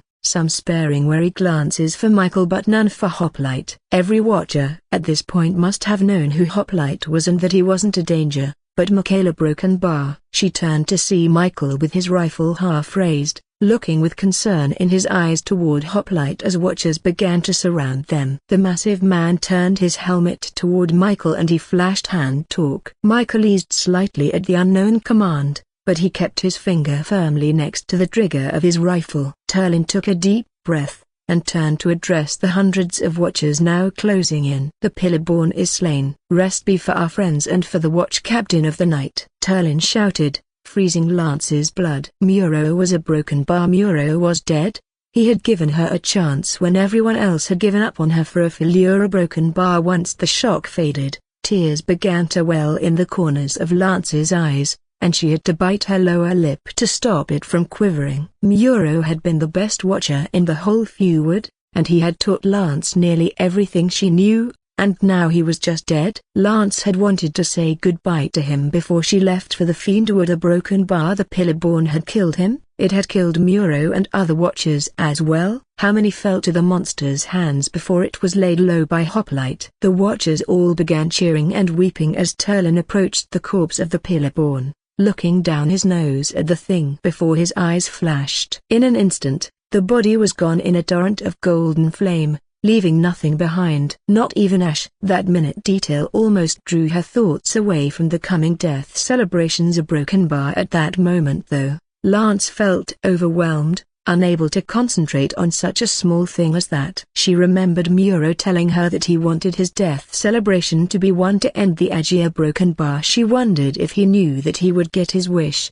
Lance hoped Hoplite understood that before she left the feud, she had to attend Muro's death day. Humans never understood the elven ways of funerals. Human funerals entailed gathering together to be miserable for the deceased. At least, that was what Lance had heard. Elves, however, were the opposite. After a death, those close to the deceased would gather together to hold revelry, to pleasantly remember the fallen as they were returned to the roots.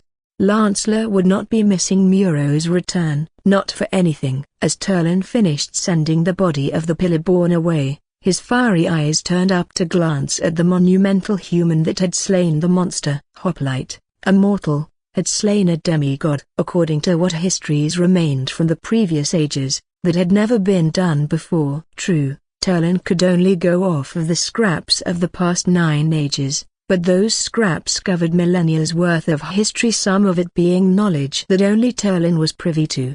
Watchers from both the day and the night approached the spot where the Pillarborn's body had been. Terlin prayed they wouldn't question the fact that no ash remained after the immolation. If any did question, Terlin would dismiss them as fools. If they persisted after that, he'd have to make them disappear, lest his plans be at risk of exposure to the Ahkoolis. A mortal had slain a godling, and not a child of a lesser pillar god, but a son of Zod himself, an equal to Saihara and Dry. A mere mortal should not have been able to pull off such a feat, but Hoplite was no simple man. Hoplite was an outworlder. Terlin knew from his long studies that outworlders and Pillarborn had never walked the face of Ahkoolis at the same time. This had been an encounter never before seen, based on what Terlin had read. After over 1,000 years of study, that equated to knowing practically all of preserved history. It was just a Broken Bar. Well, it was shocking to say the least. Hoplite's deed of slaying the Pillarborn. Terlin watched as Hoplite moved through the crowd of watchers, approaching that loose-leaf Lancelot. The arrogant boy-child human seemed eager to close the distance between himself and Hoplite, keeping his finger close to the trigger of his thunderstaff as watchers cheered for the death of the Pillarborn. He was slightly surprised to see that none of the watchers moved to interrogate the humans. After all, there were 2 trees here that had fallen. Likely they assumed it was just the Pillarborn's doing, but Hoplite looked as if he were capable of knocking them down as well. The wood was currently soulless, meaning the fey within had evacuated, likely to escape the Pillarborn. That still shouldn't have been enough for the Watchers to let these 3 deaths slide broken bar, but the death of the Pillarborn at the hands of a mortal seemed to draw all their attention. Some did spare wistful glances for the mangled clumps of wood, but their attentions were fleeting, almost immediately going back to cheering Hoplite for his part in ending the demigod. Terlin sneered as he watched them heap praise upon the human, as if he was an ancient elven hero of old made flesh. All save for Lancelot, who was weeping like a fool. Terlin looked upon her with disdain. Weeping in front of so many fellow Watchers as well as a member of the Ahkoolis no less. Vile weakness ran in her blood, an incompetence that would follow her wretched lineage throughout the rest of the ages. Dirty trinkets, a broken bar in truth though. He felt the same for the other Watchers that wept for comrades slain by the Pillarborn. Could they not see that they had served the Bastion with their deaths? They should be cheering for their great deeds, not weeping for their ended lives. Terlin's glare intensified as his gaze began to take in the pitiful woman. Lancelot was a mediocre Watcher and an arrogant young fool who thought that effort alone could make up for her stupidity. Hoplite then turned his helmet directly in Terlin's direction, and his blood froze. He without a face will come a broken bar clad in the metal of the stars. A broken bar. He shook his head lightly and averted his gaze from the creature. Terlin would need to hire more assassins to take care of Hoplite. Furo the Raven had proven to be an abject failure with his sad attempt at killing Hoplite. Really, was everyone but Terlin afflicted with some mental ailment? Sadly, even the Pillarborn hadn't been capable of putting Hoplite down. Terlin had been secretly hoping during his mist travel that Hoplite would have fallen to the creature. That would have at least meant that Terlin's suspicions about who Hoplite was would have been falsely broken bar. But now, Fire Eyes was more certain than ever that this was the man that the old Spiral Queen had warned him about millennia ago. Hoplite would need to be killed off, or sent away to be dealt with at a distance from the alum tree. The problem was a broken bar. Who would he be able to hire that would be competent enough to kill Hoplite? Clearly, so-called legends like that fool Furo weren't good enough, and even the mighty demigod had failed to bring down the Outworlder. He grit his teeth angrily, his fists clenching as he glared at a spot on the ground, pondering if he should turn it to glass right there. Terlin didn't know if he could bring himself to attempt slaying Hoplite. Their battle may trigger the event the Spiral Queen had warned Terlin of. No, that fight had to be avoided at all costs, and that meant that Hoplite and Terlin must never come to blows directly. Terlin felt rage and indignation at the unfamiliar cold terror welling within his chest. Certainly he couldn't actually be afraid of Hoplite. No, a broken bar. Terlin could not deceive himself. He feared this metal-clad human, more so than anything Terlin had faced in his 1,300 years of life. Despair quickly began to replace fear in his heart, but before it could fester, Terlin burned it away with the flames of his sheer anger and determination.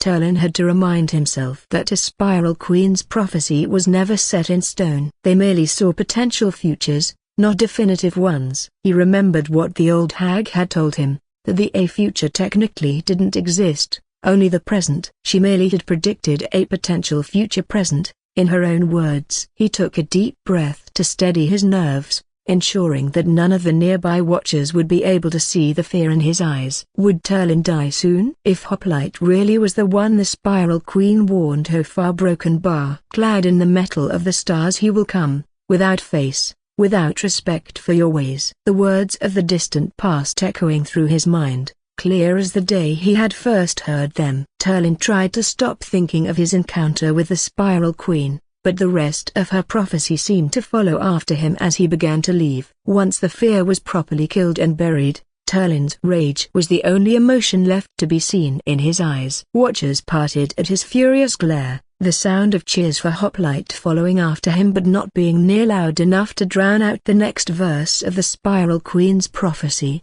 He will come, bearing weapons unheard and being short of word. When Terlin was well enough away from the gathering crowd of Watchers, he drew foundation, building the House of Kyria before channeling raw foundation through it, turning his flesh to mist. Terlin then sped through the forest as a cloud of translucent vapor, Seeing more watchers darting towards the site of the Pillarborn and Hoplite's battle, Terlin flowed faster than even a prized Ahkoolis horse could sprint, eager to reach his destination as quickly as he could. No watcher noticed Terlin's form, and he moved to avoid any that drew too close. Terlin would have no interruptions impeding him, for he needed to reach where he had sent that corpse as soon as possible. It was hard for him to rise any higher than ground level in mist form, but it was faster than simply running, and Terlin would not tire. He will come, to burn the tree and to bring death to thee, Terlin Fireeyes. This is what I see. The words made Terlin want to grit his teeth,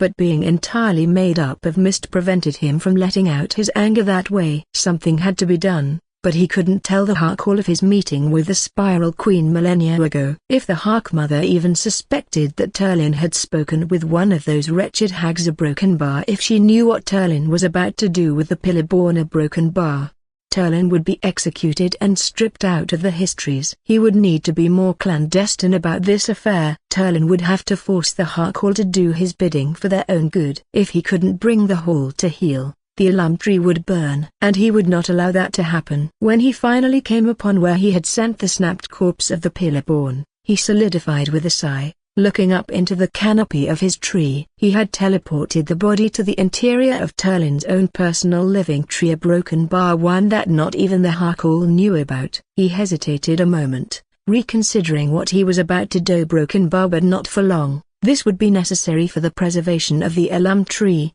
as well as all elven society. Terlin would not change his course, no matter how forbidden or vile his actions might turn out to be. The fates of the Fewwood and the alum tree rested on his shoulders alone. When he found the body within the tree, Terlin began, drawing on foundation and building the house of Dandianlu, a Broken Bar, before promptly tearing his own eyes from their sockets.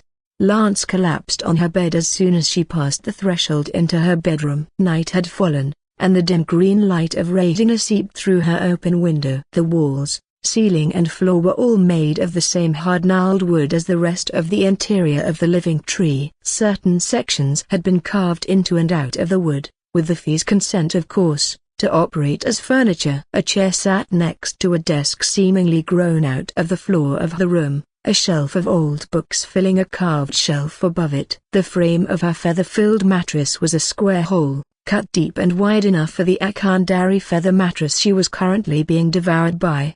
It felt like it had been forever since Lance had been back in her tree. In truth, it had only been mere days since she had met Hoplite after he came crashing out of the sky like a giant cosmic pebble, but at just a Broken Bar it felt longer than that. Maybe it was because she had been awake ever since meeting Hoplite. The passage of time felt much longer to elves than the other races. Not having to sleep every day had to be the reason. In Lance's own opinion, she had heard the common opinions among the elves of the Bastion, and Lance knew that they didn't share her views on the passage of time. They all thought time flowed slower for elves simply because they were the wisest race. Ridiculous in her opinion. Wisdom didn't affect one's perception on how quickly time flowed. She sighed as she sunk deeper into her bed of down feathers, her eyes growing heavy as sleep attempted to claim her. Normally Lance didn't tire out this soon after awakening a Broken Bar, but with all that has happened, the starfall, the meeting with Hoplite and the days of constantly fighting off fiends in the woods, the encounter with the Pillarborn and the death of Muro, a Broken Bar, it was all proving to be just a bit too much. She was bone tired,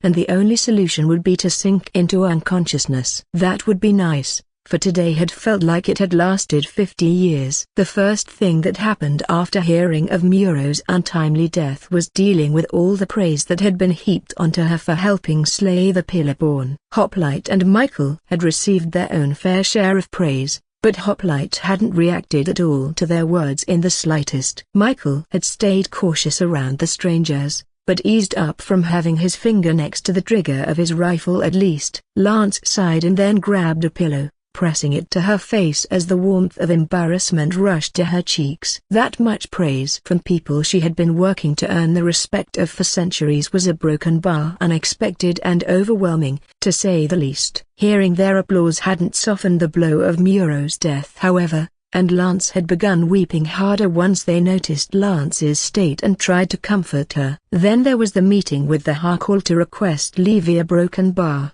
Thankfully, Terlin hadn't been there. The Hawk Mother had said that Terlin had not come back to the hall after he went after Tuji the Pillarborn. Perhaps Fire Eyes had wanted to rest? That didn't feel right. Terlin always had a stick in his rear. He never missed hall duties unless something really important was happening. Maybe he was studying The Ends of Ages by Malago Arielun to better understand what the hall was going to face in the coming days, a rare book that, one she hadn't been allowed even to touch. Though that was likely because it was in Terlin's possession, and Fire Eyes had a vendetta against her. Then again, Fire Eyes seemed to have a vendetta against everyone that wasn't him. Lance doubted he would share any of his books with anyone. Not even with the Hawk Mother herself, if she were to ask. He was a selfish elf, that was to say the least. It was a good thing that he wasn't there really, for the hall granted Lance her request of leave unanimously. She was still going to be responsible for keeping an eye on Hoplite if he had to pass through the Fewwood again,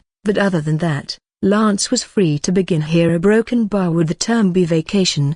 Yes. Vacation. If vacations typically took place on cursed continents of unknown horrors, that was. Then there was the Death Day celebration she had to prepare for after coming home. Lance had made sure to complete all her weeping before the party, as to not taint the merry with tears, though in truth the piece would leave her at ease, even if she hadn't wept. She had readied her old alum-leaf dress for this occasion, pulling it out of a forgotten box covered with a thick layer of dust. It would be somewhat embarrassing to wear it tomorrow. The skirt was shorter than she remembered it being, ending well above the knee and showing a bit too much shoulder to be proper. Yet this was the fanciest clothing she had, and Lance would not be wearing her watcher attire to the celebration. She had invited Hoplite and Michael, but Hoplite seemed intent on returning to his pod to restock on ammunition. Michael had simply shrugged before telling her that he had just followed the big guy and left after Hoplite. Yet Hoplite would surely get that all done tonight for certain,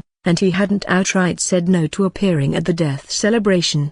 It was not taboo for elven funeral parties to allow for outsiders to attend. The more people that were at a death party the better. Human funerals, again from what she heard, were not like this at all. They kept outsiders away from the deceased, not allowing anyone to get to know the person who had died through the mouth of family and friends to help share the burden of mourning. It was strange to Lance, but who was she to judge? She was certain that humans would view elven funerals as strange and perhaps even offensive. She sighed again, removing the pillow from her face before staring up at her ceiling. It was a good thing she washed before this. Lance had been feeling sticky and gross for a long while before she had finally bathed. She felt like a new elf after getting cleaned, and her watcher's garment should dry sometime tomorrow when the sun is high. Yes, wily broken bar. Lance's thoughts turned to mud as her green eyes began to follow the gnarled patterns of wood on her ceiling around in circles until finally she fell asleep. When next she awoke, the night was just beginning to show its age, the sun only now starting to rise on the horizon. She sat up and stretched, feeling refreshed after getting a full 2 hours of rest. All the other races on Ahkoolis had to sleep around 8 hours or more every day as opposed to just once every week. She struggled to think about how much time she would lose out on her life if she had to sleep that much. Humans especially loved their sleep. Really, humans were no different than cats, constantly napping. As she rose from her bed, Lance yawned. The weeping was done, and now it was time to get ready to party for Muro. If Hoplite and Michael wanted to come, they knew where they would have to go to meet her. Lance stripped to her shift before donning the alum leaf dress, seeing that yes, it left too much of her legs exposed. Perhaps not as racy as what an Ahkoolis woman would wear, but still far too short for Lance's comfort. Besides that, the dress had 2 sections, with a purple winter alum leaf making up the thin straps over her shoulders and hanging over her chest, and a green summer alum leaf beneath it that attempted to cover her legs and the midriff, a bit exposing for public wear. Yes, but it was for a special occasion and this was the most formal clothing she had on hand. Still thought for broken bar, why was the skirt so short? Then it hit her. This dress was originally sized for her when she was merely 15, a broken bar well before her growth spurt. Of course, she would never have had a dress made that would expose so much. It was just that she had outgrown it. It had been over 200 years since she had worn it, so it was no surprise that she had nearly forgotten. Nodding to herself, she smiled. It was time to head to the death celebration for Night Watch Captain Muro, and she was going to party like never before in his honor. Before she went to the foot of the elm tree for the event, Lance would go to the place where Hoplite and Michael would meet here, a broken bar, should they decide to come. "Bye-bye, Lancey," she heard a voice say, a tiny ethereal ribbon floating before her. She smiled at the small glowing orange light, the fee of her tree. "Goodbye, Maris. It will be a long while before I return home, I fear. I'll have many tales to share with you once I do." "You're leaving?" the childlike voice of Maris replied. "Okay then, don't talk to strangers." Lance giggled. "Sometimes one has no choice but to talk with people they don't know, Maris. There was a time that we were strangers, remember?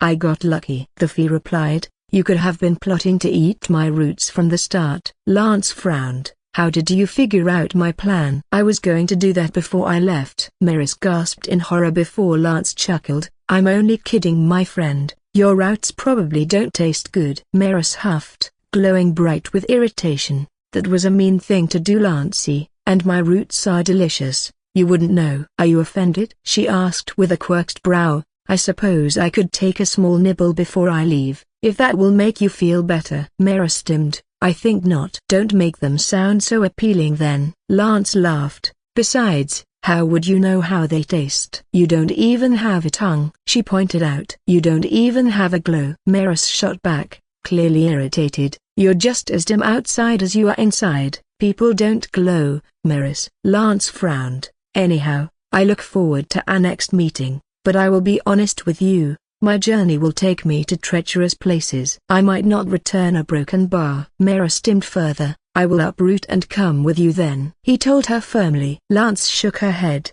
"It's too dangerous for you, Maris. I go to the Fiendwood." Maris hesitated before he said stubbornly, "I will go." Lance's features hardened. "You cannot, Maris." The two remained silent for a few moments before the fee sighed. "Fine, a broken bar." "It's not that I don't want you along," Lance clarified. "I just can't bear the thought of you being cursed." "I understand. I definitely won't follow you," Maris said in a flat tone.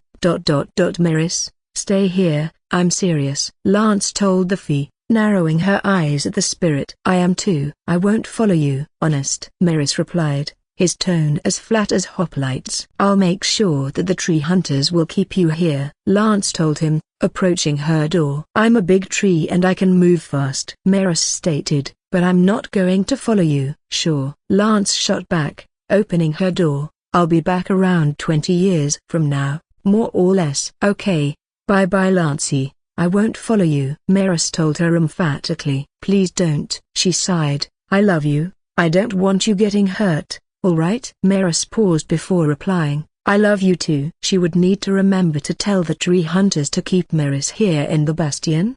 He was far too adventurous for a fee. It would be for his own good. She shut the door behind her, taking one last look at Maris before finally departing. He was a large oak tree, bigger than his neighbors, with some of his massive roots sticking up out of the soil. "Goodbye," she said once again, turning away to begin her trek. She walked a long while, her legs feeling chilly from the cool morning, until the heat of this short hike began to warm her up. Eventually, she came upon the clearing where she would meet the two of them, and here she would wait for an hour for the pair to appear. Lance had told them exactly where to find this place after they came back into the bastion. It was recognizable as well, for an Ahkoolis carpenter had been contracted to build a fountain here in the clearing, a short wall of red brick encircling the magnificent white marble construction. Flowers of all kinds surrounded the fountain, water lightly sprinkling the colorful petals as it spewed high in the air. No one but Lance was in the clearing. A broken bar. How many watchers had been slain that elves would be absent from this spot? It was usually a very popular gathering place, but she supposed that the potential end of the world and the several Death Day celebrations would likely be occupying everyone's time.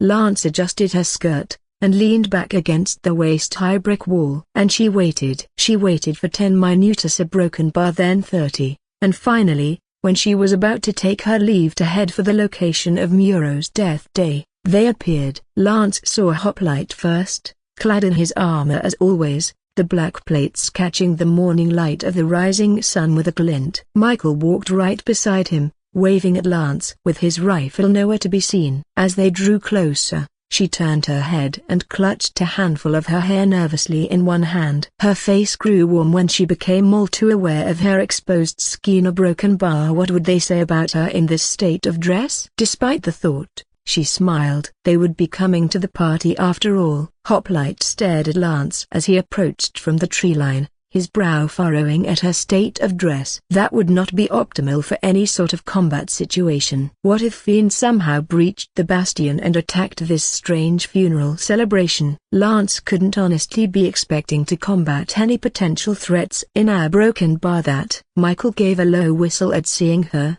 cocking a brow and turning to whisper at Hoplite. "She's actually pretty nice looking, ain't she, sir?" Michael whispered as the two Tennans continued to draw closer to Lance. "I mean a broken bar," Michael continued. "Technically those ears ain't really cosmetics, so broken bar, you know what? I'm gonna ask her if she wants to dance when we get to the party." Hoplite didn't reply. Lance stood awkwardly from her seated position on the short brick wall, the fountain behind her spewing its waters high in the air. That stream of liquid was easily twice Hoplite's height, and he found himself wondering for some reason if the water was safe to drink. A silly thought. The filters installed in his digestive system would remove any potential impurities. Why had the fountain drawn his attention so? He squinted beneath his helmet as a dim memory from his childhood replayed itself in his mind. Hoplite remembered a fountain similar to Thea's broken bar. It had been a hot day. His mother had been supervising him, telling him not to drink the crystal clear water or else he would get sick. There had been armed men watching them, keeping other people away from him as he played. For what reason, he could not recall. Strange, he hadn't thought about his mother in well over 200 years. A woman long dead by now. A broken bar. He continued to strain to remember other details about that day, but it was a struggle. It had been centuries since he had played in that fountain. Hoplite then felt a pricking in his chest when he found that he couldn't recall his mother's face. No matter how hard he strained, her face remained a blur. What was this dull pain he felt within? Had an organ healed incorrectly after his battle with Tuji? Surely that must have been it. But why did that pain fade whenever his thoughts drifted away from his mother? Thankfully his musings were derailed when Lance began speaking, Michael and Hoplite both coming to a slow halt within 5 paces of her. "I'm glad you both decided you wanted to attend," Lance said with a smile. "There are a lot of elves that wish to meet the both of you before we set off into the Fiendwood." Hoplite hadn't wanted to attend in truth. This was all Michael's idea. The young Marine had told him that it would be simply optimal to attend the party until its conclusion, then Hoplite could simply run Lance back to the pod immediately afterward to retrieve their gear. Michael had insisted that attending this party would be the fastest way to leave the bastion. Originally, Hoplite had wanted to leave immediately, but Lance would not budge. In her intent to attend this funeral, it had turned out that both he and Michael would need to stay for a day anyhow, as Michael was beginning to tire out and Hoplite had needed to restore his body mass. It had taken a lot of eating, but now Hoplite's body was finally back to its optimal weight. "Of course, hun," Michael said with a wink. "Say, you said this was gonna be a party, right?" Lance turned to Michael and nodded with a small smile. "Indeed it will be. The goal is to celebrate Muro's death. It is not the human way, I understand. I hear you all just gathered together to carry out the weeping together, but us elves tend to weep in private. After all the crying is done and over with, we party for the fallen's ascent into the next life as hard as we can." Michael grinned again. "Sounds you are broken bar awesome?" he asked after a moment of hesitation. Lance grinned back and nodded. "That is the idea. Yes, I'm surprised you view it that way." "So do ya wanna?" Michael began. "Where is the objective?" Hoplite said, cutting Michael off. Michael frowned at Hoplite but remained silent. Lance then pointed toward the elm tree. "We return the fallen to the roots of the elm tree, if that is what they desire." Muro always wanted to feed the elm. He always said that his body wouldn't do any good rotting in a box. Muro wanted it put to use. "So that's where the celebration will be." "Affirmative," Hoplite said, moving to pick up Lance and get going. He was surprised when she gave a small start and backed away. eyes going wide for a moment before she shook her head. What was the problem? Then Hoplite remembered. He had been at the border of what was known among the soldiery as a going Wendigo. Hoplite had been pushed to that point several times before, agreeably a broken bar when his rapid regeneration opened a black hole in his gut that inflicted a savage form of temporary insanity. A Hoplite could eat anything as long as it was biological. Due to the combination of the mutations and bionics they received, a majority of the time when a Hoplite had to regenerate, the wounds received wouldn't usually be enough to send them to that brink of madness. It actually took a lot of damage to put one in that state, a broken bar, the kind of damage Hoplite had received from that pillar-born creature. The Adium armor hadn't budged beneath 2G's blows, of course, but the intense shock had still traveled through the metal. Blood vessels had popped and organs had been torn asunder, his natural regeneration and the fleet of nanomachines within him being the only things holding him together. It was a good thing that Hoplite's bones were nigh unbreakable. The fight may have ended with 2G killing Hoplite had they not been coated in Adium. A recent installation that a broken bar had to have been about 20 years since Hoplite had been subjected to the burning agony of metal fusing to bone. That's not where I got them. His jaw clenched as he stuffed down the lie. Adium bones and rapid healing had likely saved Hoplite in that badly broken bar, yet it had left him dangerously close to going Wendigo. Thankfully, Hoplite had not succumbed to the deep pit of hunger within a broken bar, but he had been close. Way too close. Once a Hoplite did go Wendigo, a broken bar meat was the only thing that could satiate the endless dark abyss that would open in their stomachs. Flesh was always what a Hoplite would go after once they fell off the cliff of madness. Flesh from any source. Hoplite straightened his back, and slowly took a step backward. After that, Lance took a deep breath to steady herself, straightening her skirt and drawing her lips to a fine line. Michael scratched his beard then, taking a keen interest in his boots. "I'm sorry, Butte, a broken bar," Lance began after a long pause. "I would like to walk today." "It's just a broken bar." "Well, it just wouldn't be proper for me to be seen carried like that, especially in a dress like this." Hoplite doubted that was the real reason, or at least that it wasn't the main one. Then again, a broken bar elves, like humans, seemed to be uncomfortable around any kind of nudity. Maybe it would have been embarrassing for her if everyone at this party saw her undergarments. Still, the fact that Lance had seen him at the border of going Wendigo had to be a factor. Affirmative, Hoplite said. "We'll all run to the site then." Lance shook her head with a frustrated sigh. "I'm not going to show up to this party dripping with sweat." "There's nothing wrong with simply strolling our way there. The party doesn't begin until noon anyhow. If we leave at a comfortable pace now, we'll arrive there at the intended time. We need to reach the Fiendwood as soon as possible. Contact the elves that will be attending the party and tell them to start earlier." Hoplite began firmly before Lance cut him off.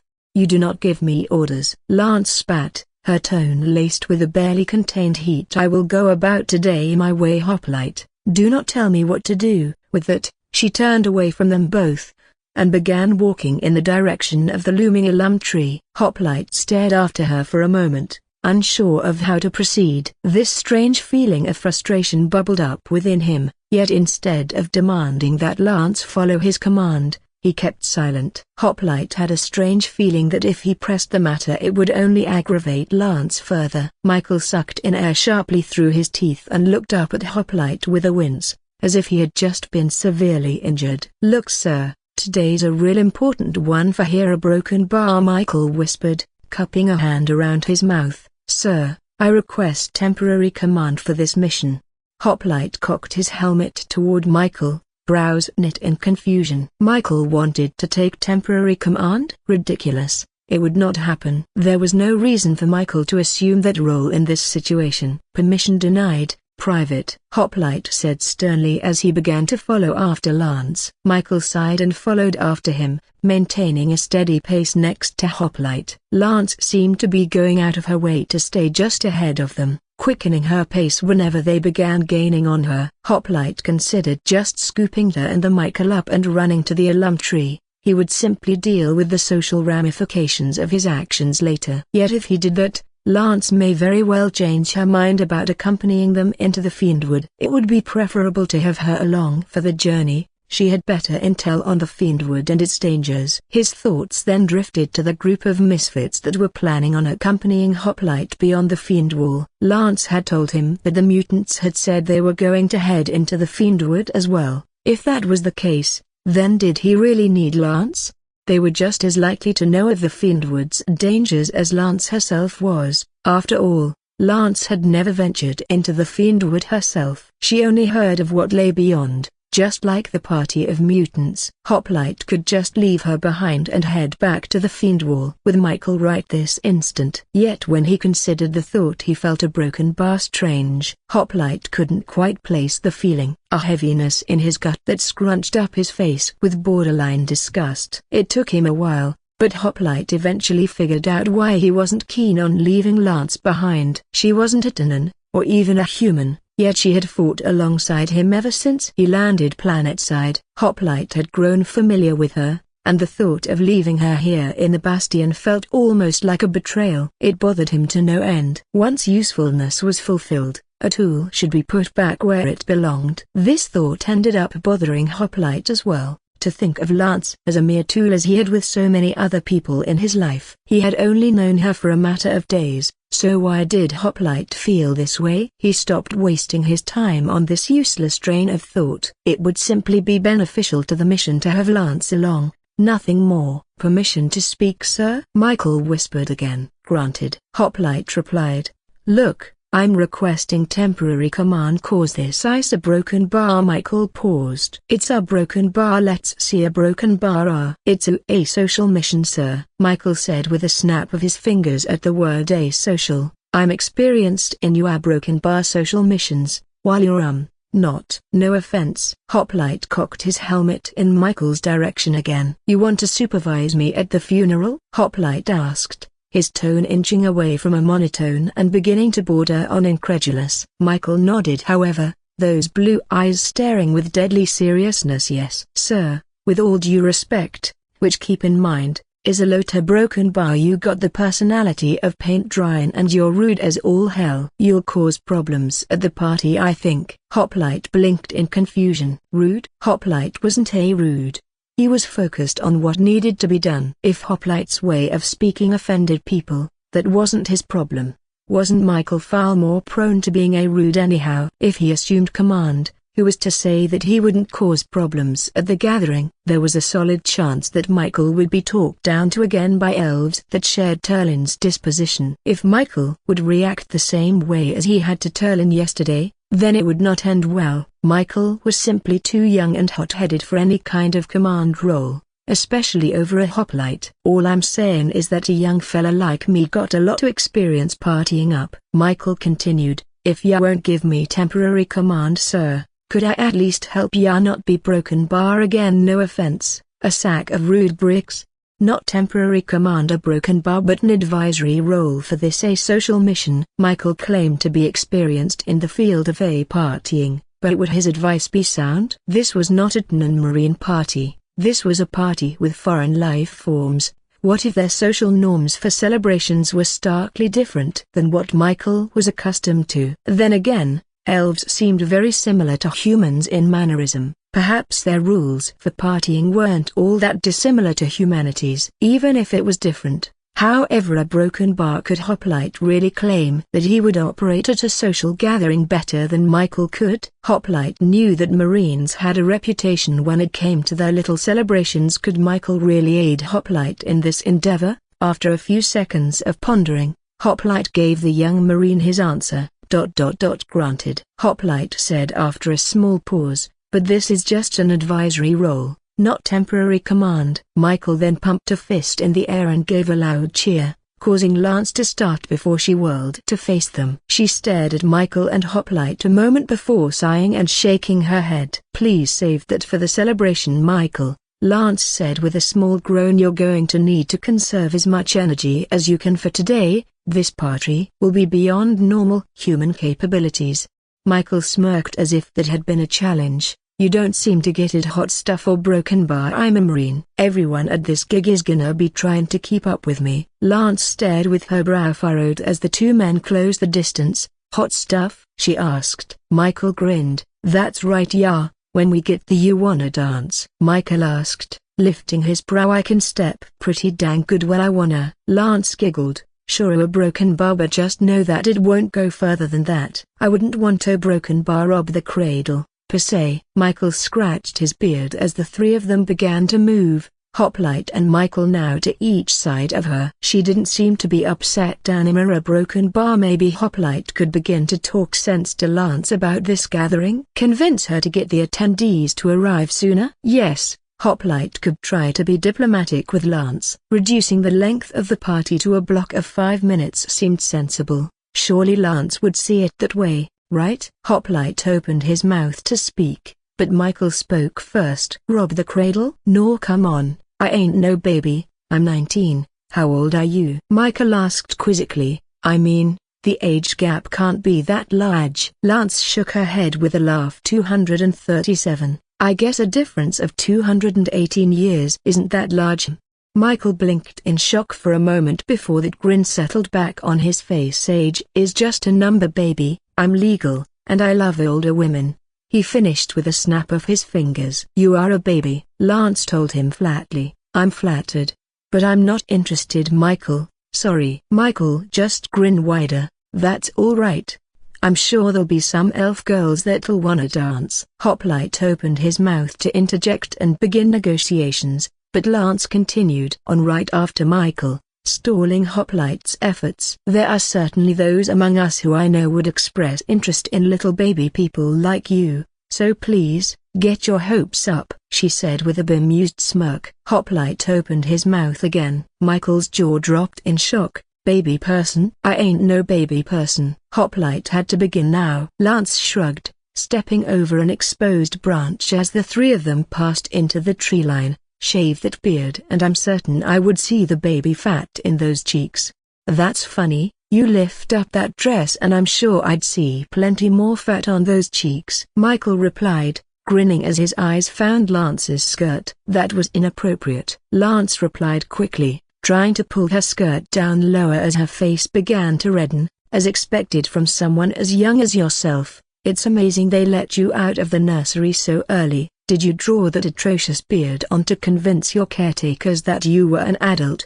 Michael's hand went to his beard, hand lightly stroking it as he frowned. This is all natural, hun. You are an all-natural baby, Lance replied flatly. That's why you were stuck in the nursery. Yeah, well, your face is an all-that-natural baby, Michael retorted just as flatly. Hot frustration bubbled up within Hoplite as each attempt he made to begin speaking was thwarted. Hoplite had had enough of this. Time to override this foolishness and begin negotiations. Right as he was about to cut Lance's response to Michael off, however, Hoplite shut his mouth. His instincts were warning him against both cutting her off and against trying to negotiate terms for the party. It was a sort of danger instinct, yet somehow Hoplite didn't feel that his life was at risk. When he put thought into why that was, he found himself picturing what Lance would say a broken bar, and none of it was good. Hoplite then decided that maybe it would be best to broken bar strategically withdraw from the idea of convincing Lance to shorten the length of the party. It couldn't have been up to her anyhow.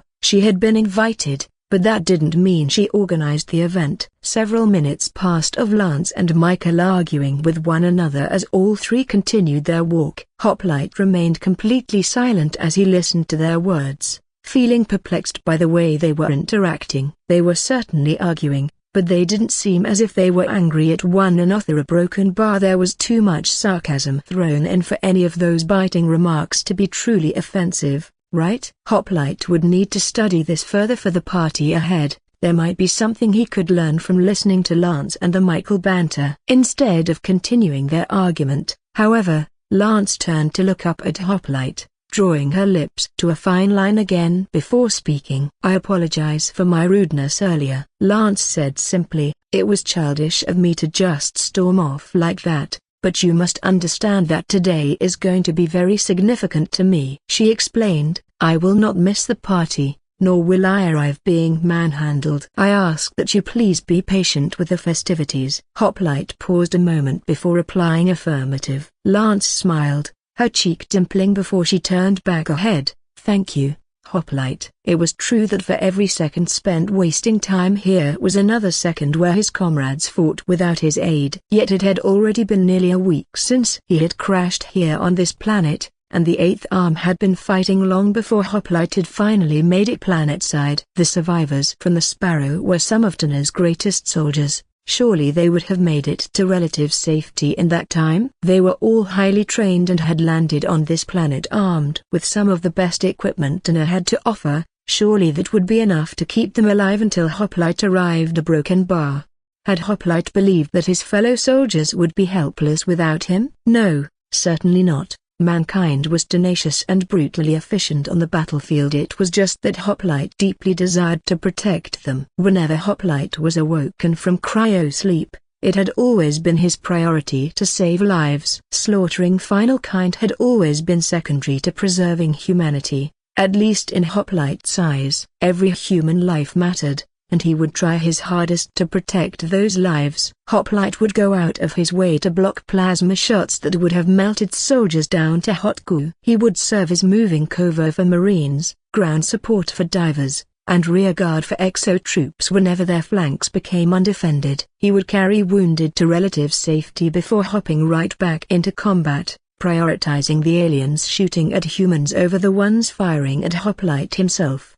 To Hoplite, saving lives has always taken priority. A broken bar. Why did he only realize that now? Hoplite supposed that he had just never thought about it before. When he was in combat, his thoughts had only been on the fight. Now that he had all this time to think outside of cryo, a broken bar, things like that were beginning to come to his attention more often. This wasn't a good thing by any stretch. The traitor, Hoplite 25, had been out of cryo for a long while too, before he had turned his back to the Eighth Armor broken bar. This had been while 25 was trapped on a rebel world, surrounded by nothing but traitors and their lies. At some point during that time, 25 had grown to despise Terna, and had begun to sympathize with the rebels. Would Hoplite turn on Terna as well if he kept having these overly long trains of thought? No, of course not. His loyalty to Longin was stronger than anything. Stronger even than Adium. But that footage couldn't have been faked. It was impossible. Rebellious thoughts would not invade his mind. A broken bar, not again. 25 was a traitor and the lowest of scum. Hoplite found himself gritting his teeth as he thought back to that mission, one that directly led to Hoplite's reindoctrination. 37 and a strike team of special operatives had been sent to retrieve 25 from the traitor planet, but the strike team had been wiped out, and Hoplite had been stranded planetside, much like 25 had been. At the time, Hoplite hadn't known that 25 had turned against Terna, only that his comrade was trapped and needed help. When Hoplite had finally found 25, however, a broken bar, that was when the traitor had begun planting strange ideas in Hoplite's head. Ideas that had needed to be cleaned out after Hoplite was saved from the clutches of 25 and his rebels. Hoplite would not need to be reindoctrinated again. Everything that 25 had told or shown him had been a lie meant to sway 37 to the rebels' cause. 25 had come dangerously close to succeeding but a broken bar, but the reindoctrination had helped Hoplite see that 25 himself was the one who had been tricked by the rebels. A broken bar. It was just unfortunate that 25 had never been captured for reindoctrination himself. Hours passed, Michael and Lance continuing to argue casually as Hoplite became lost in his thoughts. It was unfortunate that he took so much time to think. A broken bar, for Hoplite kept recalling what 25 had told him. Something absolutely impossible to imagine. A work of fiction the rebels had drummed up to rally disloyal humans to their cause. A dangerous fallacy that claimed something wretched of the Lord and Master of the Ternan Empire. A broken bar, something that was censored from any source of media to prevent the possibility of a mass rebellion. It claimed that a broken bar, that Lord Jin wasn't human. As Hoplite, Lance, and Michael all passed through the winding forest of the Bastion, Hoplite came to the realization that this forest was more like a city than he had previously observed. Many of the trees they passed were occupied by elves, the trees having been fitted with doors and windows. When these doors and windows were left ajar, Hoplite could see that the interiors of these trees had been hollowed out for living space. Many of the elves who lived in these homes were out and about, seemingly wandering the forest blindly at first glance. Elves of all ages passed through the bastion, from elders with crow's feet just beginning to show, to pointy-eared toddlers that stared in wonder at Hoplite as the group continued toward the elm tree.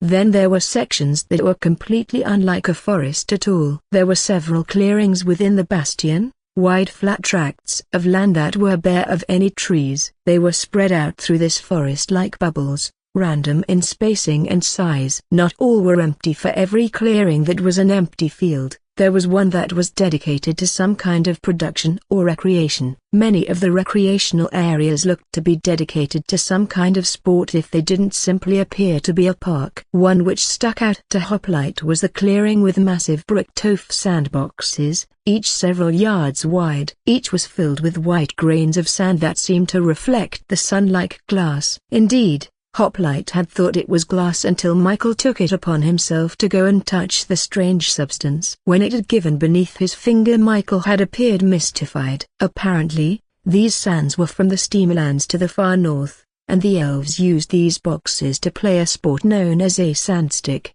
Why it was called sandstick, Hoplite had no idea, for there were no sticks in or near the sandpits. Besides the recreational zones were clearings that looked to be used for industry and commerce. Some looked like trade hubs and marketplaces, the stalls unmanned but displaying whatever they would have been selling that day. Others were blacksmith shops, potters, tailors, and everything in between. These businesses were all contained in buildings of grey stone bricks, as opposed to wood. Strange, the elves seemed to prefer living in trees. So why didn't they want to use them for their businesses? Perhaps there were simply too many fire hazards. After all, you wouldn't want a blacksmith to set up shop inside a tree. Was every tree in the bastion a house? Were they the same moving ones he had seen before? Why would such animals be content with letting the elves live within them? They had to have been domesticated somewhere broken bar. Or perhaps they really were just trees, able to be moved by the fee inhabiting them.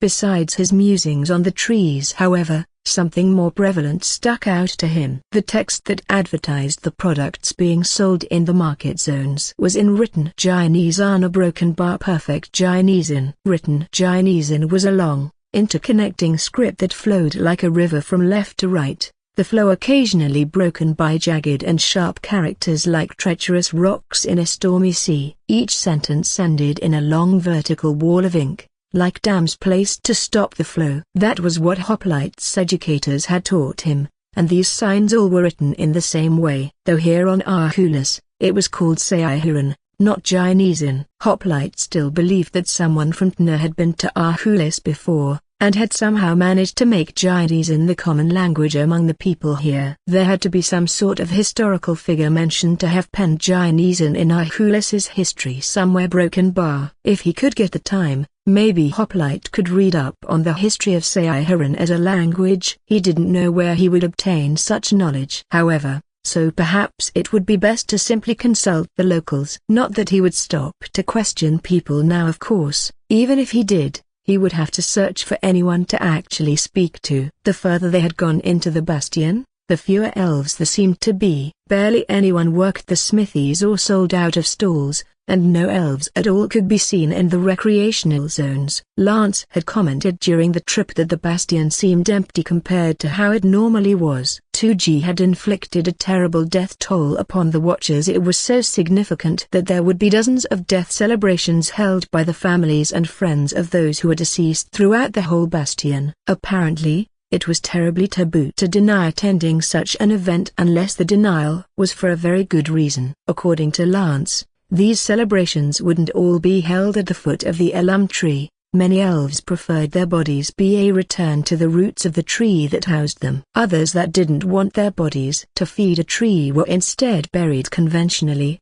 in a coffin. This was rare, however, for the wood had to be imported from other lands. Elves hardly ever used wood from their own forest for any kind of crafting, unless the tree gave consent. How a tree could give consent to being carved up, Hoplite didn't know. Eventually, They finally broke the tree line to come into the field of roots surrounding the elm tree. It hadn't changed much from when Hoplite had seen it last, the massive black roots snaking around the wide open field like tendrils. Some were thick and as tall as a building, while others were only the same height as Hoplite. Wide spaces separated the largest roots, these spaces being completely devoid of any plant life. The loose dark soil between them looked incredibly damp, and was nearly as black as pitch. Nearly as black as the bark of the looming elm itself. Hoplite craned his head upwards to observe the towering creature, seeing that the sun had been completely eclipsed behind its high and thick trunk. The light of the sun warped around the top of the elm,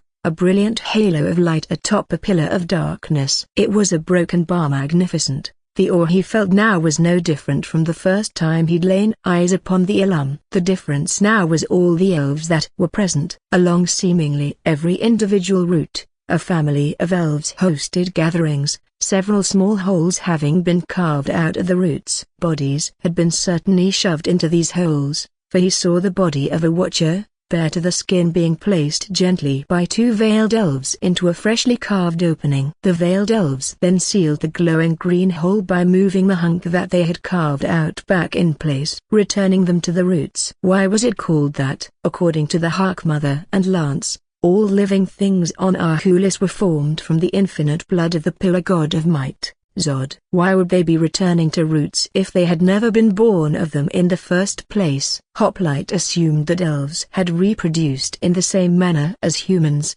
given the obvious similarities in biology the two species shared.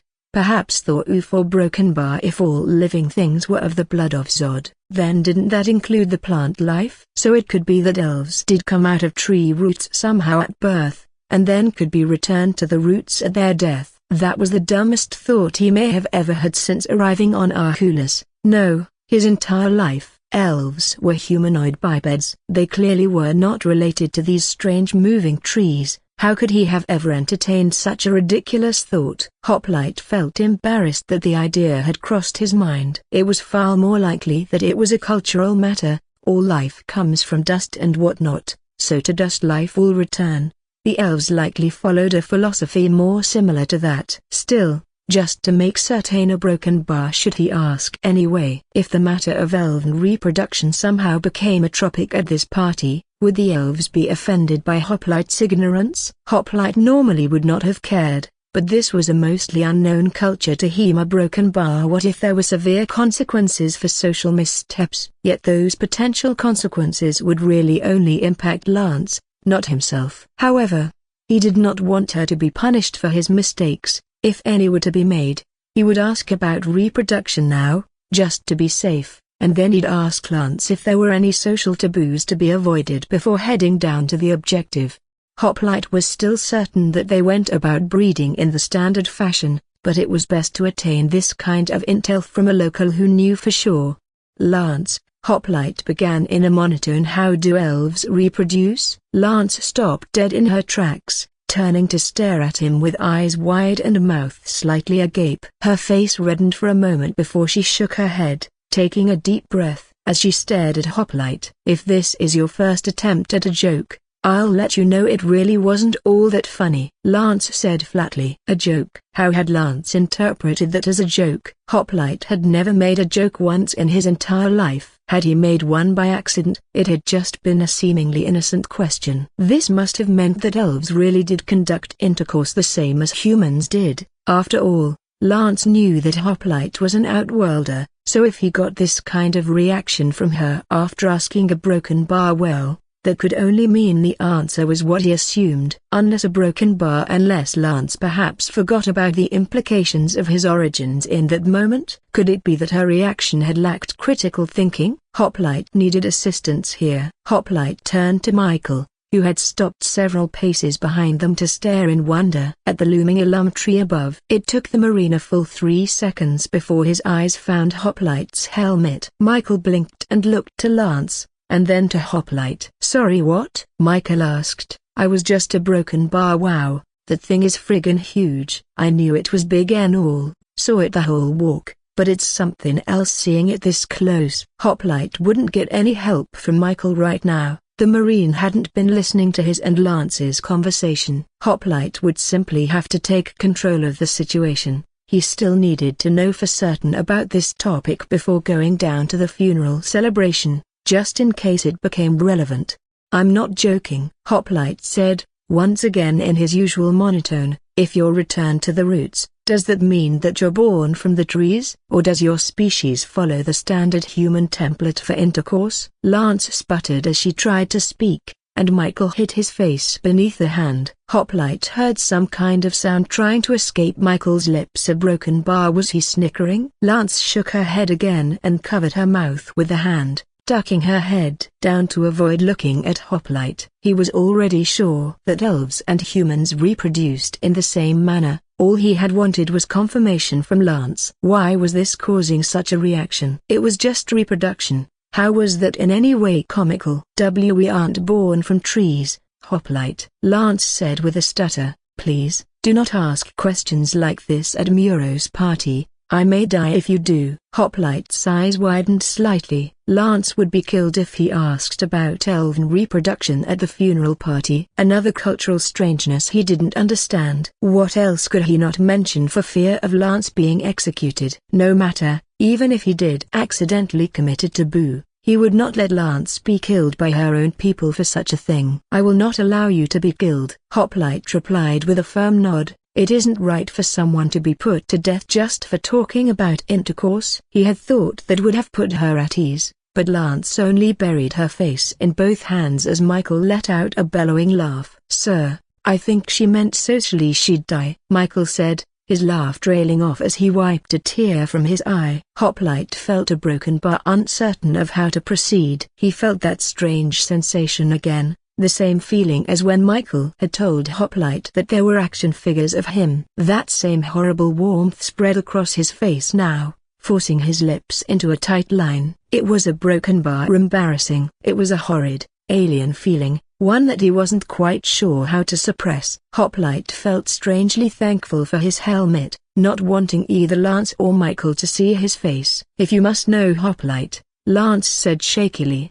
her voice somewhat muffled by her hands, "we're broken bar. We go about it the same way humans do." Affirmative, Hoplite replied after a moment. Michael then burst out laughing again, bowling over and clutching his stomach as if he had been gut-shot. Soon, the embarrassment Hoplite had felt turned to irritation as Michael's laugh echoed seemingly all throughout the Valley of Roots. Surrounding elves all turned to look at the source of the obnoxious laughter, seeing Michael, Lance, and Hoplite all standing right at the tree line. It would have been impossible for Michael or Lance to see the faces of the different groups of elves, but with Hoplite's camera, he was capable of seeing the looks of confusion and irritation on their faces.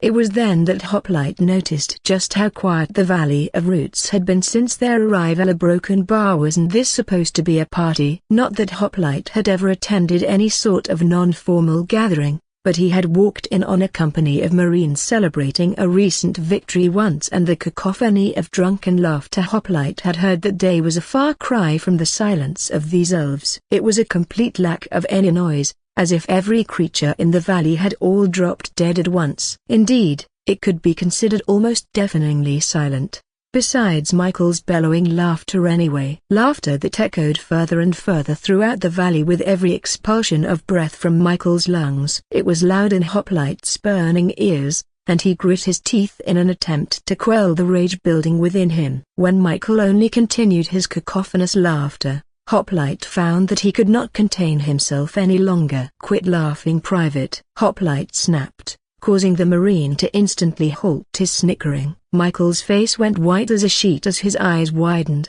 looking almost as he had when Hoplite had dragged him from the rubble. "So yes, sir," Michael declared, becoming straight as a board and locking his arms at his sides. "Will not happen again, sir." Hoplite took a deep breath to help rein in his anger. Why had that irritated him so much? Hoplite would not have cared about something so trivial just a few days earlier. A broken bar. His emotions seemed to be beginning to break free from the clenched fist of his steel discipline. He had been out of cryo for too long now, a broken bar far too long. He zoomed back in on the crowds of elves, seeing that they had returned to their own business, no longer looking toward the three newcomers. There had to be hundreds of elves in the Root Valley, all hosting their own individual celebrations. Thankfully, most of the elves would not have been able to see the three of them, either by way of distance or by obstructing routes. When Lance finally lifted her head up from her hands, she let out a suffering sigh. Please, don't ask about a broken bar. Inappropriate things like that at the party. A broken bar, or at least wait until everyone gets drunk first, Lance said with a shake of her head. Hopefully everyone would forget about it by morning, and with how many elves are gathered around here now. A broken bar, Lance said, motioning a hand over the tree-shadowed valley. With this many people gathered, there is bound to be some party crossover. A broken bar. This will be a death celebration to end the ages. There hasn't been a gathering of elves celebrating death like this since the end of the Akandari expansion war. She continued, tilting her head back to look up at Hoplite, her face darkening as her voice took on a deadly serious tone. You must be ready. Normal humans do not have the capability to withstand such an event. Michael looked to Hoplite before back to Lance, not relaxing his posture an inch. Permission to speak, sir? Michael asked, his firm tone only shaken lightly by uneasiness. Granted. Hoplite replied curtly. Lance, this whole celebration thing ain't gonna kill us, all right? Michael said assuringly. It ain't nothing to worry about. I mean, look, Michael continued with a gesture at the silent elves, you all ain't even doing nothing. Lance sighed, drawing her lips to a fine line before narrowing her eyes at Michael. Parties at the alum tree area broken bar unique, she said after a short pause. Just be ready, she continued, a sly smile creeping onto her face. You'll know when it happens, she said, excitement creeping into her voice. You especially, Hoplite. Word has likely spread by now about you slaying the Pillarborn. There'll be a lot of partygoers that want to thank you and congratulate you, a broken bar, both for slaying a Pillarborn and avenging their kin. Hoplite and Michael both looked at one another, the Marine's brow furrowed. Hoplite knew exactly what Michael was worried about, a broken bar, something that Hoplite would need to negotiate with Lance, despite his hesitation earlier.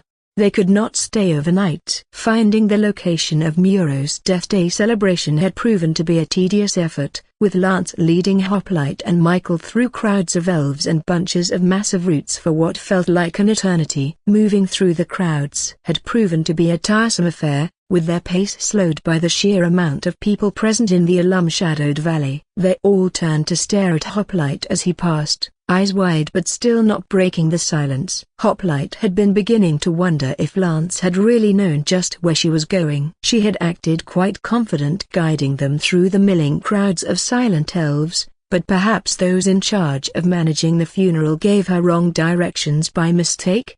Hoplite pondered this possibility until finally, they crested the top of a tall root cluster overlooking a wide field packed to the brim with mourners. The recognition on Lance's face all but confirmed that this was the place the funeral would be held. The area was completely encircled by the roots, trapping all below in a bowl of black dirt. Decorations and confections had been set up, as they had been across the other gatherings they had passed by before finally arriving here. Long rows of tables with a thin lightish green cloth laid over top of them separated the crowd in the rout bowl into three sections. The tables stretched from end to end of the wide field, connecting to the large roots surrounding the elves. In actuality, Hoplite realized, these weren't really tables, just thin sections of rout that the elves had taken to using as furniture. The top of the table roots seemed flat enough to give the food a stable surface. A broken bar, maybe the elves had gotten a consent from the alum tree to carve these particular roots flat.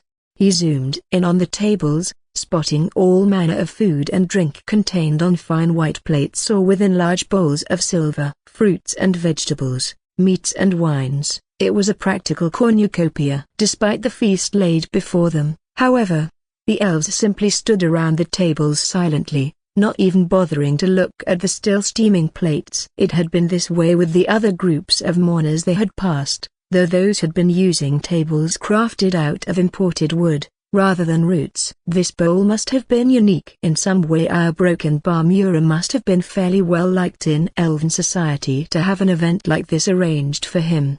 Would all the elves down there come and try to talk with him?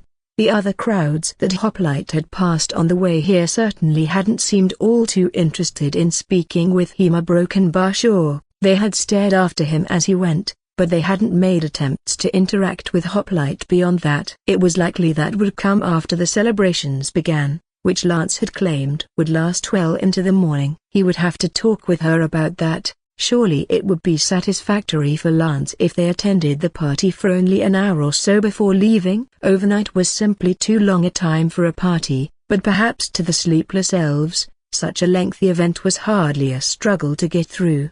"This is the place," Lance said, letting out a nervous-sounding sigh before turning to the Teutonans. "All right, when we enter the bowl and merge with the crowd, remain silent." She finished with a stare for Michael, her green eyes locked onto the young man intently. Michael stared back flatly at her before shaking his head in disbelief. "You tellin' me that this," Michael whispered with a gesture for the crowd of quiet elves below, "is supposed to be a party? What, are we just supposed to keep quiet all night?" "That sucks." "Of course not," Lance snapped back quietly. "We don't begin until you hear the Harkmother's voice in your head." Michael frowned, as did Hoplite beneath the helmet. Hearing the Harkmother in his head? Hoplite did not have the necessary bionic implant for telepathic communication installed. But even if he did, the Harkmother certainly couldn't. He had to stop himself from dismissing the idea of elven telepathy completely. This was a different world in a different realm, with rules that he scarcely understood. Perhaps she really could project her voice to his mind? An uncomfortable thought. For if she could speak in one's mind, what else could the Harkmother do? Could she implant subliminal messages? Wouldn't other elves recognize that for what it was and accuse her of attacks on the mind? Or perhaps she could even melt brains? Hoplite had no idea. These elves were potentially far more dangerous to Hoplite than he had initially thought. Then again, a broken bar. All the elves seemed to think slaying a Pillarborn was an impossibility, yet Hoplite had done it. If they couldn't kill Tucci, then they likely couldn't neutralize Hoplite, at least not easily. Had the Harkmother been capable of melting brains from a distance, there wouldn't have been too much concern for Tucci, yet she hadn't come to try and deal with the threat by way of her aforementioned hypothetical brain-melting abilities. Maybe Turlin could melt brains, and that was why he had come after Tucci. But if Turlin had really been frightened of Hoplite as he suspected a broken bar, then could Turlin really cook internal organs? "Hoplite?" Lance asked, patting his elbow plate to get his attention. "No speaking," Hoplite replied, to which he received a relieved nod from her and a scoff from Michael. "Sir, please don't tell me that you actually believe this crap. I thought you came to terms with our situation private," Hoplite told Michael, cutting him off. "For now, keep an open mind. We're learning as we go." "Yes, sir," Michael said, exhaling and clicking his tongue as he stared down at the gathering of elves. They were all dressed in formal attire cut from the same cloth as Lance's garb, though theirs seemed to fit better for the most part. They seemed as individual leaves, gently shifting in a breeze across the field as they only rarely moved. "Guess we should head down the Michael asked, first looking at Hoplite, then to Lance. Lance pursed her lips, before looking up at Hoplite one last time and saying, "Please do not ask about sex," she said, cutting off every word with a sharp pause, maintaining an unblinking stare focused purely on Hoplite. Hoplite nodded, and Lance breathed a sigh of relief. "All right, let's head down there. It shouldn't be long now before she begins to speak." Again, celebrations at the alum area broken bar different than the ones normally held. "Just be ready." Again, Hoplite and Michael both looked at one another, with Michael now looking somewhat concerned. "What do you mean? How is it different?" Hoplite asked, turning back to Lance. "Is it our broken bar magic?" The words were strange coming off his tongue, but he had to know. "Not exactly," Lance said. "I'm not really sure if it is or not, but being around the alum during a celebration has a broken bar interesting effects on the mind." "Nothing dangerous, mind you," she said quickly, "just that you'll end up feeling deeply at peace." "Some kind of narcotic in the air," Hoplite said. "My suit will filter that out." "Private, did you bring an environmental mask?" "Yes sir, have it in my tack pouch," Michael said, reaching down to pat a small Kevlar sack tied to his waist. "Full face or partial?" Hoplite asked, prompting Michael to pull the mask from the pouch. "Full face, Mark III ballistic glass," Michael replied, holding it up for Hoplite to see. One of the sturdier models to be sure. The glass was opaque and dark on this side, but Michael would be able to see out of it just fine once he put it on. Mark III meant that it would be capable of withstanding small arms fire without suffering any cracks, but a direct plasma shot would melt right through it with hardly any issue. A Mark IV would have been preferable, but Mark III was still the standard and Hoplite could hardly blame Michael for having standard issue equipment. "It isn't a drug," Lance whispered. "You won't feel any euphoria from the effect itself. You'll just feel completely at ease." "Yes," Hoplite replied flatly, "like a drug. I don't know if it's some kind of pollen or something else entirely, but we will not become intoxicated in any way with our filters." Sir?" Michael asked. "I'll equip the mask, don't get me wrong, but I don't know if these can deal with pollen." Hoplite cocked his helmet towards Michael, somewhat baffled by the young man's words. "Private, that mask can keep you breathing in the vacuum of space, why wouldn't it keep out pollen?" Hoplite asked, his brows knit. Did the mask have some kind of flaw in it? Perhaps the filter had been damaged in Michael's crash. Michael's jaw hung open for a brief instant before snapping shut, his face slowly turning a shade of bright red. I didn't think about that, sir," Michael said with a slight stutter. It was just a purely human error then. The mask wasn't compromised in any way. That was reassuring.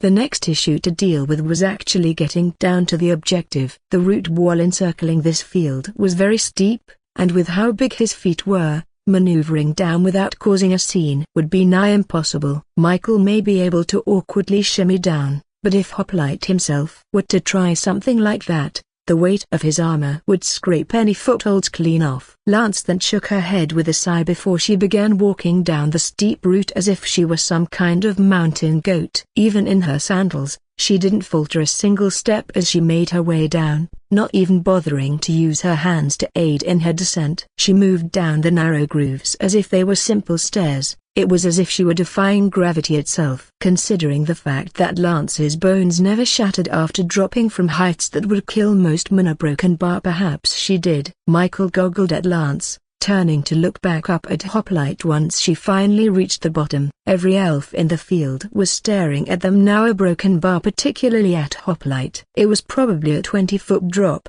something he could easily withstand even outside of his armor, but the sound of his landing might be offensively loud. Yet Hoplite found that he didn't really care. He wasn't speaking to disturb the silence, therefore he wasn't really breaking any kind of rule. Lance couldn't honestly expect him to scrape his way down the alum route. These elves were far more likely to take offense at his potential damaging of the tree, rather than a simple jump onto some soft soil. Now, what to do with Michael? Hoplite could simply pick him up and carry him with the jump. A broken bar, but that could be jarring, and Hoplite would rather not risk injuring Michael in any way.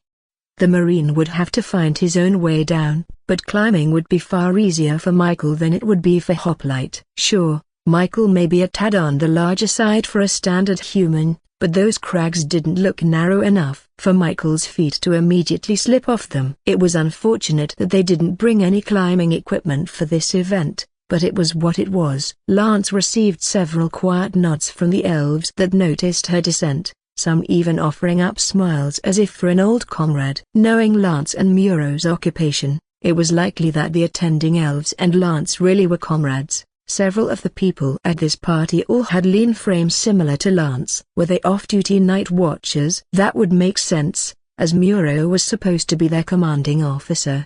He must have been looked upon fondly to have so many people attending his funeral. With that thought, Hoplite leapt from the top of the route, clearing its bulk and aiming for a landing behind Lance. As she approached the crowd of elves, Michael gasped as Hoplite's feet left the route, falling like a brick toward the soft earth before colliding with a dull crash. His armored boots sunk a couple of feet into the soft soil, the impact kicking up small clumps that flew far, only barely missing the gathered crowd of elves by inches. Lance was, unfortunately, a fair bit closer than that. Clumps of soft dirt collided with the back of Lance's dress, with a particularly large chunk hitting her directly in the back of the head. The blow knocked her off balance before she fell flat on her face before the crowd of elves. The crowd's necks all strained, as if they were all forcing their jaws to be clenched shut to prevent gasps. Hoplite pulled his feet free of the soil, running to Lance across the short distance between them to come kneeling at her side. Had he given her a concussion, Hoplite would have to carry Lance to someone capable of treating her if so. He grabbed her shoulder,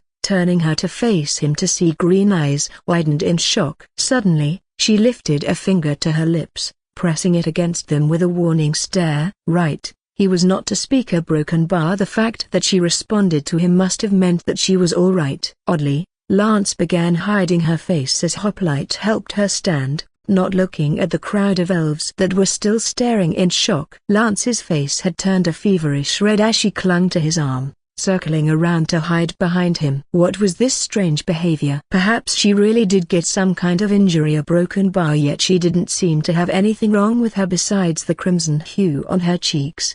Hoplite blinked. Her face wasn't red from trauma, it was red because she was embarrassed. Just as Hoplite had been earlier. He had just humiliated Lance in front of several of her colleagues. A small pit of guilt formed in his chest, and suddenly he felt as if he too would like to go unseen before these elves. Only for the briefest of moments, but the feeling had definitely been there. Hoplite was growing sick of these emotions. They needed to be suppressed before they became a bigger problem. He could not serve Lord Gin properly if he became a person again. As Lance began plucking out clumps of dirt from her pitch-dark hair, Hoplite thought on the words of Cryo Officer that he had eavesdropped on a long time ago. The longer they're out of the fridge, the less stable they get, was what that man had said, though Hoplite had lacked the previous context to know if the Cryo Officer had been truly referring to the Hoplites or not.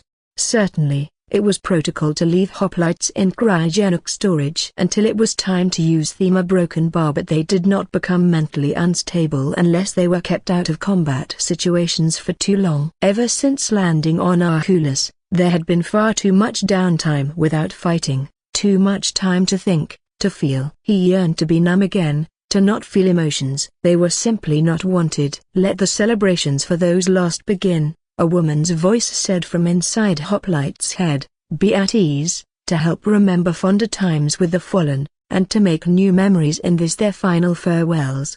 Hoplite blinked in confusion when he heard what had to be the Harkmother's voice, cutting off his previous train of thought completely. It was strange, as if he had heard the words yet not with his ears. It had simply flowed into his thoughts like a crystal clear stream. A broken bar, and he felt a broken bar. A broken bar. Hoplite took a deep breath, holding it in for a long moment before finally releasing it. Lance let go of him to stand straight, the redness from her face fading as she began wiping away the dirt that clung to the leafy fabric of her dress in an almost casual manner. Hoplite felt a broken bar. That wasn't exactly pleasant. I'm glad the Harkmother decided to get started a bit early. I think I may have been about to cry, so good timing on her part. Lance said with a small smile. It feels nice, doesn't it? She asked, turning to look up at Michael.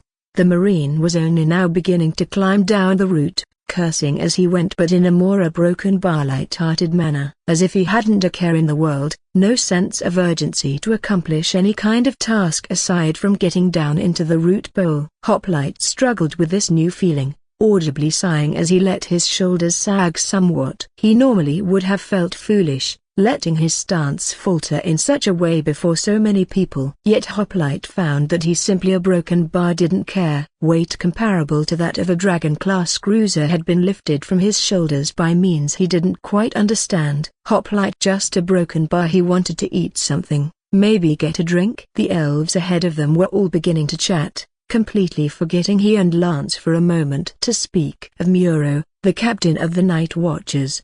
Hoplite picked up on all kinds of things from the flurry of conversations. The time Muro had met the Dragon of the East and walked away alive, when Muro had dealt the final blow to end the Ahkoolis expansion war, and unearthed a broken bar, a accomplishment that involved 3 female dwarves. From the snippets he caught, Hoplite determined that Muro had outdrank the 3 dwarven women, and after that, Had A outlasted them? Whatever that meant.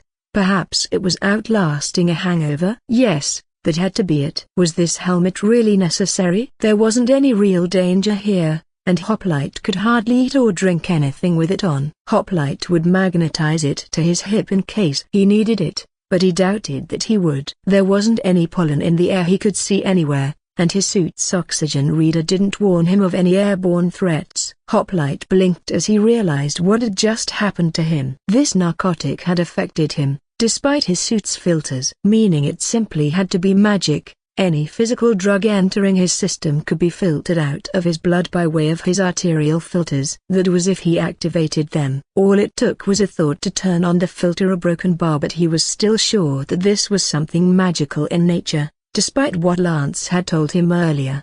After all, it would take some kind of magic to make him feel this way, to make Hoplite feel a broken bar. At peace, Hoplite struggled with himself, his near-constant sense of caution and suspicion having completely faded away to be replaced with an overwhelming sense of pure ease. His shoulders were slackened, at least they felt slack to him. To any onlookers, Hoplite's stance likely didn't appear all too different from how he normally held himself. Yet even if he had looked unprofessional, Hoplite found that he could hardly bring himself to care. It wasn't really a big deal, right?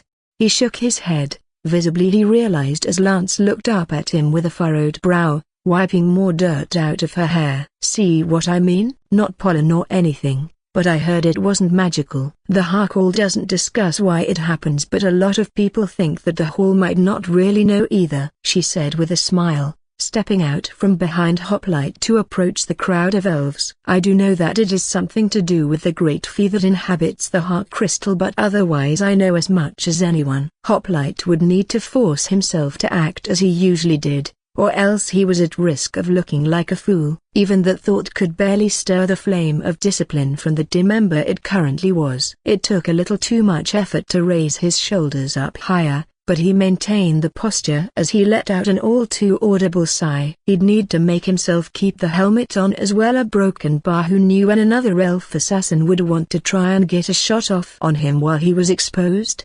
Again, he found that possibility to be a non-issue. Hoplite was hungry, and his adium-coated bones would ensure that any primitive crossbow bolt couldn't penetrate deeper than his skin. Even if they were poisoned, he'd just need to activate his blood filters like last time. It would be more optimal for him to simply eat and drink here, as opposed to latter a broken bar, right? The more he thought about it, the more it seemed a good idea. Again, it was the effect of the strange magical narcotic putting him at ease, tainting his thoughts to make him vulnerable. What if an assassin was aiming for his jugular, rather than his skull?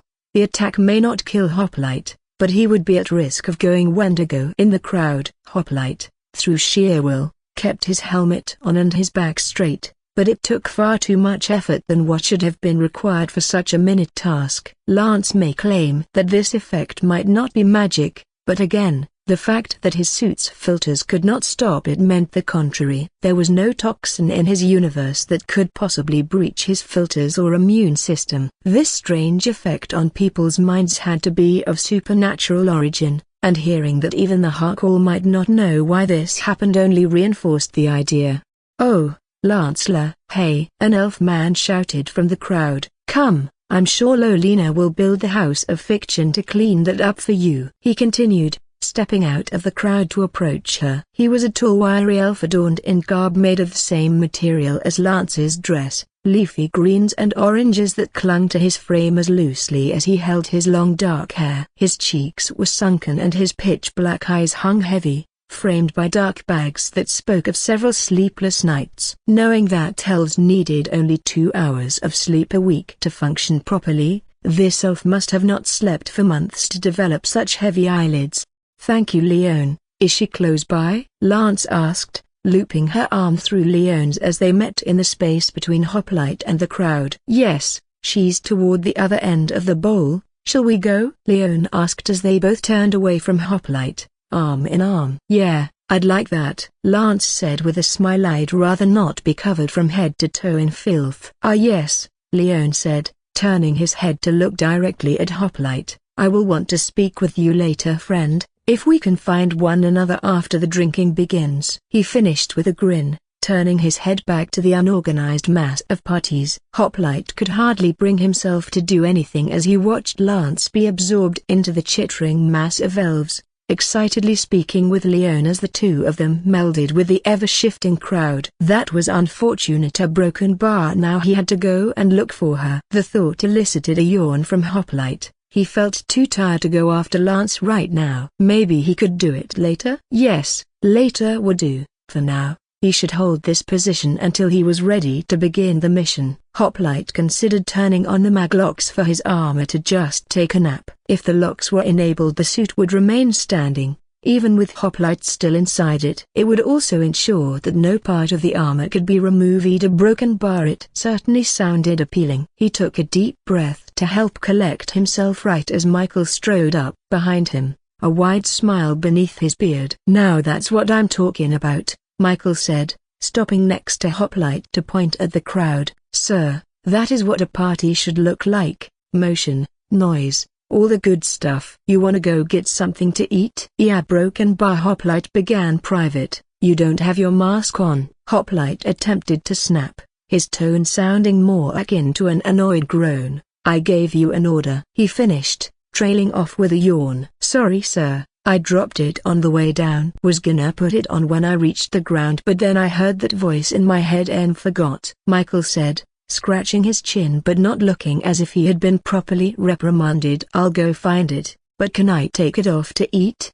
Hoplite blinked and nodded. "Yeah, sure," Hoplite said. Yeah, sure?" That wasn't the kind of way a Hoplite should speak to a soldier under his command. It was unprofessional. Yet again Hoplite found that it was no big deal to simply let that one slip go. No one was going to care that he said a couple of unprofessional words to a subordinate, right? "We should go and find Lance. She's somewhere in the crowd," Hoplite said with a lazy yet still somehow stiff gesture towards the milling mass of elves, "either now or later." Hey, wasn't the crowd a bit bigger than it had been before? It certainly seemed that way, but it wasn't. Not really. It was just that the crowd was now stretching out towards Hoplite. The massive wave of bodies seemed to be coming to interact with him, based on the curious twinkle they all had in their eyes. They flooded out toward Hoplite, like a sharp-eared tsunami looming to engulf all in its path. Normally, the mass of people coming to speak with him would have been a social nightmare that Hoplite would do anything to escape from, but under this magical narcotic,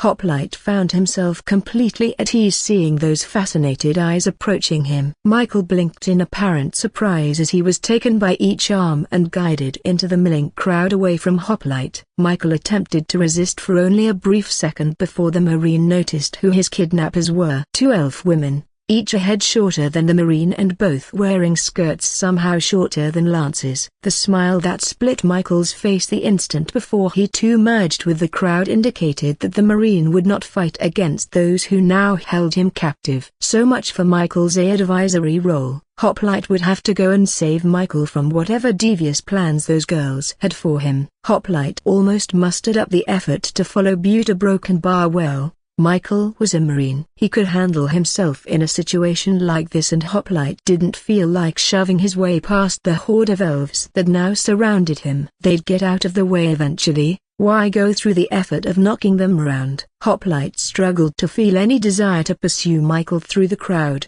merely standing still and giving a small shrug of his shoulders when he found that he couldn't summon up the will.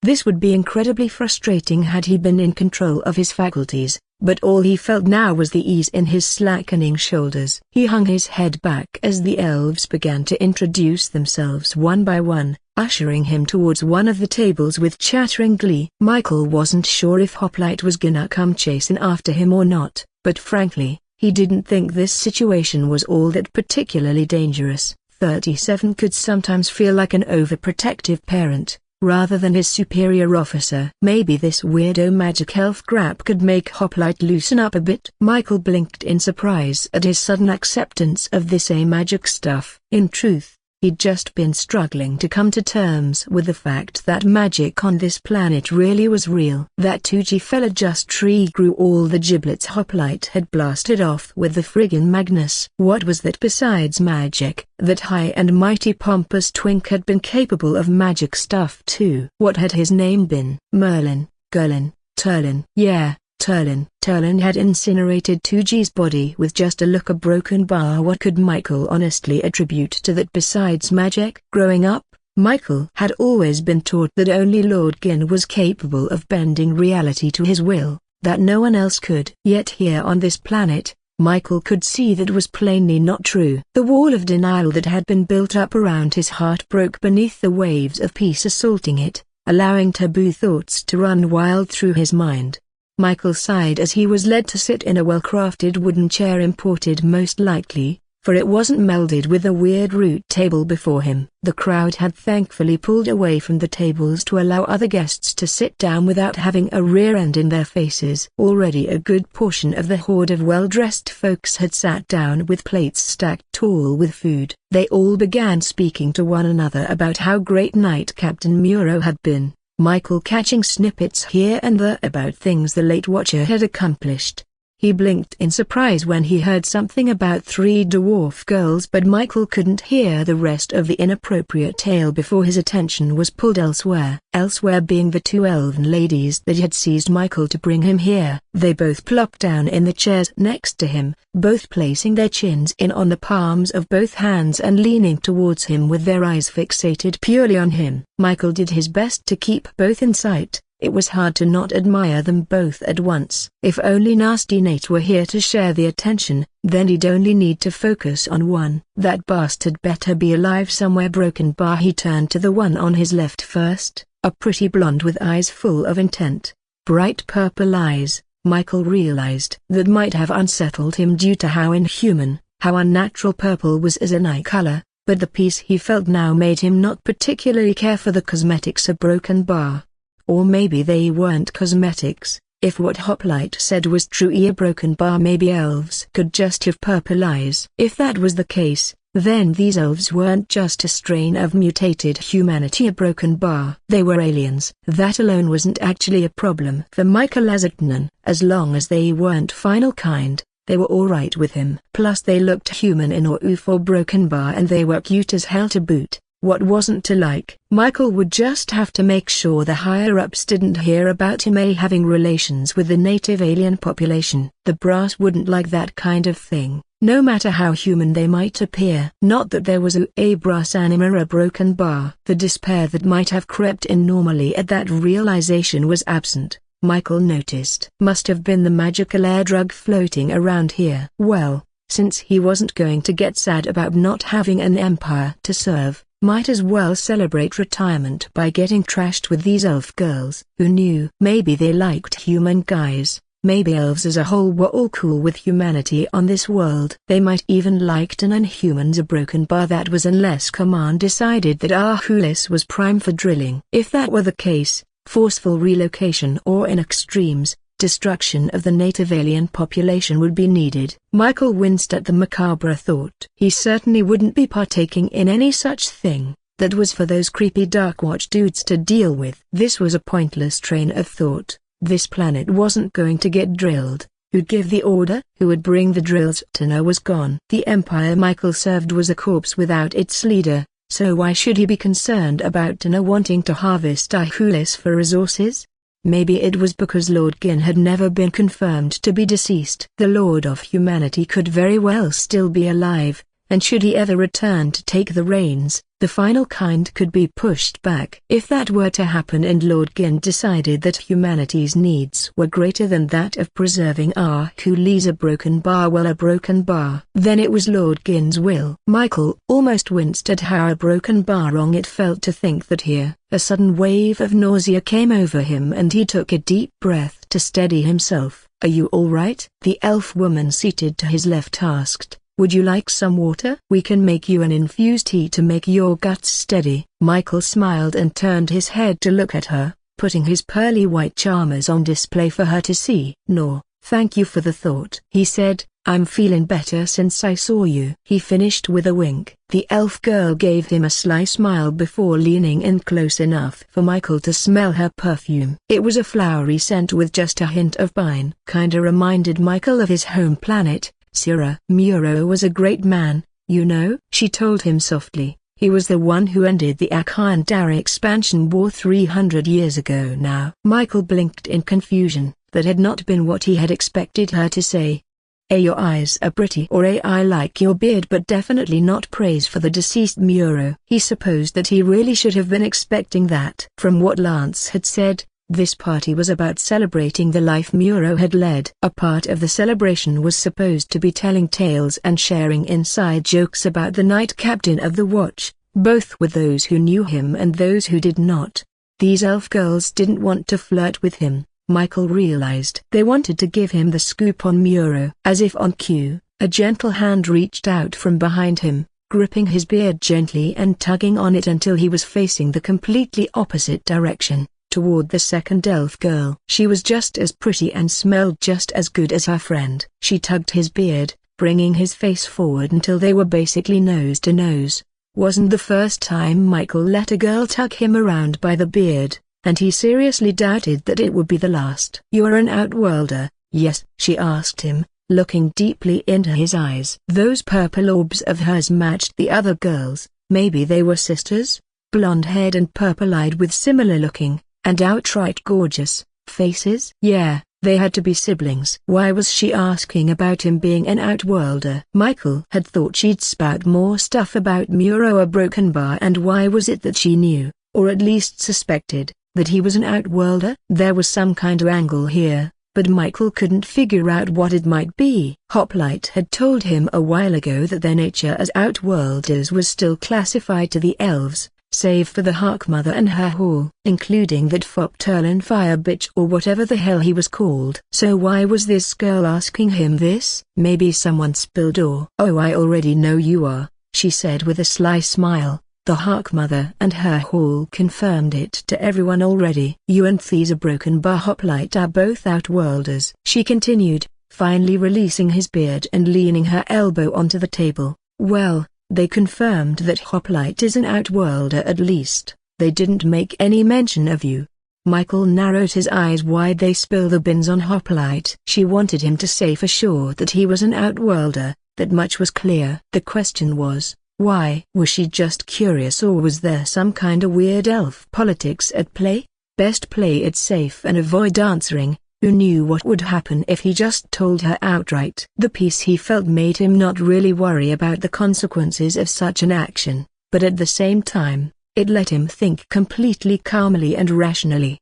The rational thing to do was not to answer, at least for now. "So are purple eyes normal for elves, or is it just you two?" Michael asked, leaning away from her and turning his attention to one of the plates at the center of the table. He grabbed it with a small smile, turning to spare a glance for the elf girl who had tugged his beard. Her lips were drawn to a fine line for a brief instant before she answered. "Purple is a rare color for our species, but it is particular to Fjord elves only," she told him quickly. "Now, about your otherworldly nature." Michael stood up from his chair slowly, taking the plate and giving the elf a wink. "I'm gonna go get this stacked up." "I'm a hungry fella. You ladies wanna come join me?" he asked with another wink. The two elf girls stared at one another for a long moment before they both nodded in unison. Lance gave a sigh of relief as the muck from Hoplite's fall was swept away beneath the power of Lolina's magic. The House of Fiction, or Unity, was particularly effective at helping others,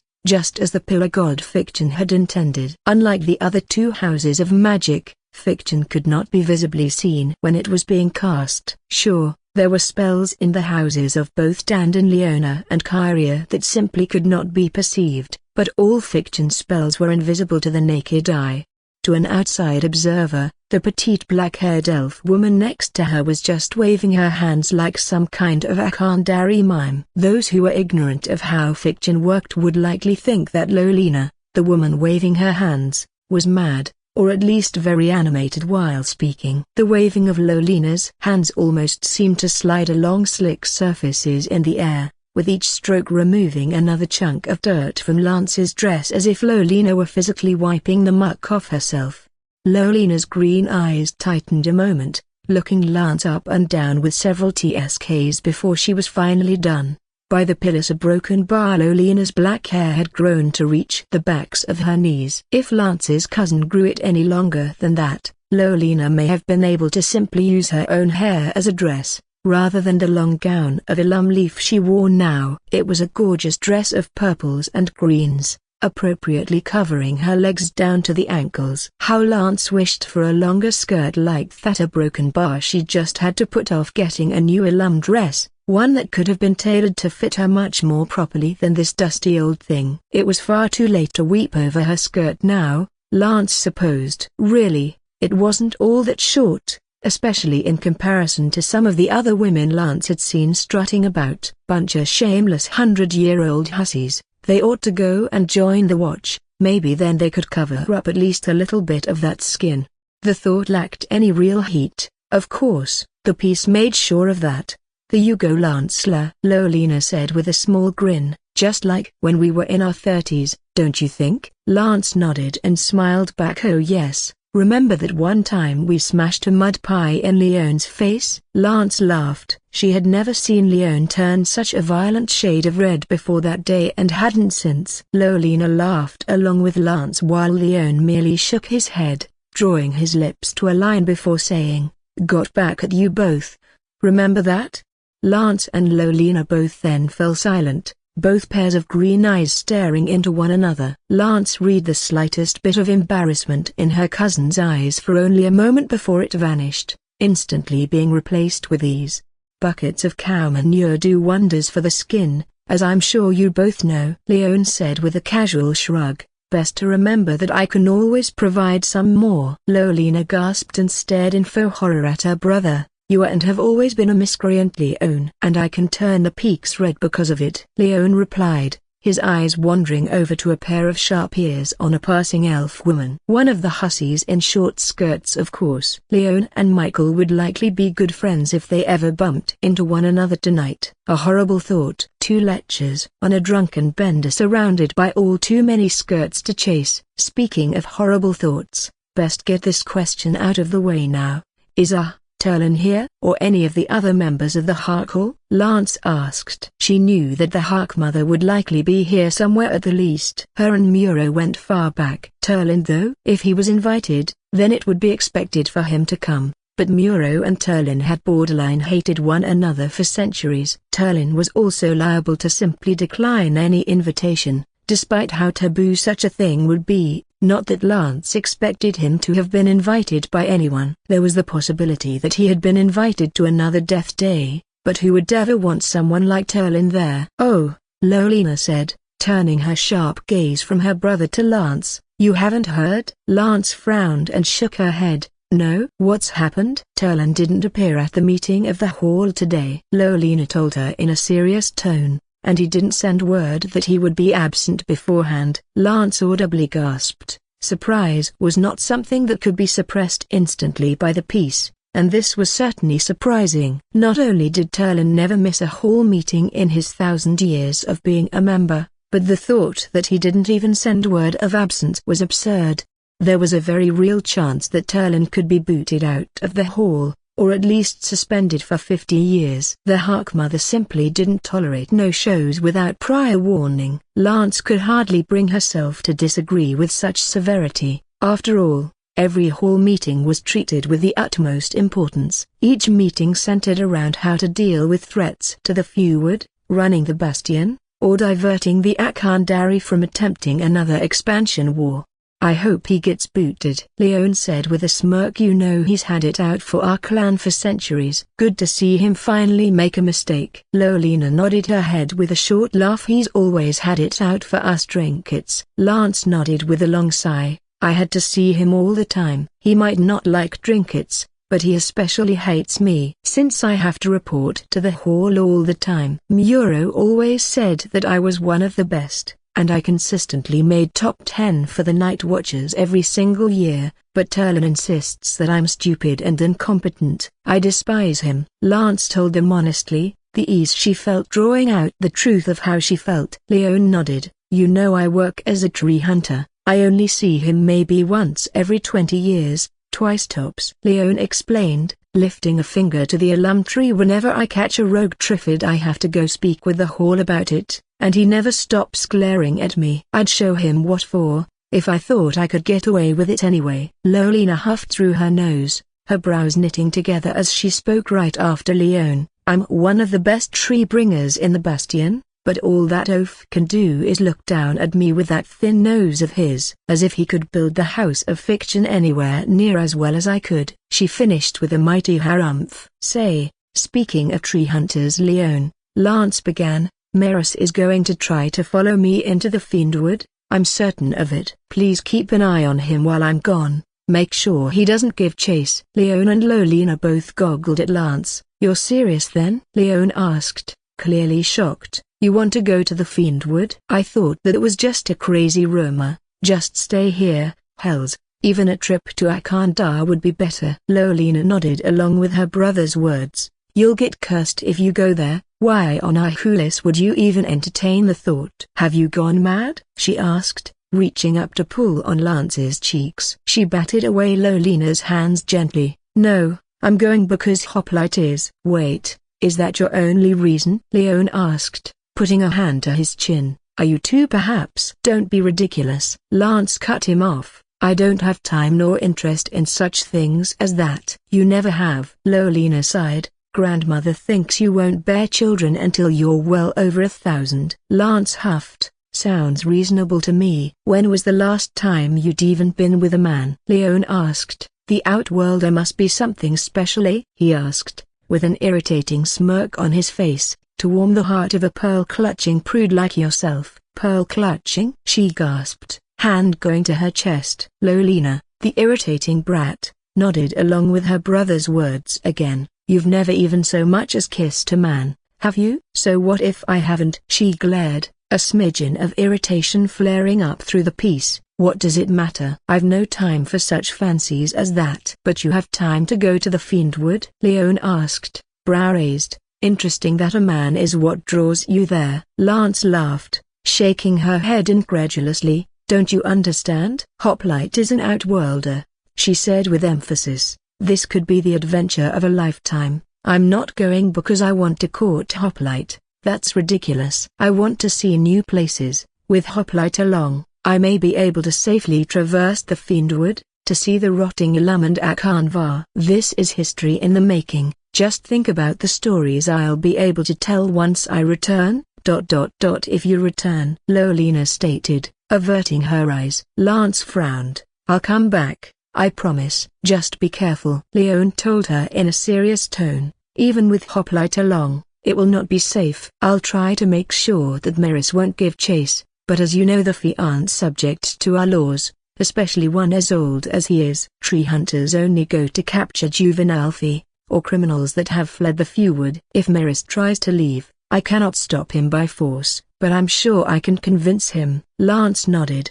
I suppose that's the most I can ask for a broken bar. I just hope he sees the sense in your words. Leone groaned. I love Fee, but none of them have a scrap of sense between them. Sort of like Turlin. Lolina grinned. I still can't believe he skipped a hall meeting. Lance nodded emphatically. You want to know something funny about old Fire Eyes? She asked her cousins, the two trinkets leaning in close to better hear Lance's words. He's terrified of Hoplite. She giggled. I've seen Turlin jump like a rabbit at the mere sight of him, but even better, I've seen Hoplite talk down to Turlin and get away with it. She burst out laughing. Those stupid red eyes of his went so wide I thought they'd fall right out of his head. Lance's cousins both burst out laughing, shaking their heads in disbelief. Hops might be an Outworlder, but you'd think with all that pride of his that Turlin would still try to look up his nose at Hoplite. Lance continued with a grin, tilting her head back for emphasis. It was a relief that she was able to speak openly about Hoplite's true nature now. As the Harkmother had released Lance from her oath, every elf in the Bastion knew that Hoplite was an Outworlder now. There was no need to try and keep it silent any longer. Lance still hadn't told anyone about Michael though, save for the Harkool, Of course, it would be best to perhaps keep that a secret if possible, but it wasn't like he'd be in any danger if it got out. Outworlders were the opposite of Pillaborn in every single way. They brought with them new knowledge, tools, and great wisdom, whereas Pillaborn were destroyers, demigods cursed to go mad and bring an end to the age that gave them birth. The fact that Outworlders and Pillaborn had appeared at the same time was strange. It had never happened before, not across all recorded history. What little history of those bygone eras remained anyhow. The only time that could have possibly occurred before now is either lost to history, or it had taken place during the age of the first Dragona broken bar, when the veil between Ahkoolis and the Outworld was horribly frayed, before the mesh had completely sealed after the moment of creation.